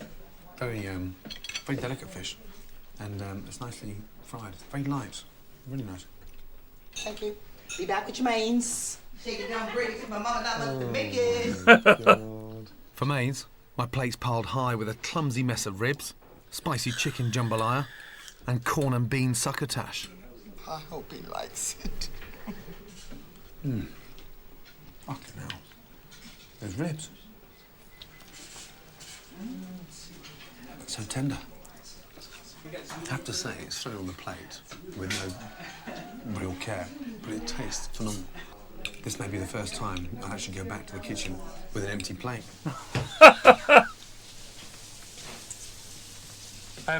Thank you. Bloody delicious. Thank you. And you know what? Thank you. I thought it was going to be really spicy, but No, it's toned no, down and no. it was spot on. And it actually made me feel like I was back at Mum's for the first time. Oh. And having some home cooking. It was very good. Oh, don't get me crying. There are things I would change. Okay, fine. And tweak, and I'm happy. definitely. I'm happy to but hear about in general, that. I gotta take a picture of this plate. I know it sounds crazy. I know it sounds crazy. Mama, mind your God. head. Mind your head. Oh God. I fed Gordon Ramsay.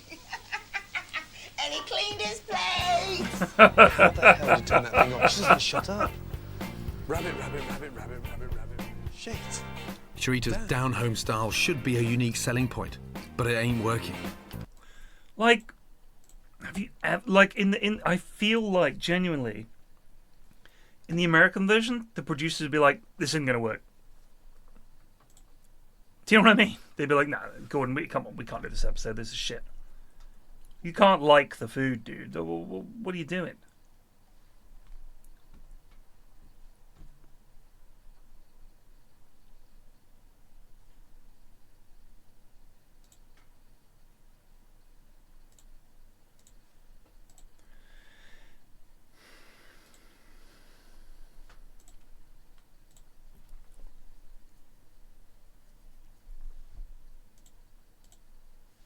Like, he clearly genuinely liked the food. I'm not doing the UK ones. You can't do bingo on. 'Cause the thing is, the bingo on the American one is like, you know the formula. The bingo is designed around the American episode. It doesn't work. The British one, he goes, "You're fucking up," and they're like, "Yeah, you're right." Although, what time is it?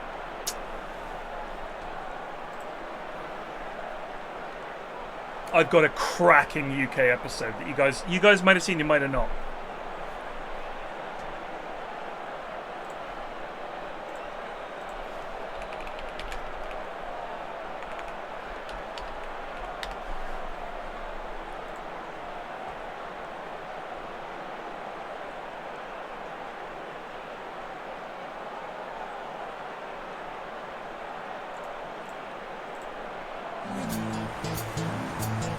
This could be motivation. Hundreds of city sleep.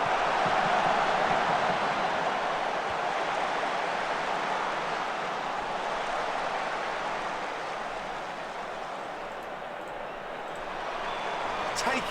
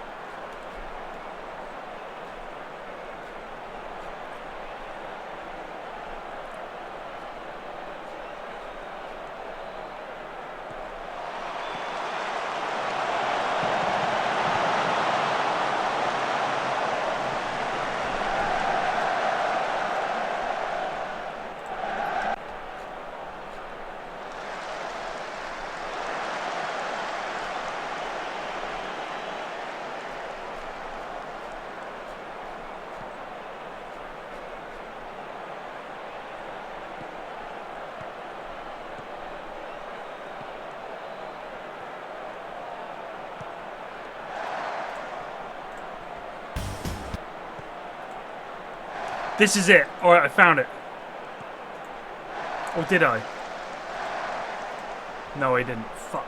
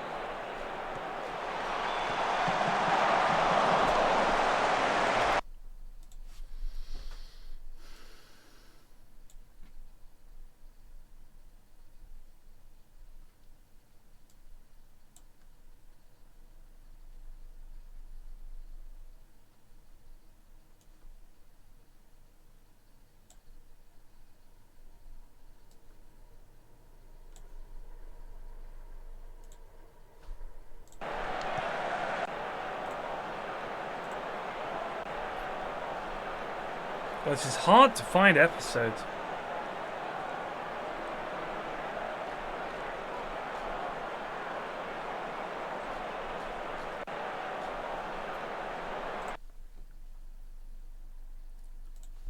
Well done, lads. We won the game.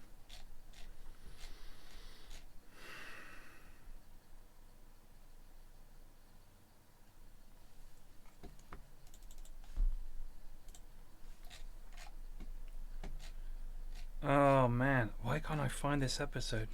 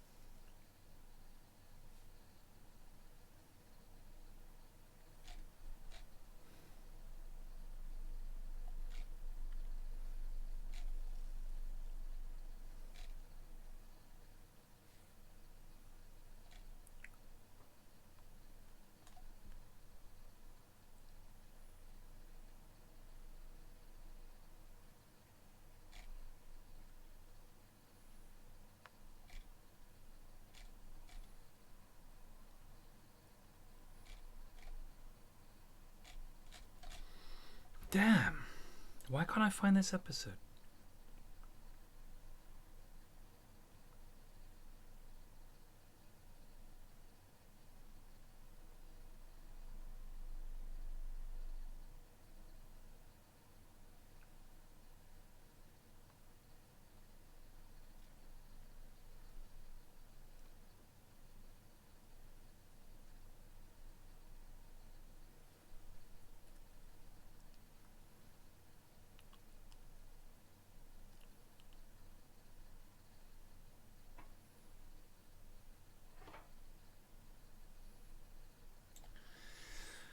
So the episode I'm thinking of, I don't know if you guys can figure out which one this is.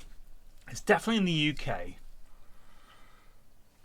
It's a restaurant where this guy cannot cook. And all the food that he serves this food, I can't remember what dish it is, but it comes in a bag. And it's like, it doesn't even need to go in the fridge. And it's like some super long-term, it's almost like an MRE that he's serving as food. And he's really proud of this restaurant where there's all these plasma screen TVs around in the bar area. It's really garish and awful. And the wallpaper is like fucking horrendous. It might be the orange juice duck.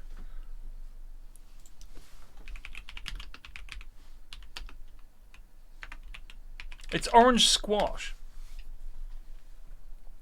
The Dovecote Bistro? Let me check if this is the one. This is it! Fucking well done. Well fucking done. This episode is gonna blow your fucking mind. Restaurant here would be something almost like a little jewel in the crown in the middle of the town. In terms of produce for a chef, It's a dream. You got the most amazing lamb, beef, dairy produce. Look at the environment. Couldn't wish for anything better. Absolutely amazing. Fucking prancing out knows his Mick shit. Martin and his wife Mo had run a successful cafe Or with her the help shit. of their 19-year-old Knows their adopted shit. I daughter, apologise. Michelle. But their fortunes have taken a turn for the worse. I assumed women Since wouldn't ex-trucker watch and burger this van man stream. Mick I decided always to assumed transform the room above the cafe into a bistro with disastrous results. I could have done this room cheap and nasty, but at the end. Honestly, I know it sounds sexist, but I always genuinely assume,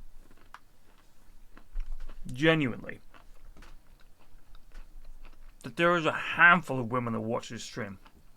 Because I'm always amazed anyone watches this stream. I generally think women are too good for this stream. Why would they watch this? We've got a few. But in general, I just think,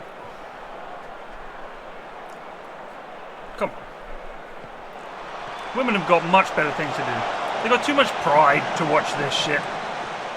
A man playing Football Manager very badly and watching Gordon Ramsay for 10 hours a day. Come on. I'm always amazed when women email in and say, "Hi, Pyrian, I have a gaping vagina. Love the podcast." Hey, what are you talking about? Surely you've got better things to do.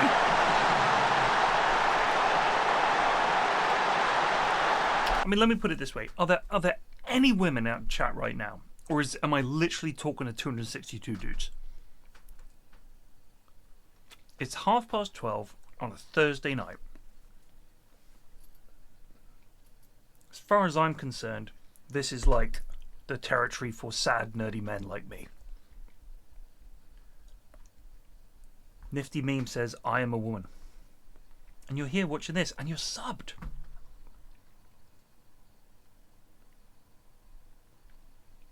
Sonic Factory, what does that mean? Your girlfriend is podcasting the stream? Respect. Thank you, Ulify.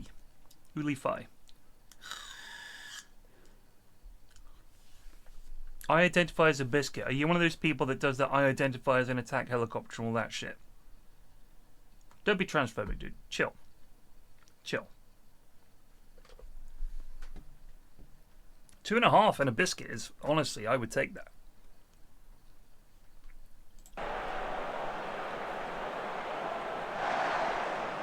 We ain't doing bingo on the UK ones, it's impossible. Oof! I'm not knocking biscuits. As long as you're not trying to do that whole attack helicopter shit. That transphobic meme. You know what I'm saying? I don't want that. I don't want to be anywhere near that. I fucking hate that shit.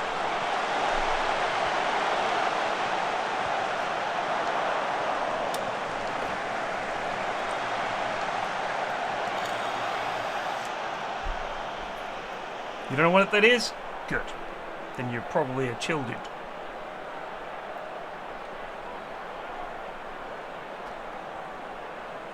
It's one of those slippery slope arguments, right?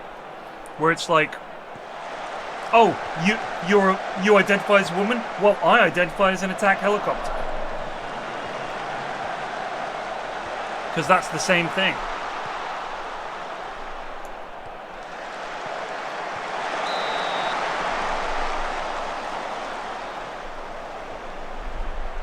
Pricks. Fix your hearts or die. That's the only tattoo I'm tempted to genuinely get. That and a robin. A little robin. But I haven't got any tattoos. Problem is, what part of this fat, corpulent frame would I want to tattoo? Top of the dome? One day I might need a job. Neck? I was thinking neck. Mrs. F said no. I was like, fair enough.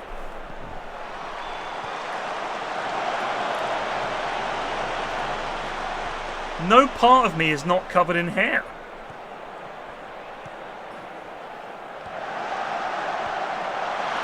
Arms, hairy. Shoulders, hairy. Back, hairy. Chest, hairy.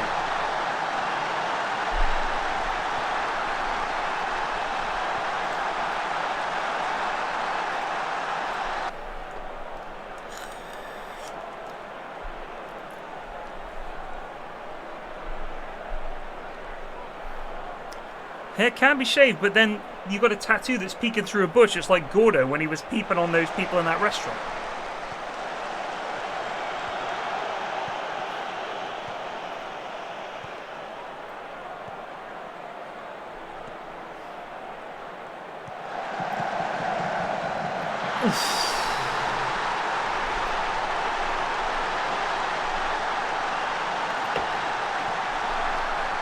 I was thinking like right on the left tip, and then get something as a wraparound on my massive gut.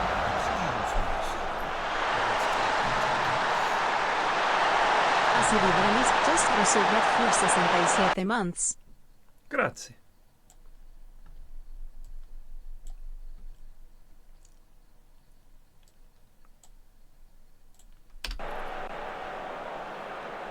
I mean, I've got hair here for sure, but I don't mind a little Robin peeking through. It's like he's in a hedge. It's like he's in a hedgerow.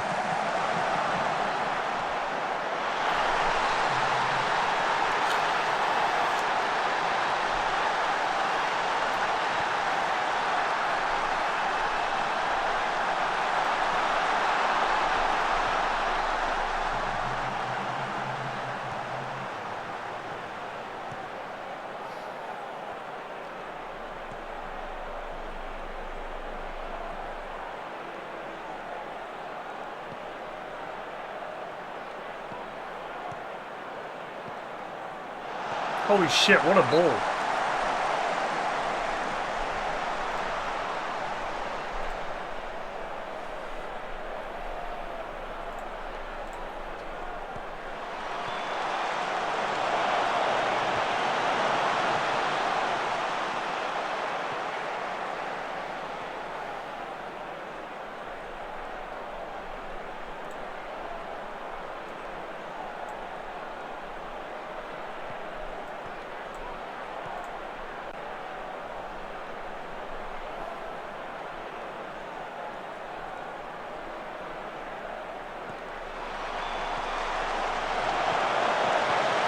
Oh my god.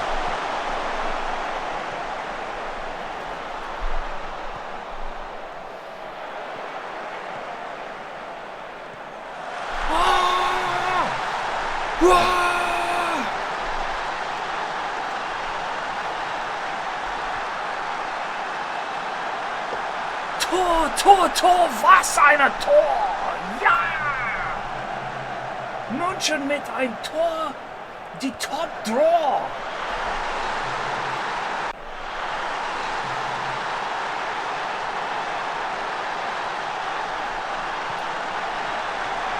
Yeah! Sahiba! He's gonna get a 10. That's 3 assists and a goal. That's a 10. What? Oh, wrong guy. My bad. Well done, lads. That was a fucking crackerjack of a dub. Hold on. Watch this app. At the end of the day, I want it to be the best restaurant in Oakley. Mick's especially proud of his psychedelic wallpaper. Bit jazzy, everyone said, no, that ain't gonna work, but the more I put up, the more I liked it. His specialities are duck à l'orange, made with orange squash. This is really sweet, you see. And year-old lamb shanks served from a packet. If I was to bake them myself, you're always going to get a fatty one, where these ones I buy in, you can never ever go wrong with them. Oakhampton. Sunday afternoon in Oakhampton, Mick's opened his bistro specially to cook me some lunch. My food is blowing my own trumpet. If I'd have gone to college when I was young, I would have been where Gordon is now.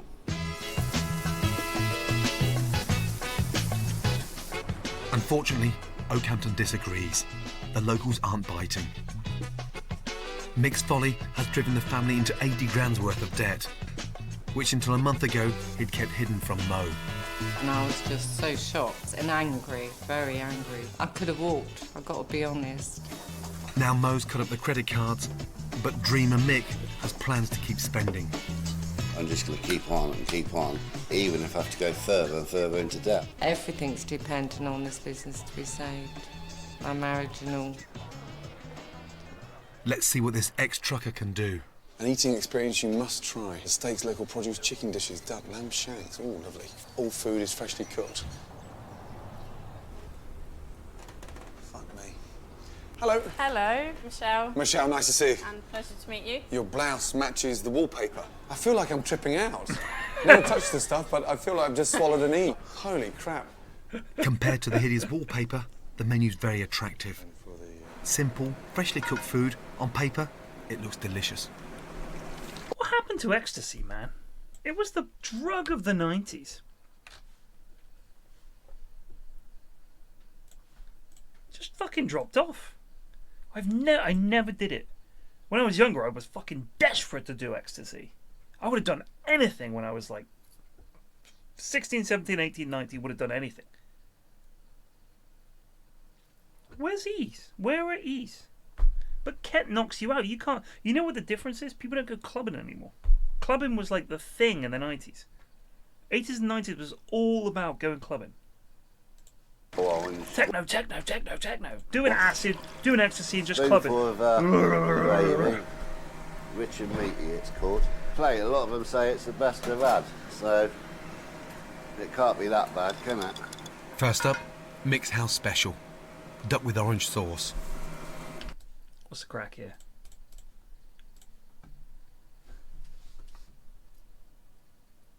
Once new challenges elsewhere at 33. Sure. Yeah. You're 33, you want to go? Go for it, mate. We've got money in the bank, I believe, to replace you. Yeah, 53 million quid. We'll sign some young kid.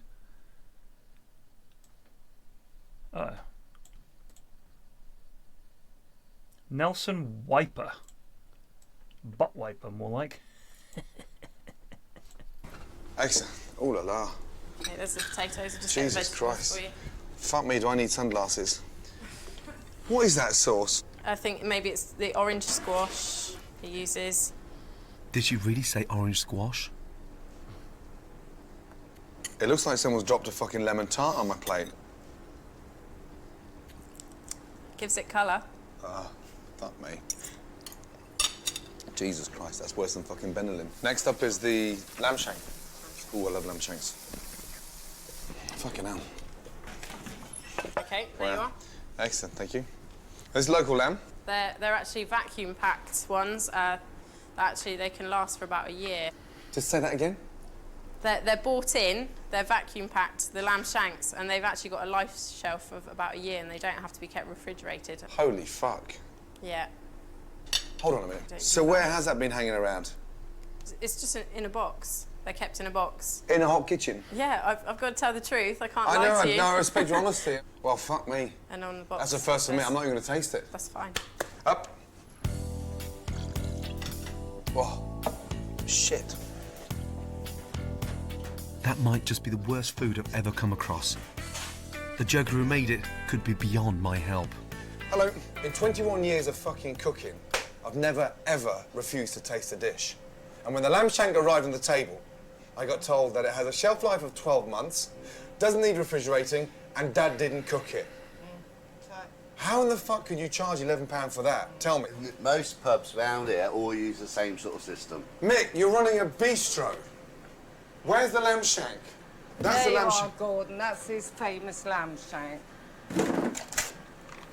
Mick, what in the fuck is inside the lamb shank? And how long has that been cooked for? For a dish never to be refrigerated? Well, it's all chemicals, isn't it? Chemicals? It's got to be. E number 2, E6134, E627, E262, thickener E415, E4112. Do you feel like having a shit? Thank fuck I didn't eat it. Sugar, flavourings, colour, E. 150D, spices, emulsifier, E322, yeast, extract. Come on, Mick. Fuck me. I'm surprised you haven't fucking killed off half the population in Oakhampton. They've got to be safe, haven't they? They wouldn't sell them. Mick has even lied to his customers.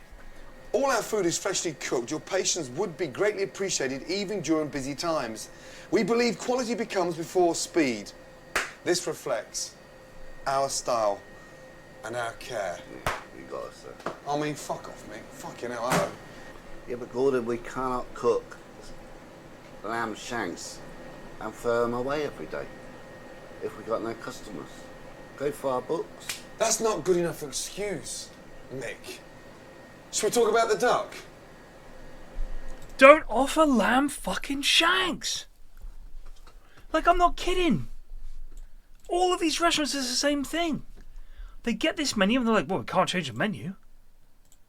If you're not getting customers, serve shit that you can cook fresh every day.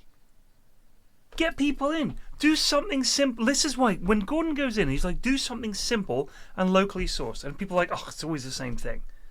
Yeah, because it fucking works. Like, you've got no customers. You're not going to get customers with bad food. So how about you serve good food? What's so wrong with that? Do something nice and fresh and good. Instead of saying, we've got to do lamb shank, but we can't cook one every day, so what we'll do is we'll get it in a box.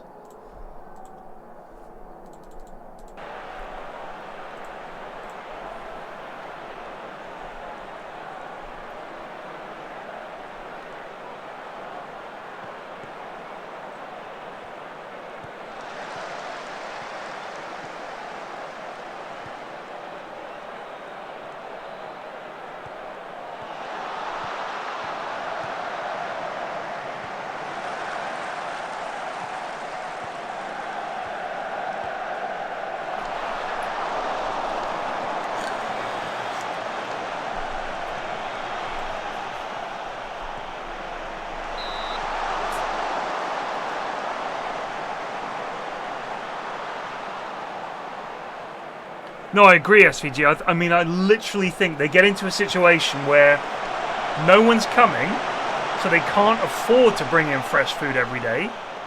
But then because of that, the food is bad, and anyone that does come in goes, that food was terrible, I'm never going there again. And it's just like a cycle, because they always follow the same, which is, we can't afford. We have got no customers, we still need to offer food, but if we keep buying fresh produce every day and no one's coming, we're losing even more money. That's why they freeze shit. That's why they pre-cook shit. They're like, that way, people will come in, at least the food is quick. It's bad. Goal! What a goal!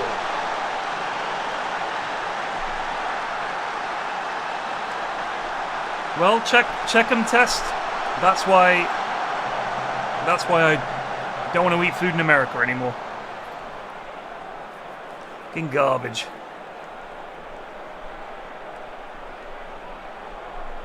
Oh shit! They got Mahmoud Al-Moghren, that young lad I tried to get years ago.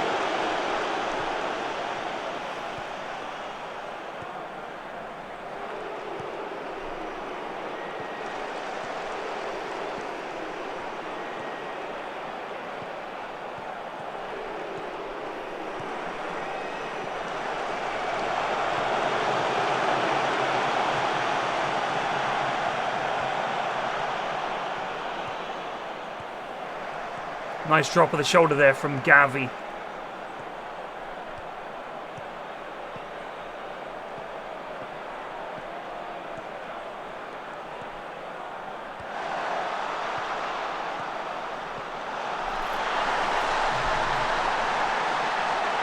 Fucking goal.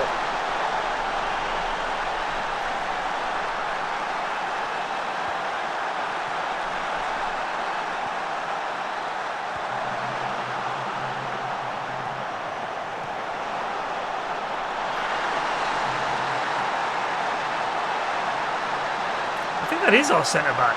Yeah, that is. Holy shit.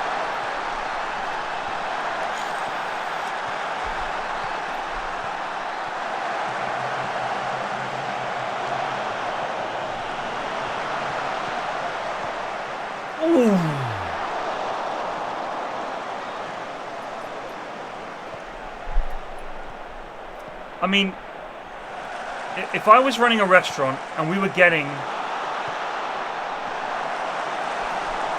10 customers a day,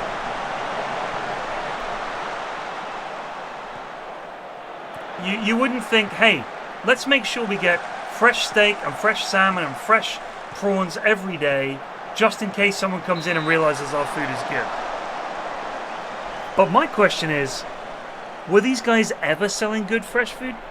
Because if a new restaurant opens, people will try it. And word of mouth gets around, right? It's like, have you been to that new so-and-so place? It's really good.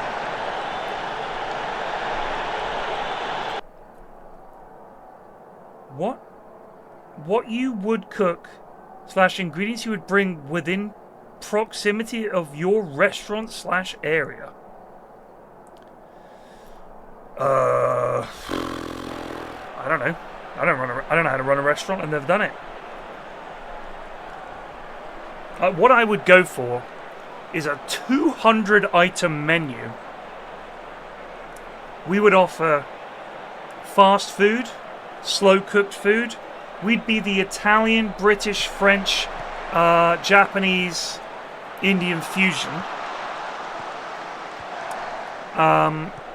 And I would buy everything in jars and tins. Uh-oh. Who's this cunt?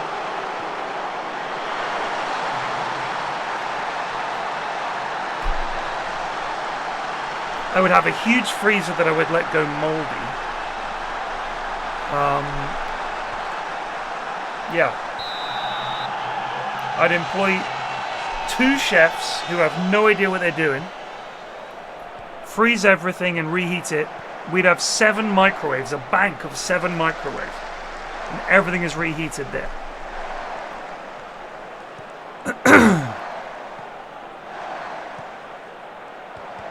Really? We're Olaying when we just conceded a goal?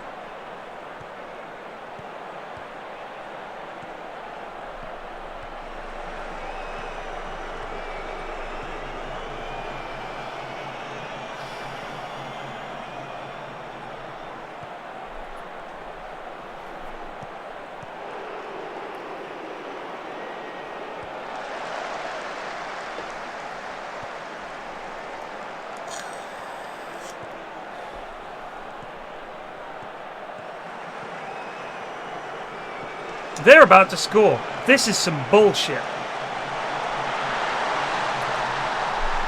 The fuck, lads?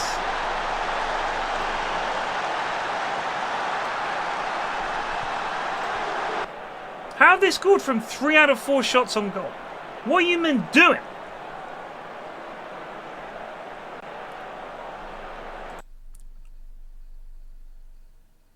That was fucking abominable. You lads are professional footballers.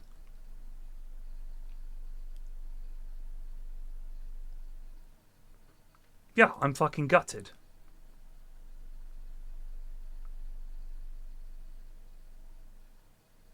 Can't allow our defenders to give that kind of time and space to the Oppo. Can't have it. It's unacceptable. Dog shit. Alright, Gordo, take it away. Yeah, go on. What the fuck did you put in that sauce? It's like some fucking sci-fi sperm. Sci-fi sperm? Yeah. Okay. Sci-fi sperm, you know. Like in Star Trek. They're always banging on about sci-fi sperm in Star Trek. Where's the orange juice? So it's an orange squash? Yes. A concentrate? Yeah. You know, all the reports of the people we do eat love the sauce. God, I wish we'd done the bingo for this. Let me bring up the bingo. I reckon we could actually backtrack this.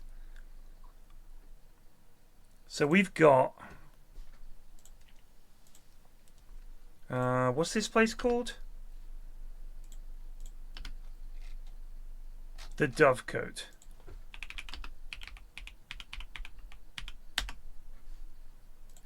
So we've got... Owner backs their food.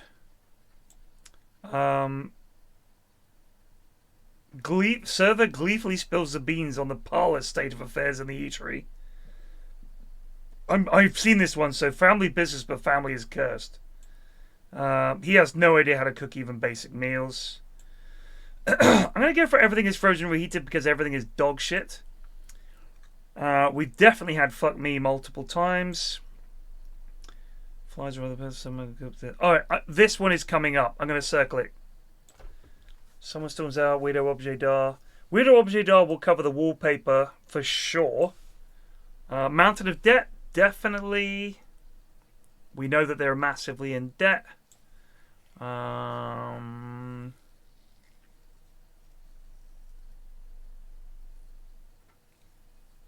and he just said our customers love our food. This is off to a decent start. We might well be able to get a bingo here. Issues with the menu. What was the issue with the menu? Oh, the menu did say it was fresh and it wasn't. That's true. This is a good start. Fuck me. We're only 6 minutes in. Fresh frozen? He didn't say fresh frozen. It's not frozen. Be so honest. I love the sauce. Yeah. You know, all the reports of the people we do eat love the sauce. You know, I've got to be so honest there. and the lamb shanks. Yeah, I've never okay. had one complaint. As a restaurateur, whatever you want to call yourself, your responsibility is providing them with at least something fresh. And especially at fucking 11 quid. It's about right, isn't it? About right? 4 times it. Help. Well, he's a stubborn fucker, this one. I know he is a stubborn fucker. I'll be the first one to admit that. But we desperately, desperately need help from yourself. And I'm sorry, I'm going to get emotional. I don't want you to get upset. I no, am, because my husband's been slated to death and we worked so hard for this business and it's just killing us all. Right, hold yourself. And I'm not denying that you guys work fucking hard. I can see that in your face. Yeah. I can see that from your daughter. Well, I just don't know what to say. I'm gonna get some fresh air. Fuck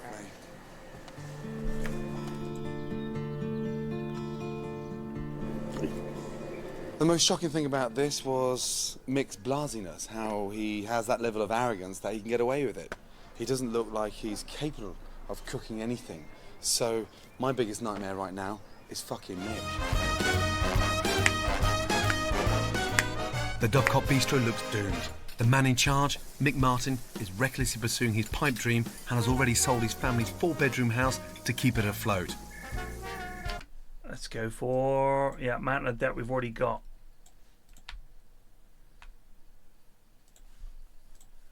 Christ. It continues to hemorrhage cash and his family are at breaking point. Yeah. I've worked hard really all my life, and I didn't have a lot as a kiddie, and I always dreamt of a beautiful home, and that's what I had. It was a dream, you know, and I took it away from me. Now Mo and Mick are living in a tiny flat on the premises.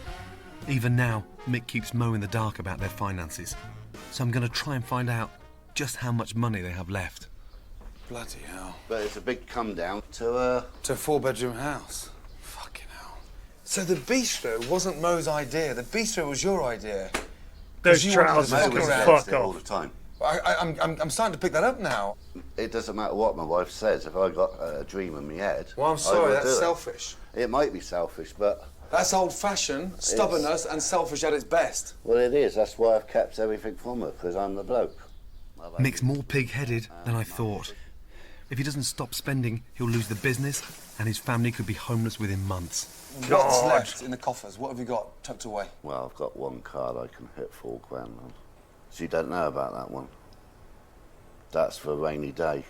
Mick, this is getting worse. I've done this room and I'm proud of it, but I haven't got it how I want it, and I'm just going to keep nibbling at it until I do, or I fucking lose a lot. Fucking hell.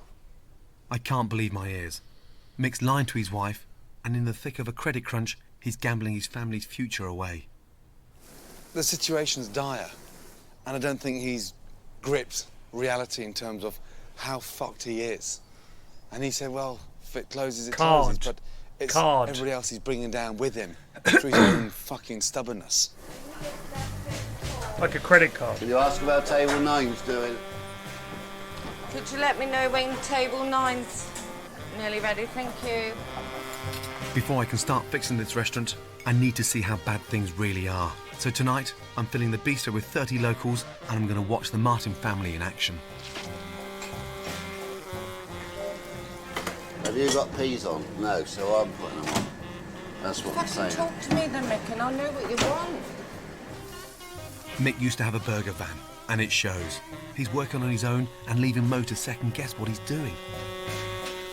Mick, is there any chance you could talk a little bit to Mo? At least she could help you a bit more if you open up and ask, no? If I say anything 5 minutes later, she forgets, so what's the point of telling her? Fuck do I? You do, love. Well, whatever, Mick. As long as you can make me look small, you're happy. Well, if you was to do all your garnish and vegetables, I'd know where I am. But I'm doing half of your bloody job as well tonight. It's like a one-man band in there, like he's back in his burger van, cooking in and out of the microwave and totally fucking upside down. Everything. Chef microwaves everything? Yep.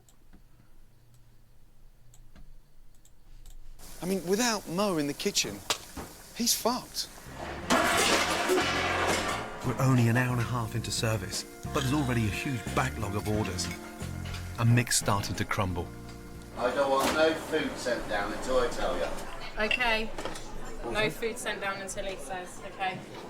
No more food sent down? No more. He can't handle it. That's what it is. He can't handle it. Sorry? How long no more orders? I've got to wait until he says. If I send one thing down, I'll get my head bit off. I don't. This is ridiculous. If Mick can't cope sending out ready meals, he shouldn't be running a kitchen. Joe, I don't really care what they say. I can only do what I can do. I'd rather you didn't take it out You on know. me because I'm just asking. I've had to delay 2 tables till 8:30. I go upstairs and where you belong. Right, I will. I'll stay up there. I like that bit. Michelle's impressive. She's the one person here who is in control.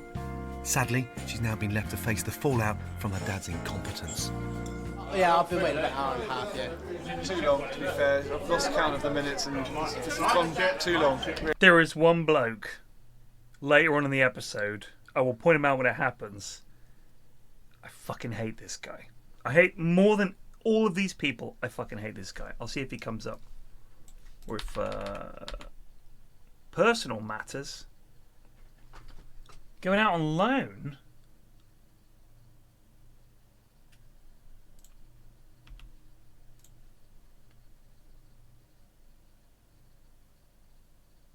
I'm going to give you some more playing time because I do like you and I want you to stay.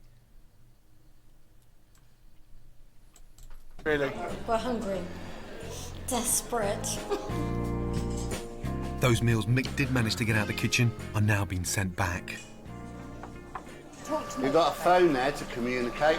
Don't come down here and try and make a scene because you're on camera. Oh, you're the one doing it. Can you ask Forget Gordon it. to shut the kitchen down, please? You're Because gonna I have to. refuse to work with my husband like this any longer. Right, I'll go and sort it out. I'm so sorry, but the bistro is closed. My husband's big fucking dream is a complete farce. Where's he gone? I don't know, Gordon. I don't fucking care. Fucking hell, Mick, come on. I'm not going to fucking have a heart attack over this. I don't want you to My have a heart's fucking heart attack. fucking, I don't want you to have a heart attack over this. My heart's fucking booming, I just don't want it. I'm his daughter, and he speaks to me like shit, like mum, you know, and that's his wife. You know, and he thinks he does it because he thinks he gets away with it. He can't get away with it. I can take the knocks, so I think I try to take all the knocks for everybody. But even I've got a breaking point. 18 customers weren't fed tonight. I'm not going to let Mick get away with it. Out of respect for her taking the crap tonight, I'd appreciate if you go upstairs and apologise to the customers. I'm not one for words. Oh, come on, Mick. Fucking hell. Give me a little bit more than that. Jesus Christ, come on. I've finished all food now and I do apologise. You're a restaurant, you can't just say that we're not going to eat. I could do what I want, darling. Not when you've got paying customers. This is a first for me. I'm trying to fix a family as well as a restaurant. I've got to get some home truth through to Mick. Men are the fucking worst, aren't they? It's my dream, innit? You arrogant fuck.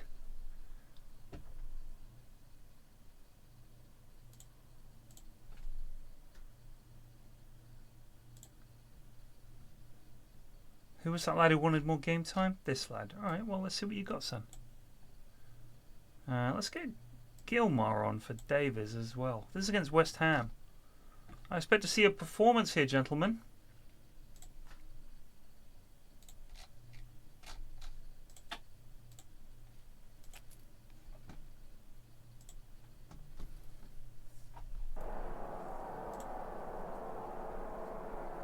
Come on, lads. Beat the fucking Hammers.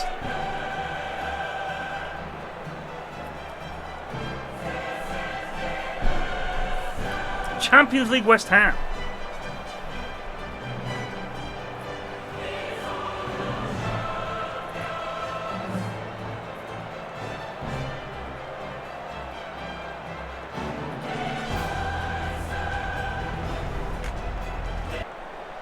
Beat these Cockney bastards. Revisit the blitz upon them, Bayern. How about that, Hoz?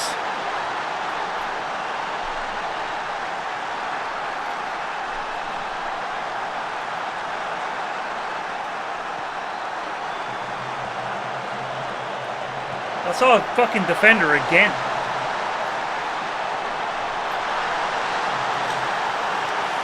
Come on, you irons.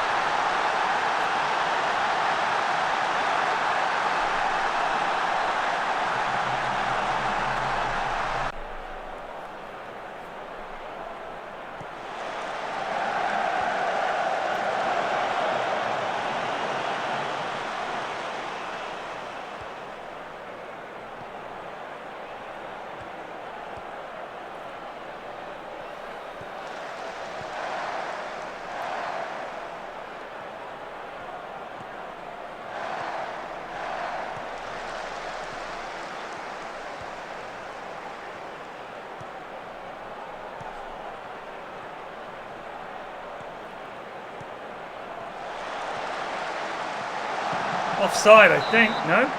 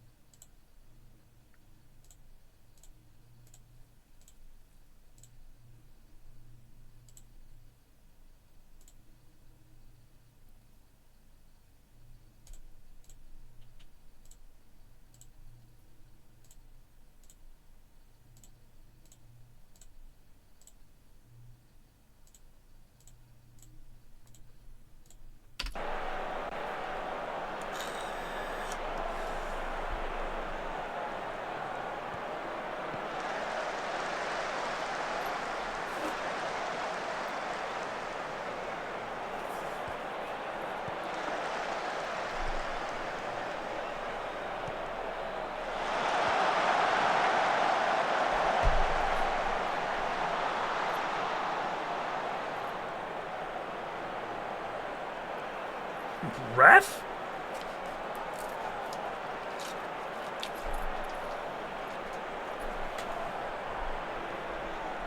What?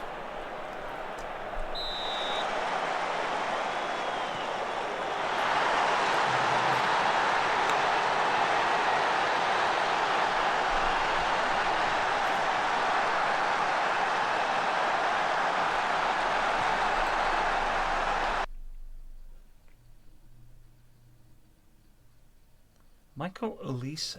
Can't remember. He's been around for ages. Who was he playing for? Palace. Oh, he's been a good player. Fuck.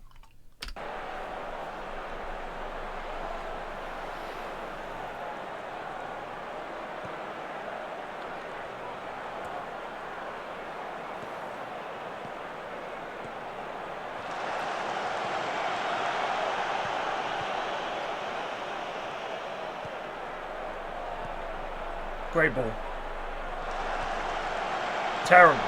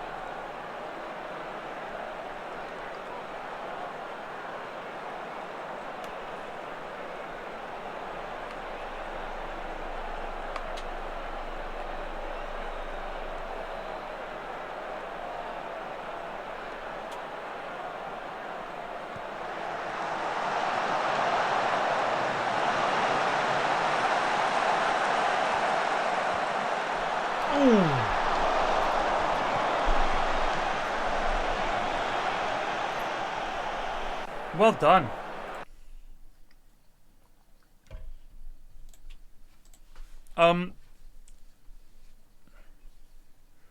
If you are a footballer, like footballers, managers, all of those guys, like you can have as a manager, like there could be a young PFlax out there, like my son, who's a footballer. Let's have a look. So there isn't, but if you stay at a club a while, quite often you'll get a youth team coming through who's your son and is a professional footballer. You could do with a rest.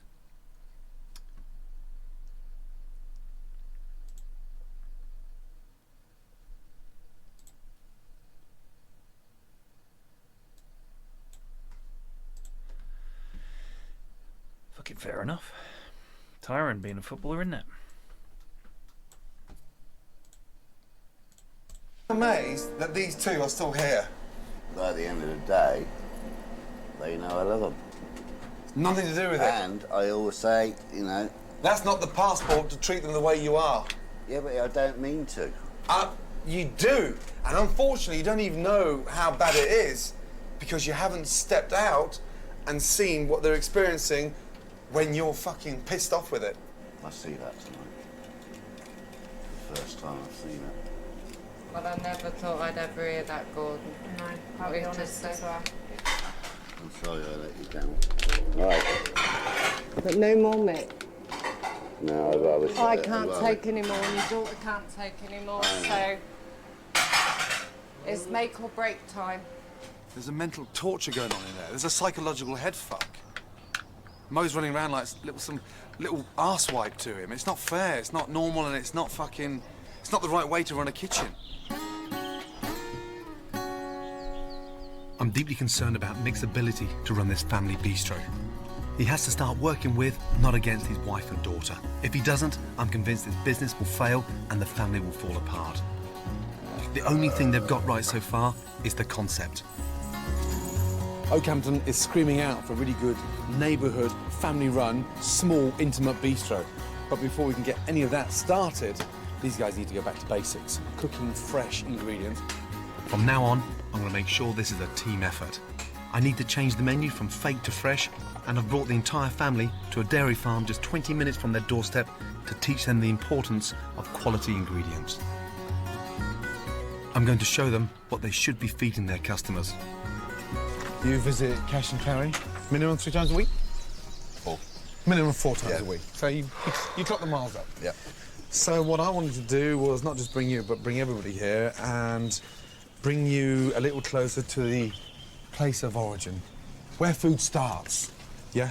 Put you in touch. Duncan, how are you? Oh, yeah, very good. Good to see you. Well, That's good. You've bought lots of milk, haven't you? Lots of plastic cartons, but you've never fucking milked one, have you? Good. Excellent. They get him to milk a cow, just in case.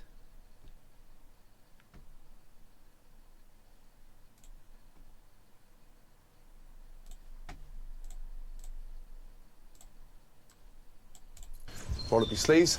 Right, where are they? Come on, Mick! I ain't getting near that arse, I'm telling you that. Come on, Mick. Yeah. It's good job Mick, close it off at the top. I think she had your trout last night for dinner. This is harmony. Yeah, trust me. Against your thumb. Squeeze. Come on, Michelle, you can do it. Stick to your boyfriend last Saturday night. It starts here. All starts here. Quality ingredients. It's the same whether you're braising a lamb shank or whether you're making the most amazing fucking ice cream. The ethics, and the mentality is all about the quality. Okay. Just like the Dovecot, this dairy farm is a family-run business. Mick could learn a lot from it. In terms of success, it started off very, very small and producing hardly any ice cream. Her face was a fucking picture. When he said, just think of your boyfriend last Saturday night, she was like, the fuck? Mick, close it off at the top. I think she had your trout last night for dinner. This is harmony. Yeah, trust me. Against your thumb. Squeeze. Come on, Michelle, you can do it. Stick to your boyfriend last Saturday night. She can't fucking believe it. She's like, what the fuck did he say? The hospitality is all about the quality. Okay. Just like the Dovecot, this dairy farm is a family-run business. Mick could learn a lot from it. In terms of success, it started off very, very small and producing hardly any ice cream. And year on, year in, it builds. And there's no In difference to 2004, what we didn't you've give a got. fuck about women back then. You can And say when you first anything. said to me, well, we haven't got the customers coming, so what's the point in doing fresh?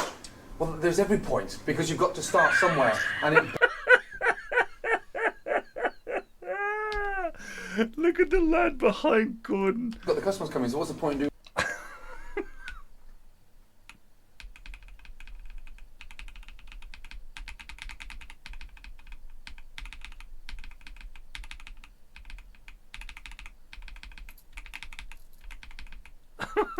Well, there's every point, because you've got to start somewhere, and it builds. Oh, the fucking lad. Yeah? That's so good. Okay. Yeah. Yeah? I thought you were good at that. You know who you remind me of? I thought you were. Marty Feldman. Discuss issue. Yeah, I'll give you some fucking games, you melt. No, I didn't call you a wanker. I just said I've told him he was that several times. I'm determined the bistro's menu will only use fresh ingredients. I'm taking the Martins to the local butcher to see what a lamb shank looks like before it's been stuffed with chemicals, vacuum packed and put in a box. The level of difference between a cash and carry and your local butcher is night and day. A bistro is about the cheap cuts. It's about the rumps, about the bone shoulders, about the belly being braised, the best end, the expensive ones. Stay away from that stuff. Look at it. Not a fucking E in sight. Amazing. Take one of your pre-prepared ones that you can get. What, you mean we can't have it on the floor for 365 days a week? Ambient temperature? You need, what, we can't inject it with 18E numbers? No? Well, say that again? You didn't apologise there, did you? I did, yeah. Jesus Christ. Now the message is finally getting through, it's time to crack on with my plan. Fortunately, the current Dovecot menu works well. So I'm not going to rewrite it, but simply ditch the funny. I'm not being funny. If I was looking around for a restaurant and I saw that, I'd be like, nah, what the fuck is that? It's someone's shed on a fucking roof. What is that? Looks dog shit. Dovecot menu works well, so I'm not going to rewrite it, but simply ditch the fake food and replace it with delicious, freshly cooked versions of my own. Rome wasn't built in a day, so I'm starting off with two dishes, the duck and the lamb shank. And I'm going to show the family how easy it is to cook them properly. The difference, I swear to God, is night and day. It's black and white. Lamb shanks from the local butcher. Mixed microwave is out. I'm browning my shanks off in a pan, adding them to fresh vegetables, then tomato puree to thicken it up. A bottle of red wine, and finally, beef stock. Easy. And what I'm trying to say is just a very natural way of cooking. Now for my version of duck à l'orange. In my sauce, there's garlic, onions, and the orange juice is fresh. This is the right way. I totally agree with everything Gordon said. We better get ready, haven't they? All coming in a minute. Tonight, we've got 40 locals booked in for dinner. It will be the most customers the bistro's ever taken. To keep things simple, I've only changed the duck and the lamb shank. Everything else on the menu is the same. Mick, I need you to talk to me, yeah? So I know what you're doing. Right. And it's last chance saloon for Mick. If he doesn't prove that he can work as a team with Mo and Michelle, he's out. Fuck, it's so late. I want to show you guys this bit.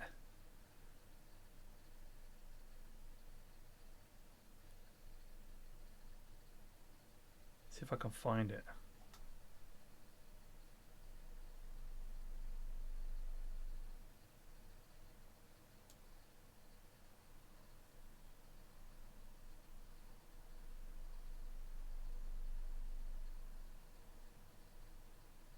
Here we go. And it did, and it was just the most delicious dinner ever. The relaunch is going well, but Mick's about to get some feedback from a mate. It's too close, isn't it? And the food, nothing food, was rubbish tonight. What? Your cooking surpasses anything tonight. I wish you'd fucking tell him that. Those lamb shanks, he went ballistic at. And they're lovely. They're lovely. As the restaurant's filling up, Mick's Awful. Alright, so that's 5.5 hours. I think we did 6.5 hours this morning, 11, 12 hours. I'm going to call it a night. I'm a little bit addicted to this playthrough. But I will be back tomorrow. I've got to record a Triforce. And it'll be a weird stream. I've got to be in and out because we've got a guy coming around to do some work. And I've got to pick some shit up. I might stream tomorrow during the day. I don't know. Rust tomorrow evening and then more FM. And then we're into the weekend and God bless. Then I'm off to Bristol. Next week I'll be in Bristol for 5 days. So all this momentum we built up with the FM streams, we're going to lose all that. But I will be getting fucking absolutely battered in Bristol. So I look forward to that. I'll see you guys tomorrow. Cheers for watching. Take it easy. Peace out.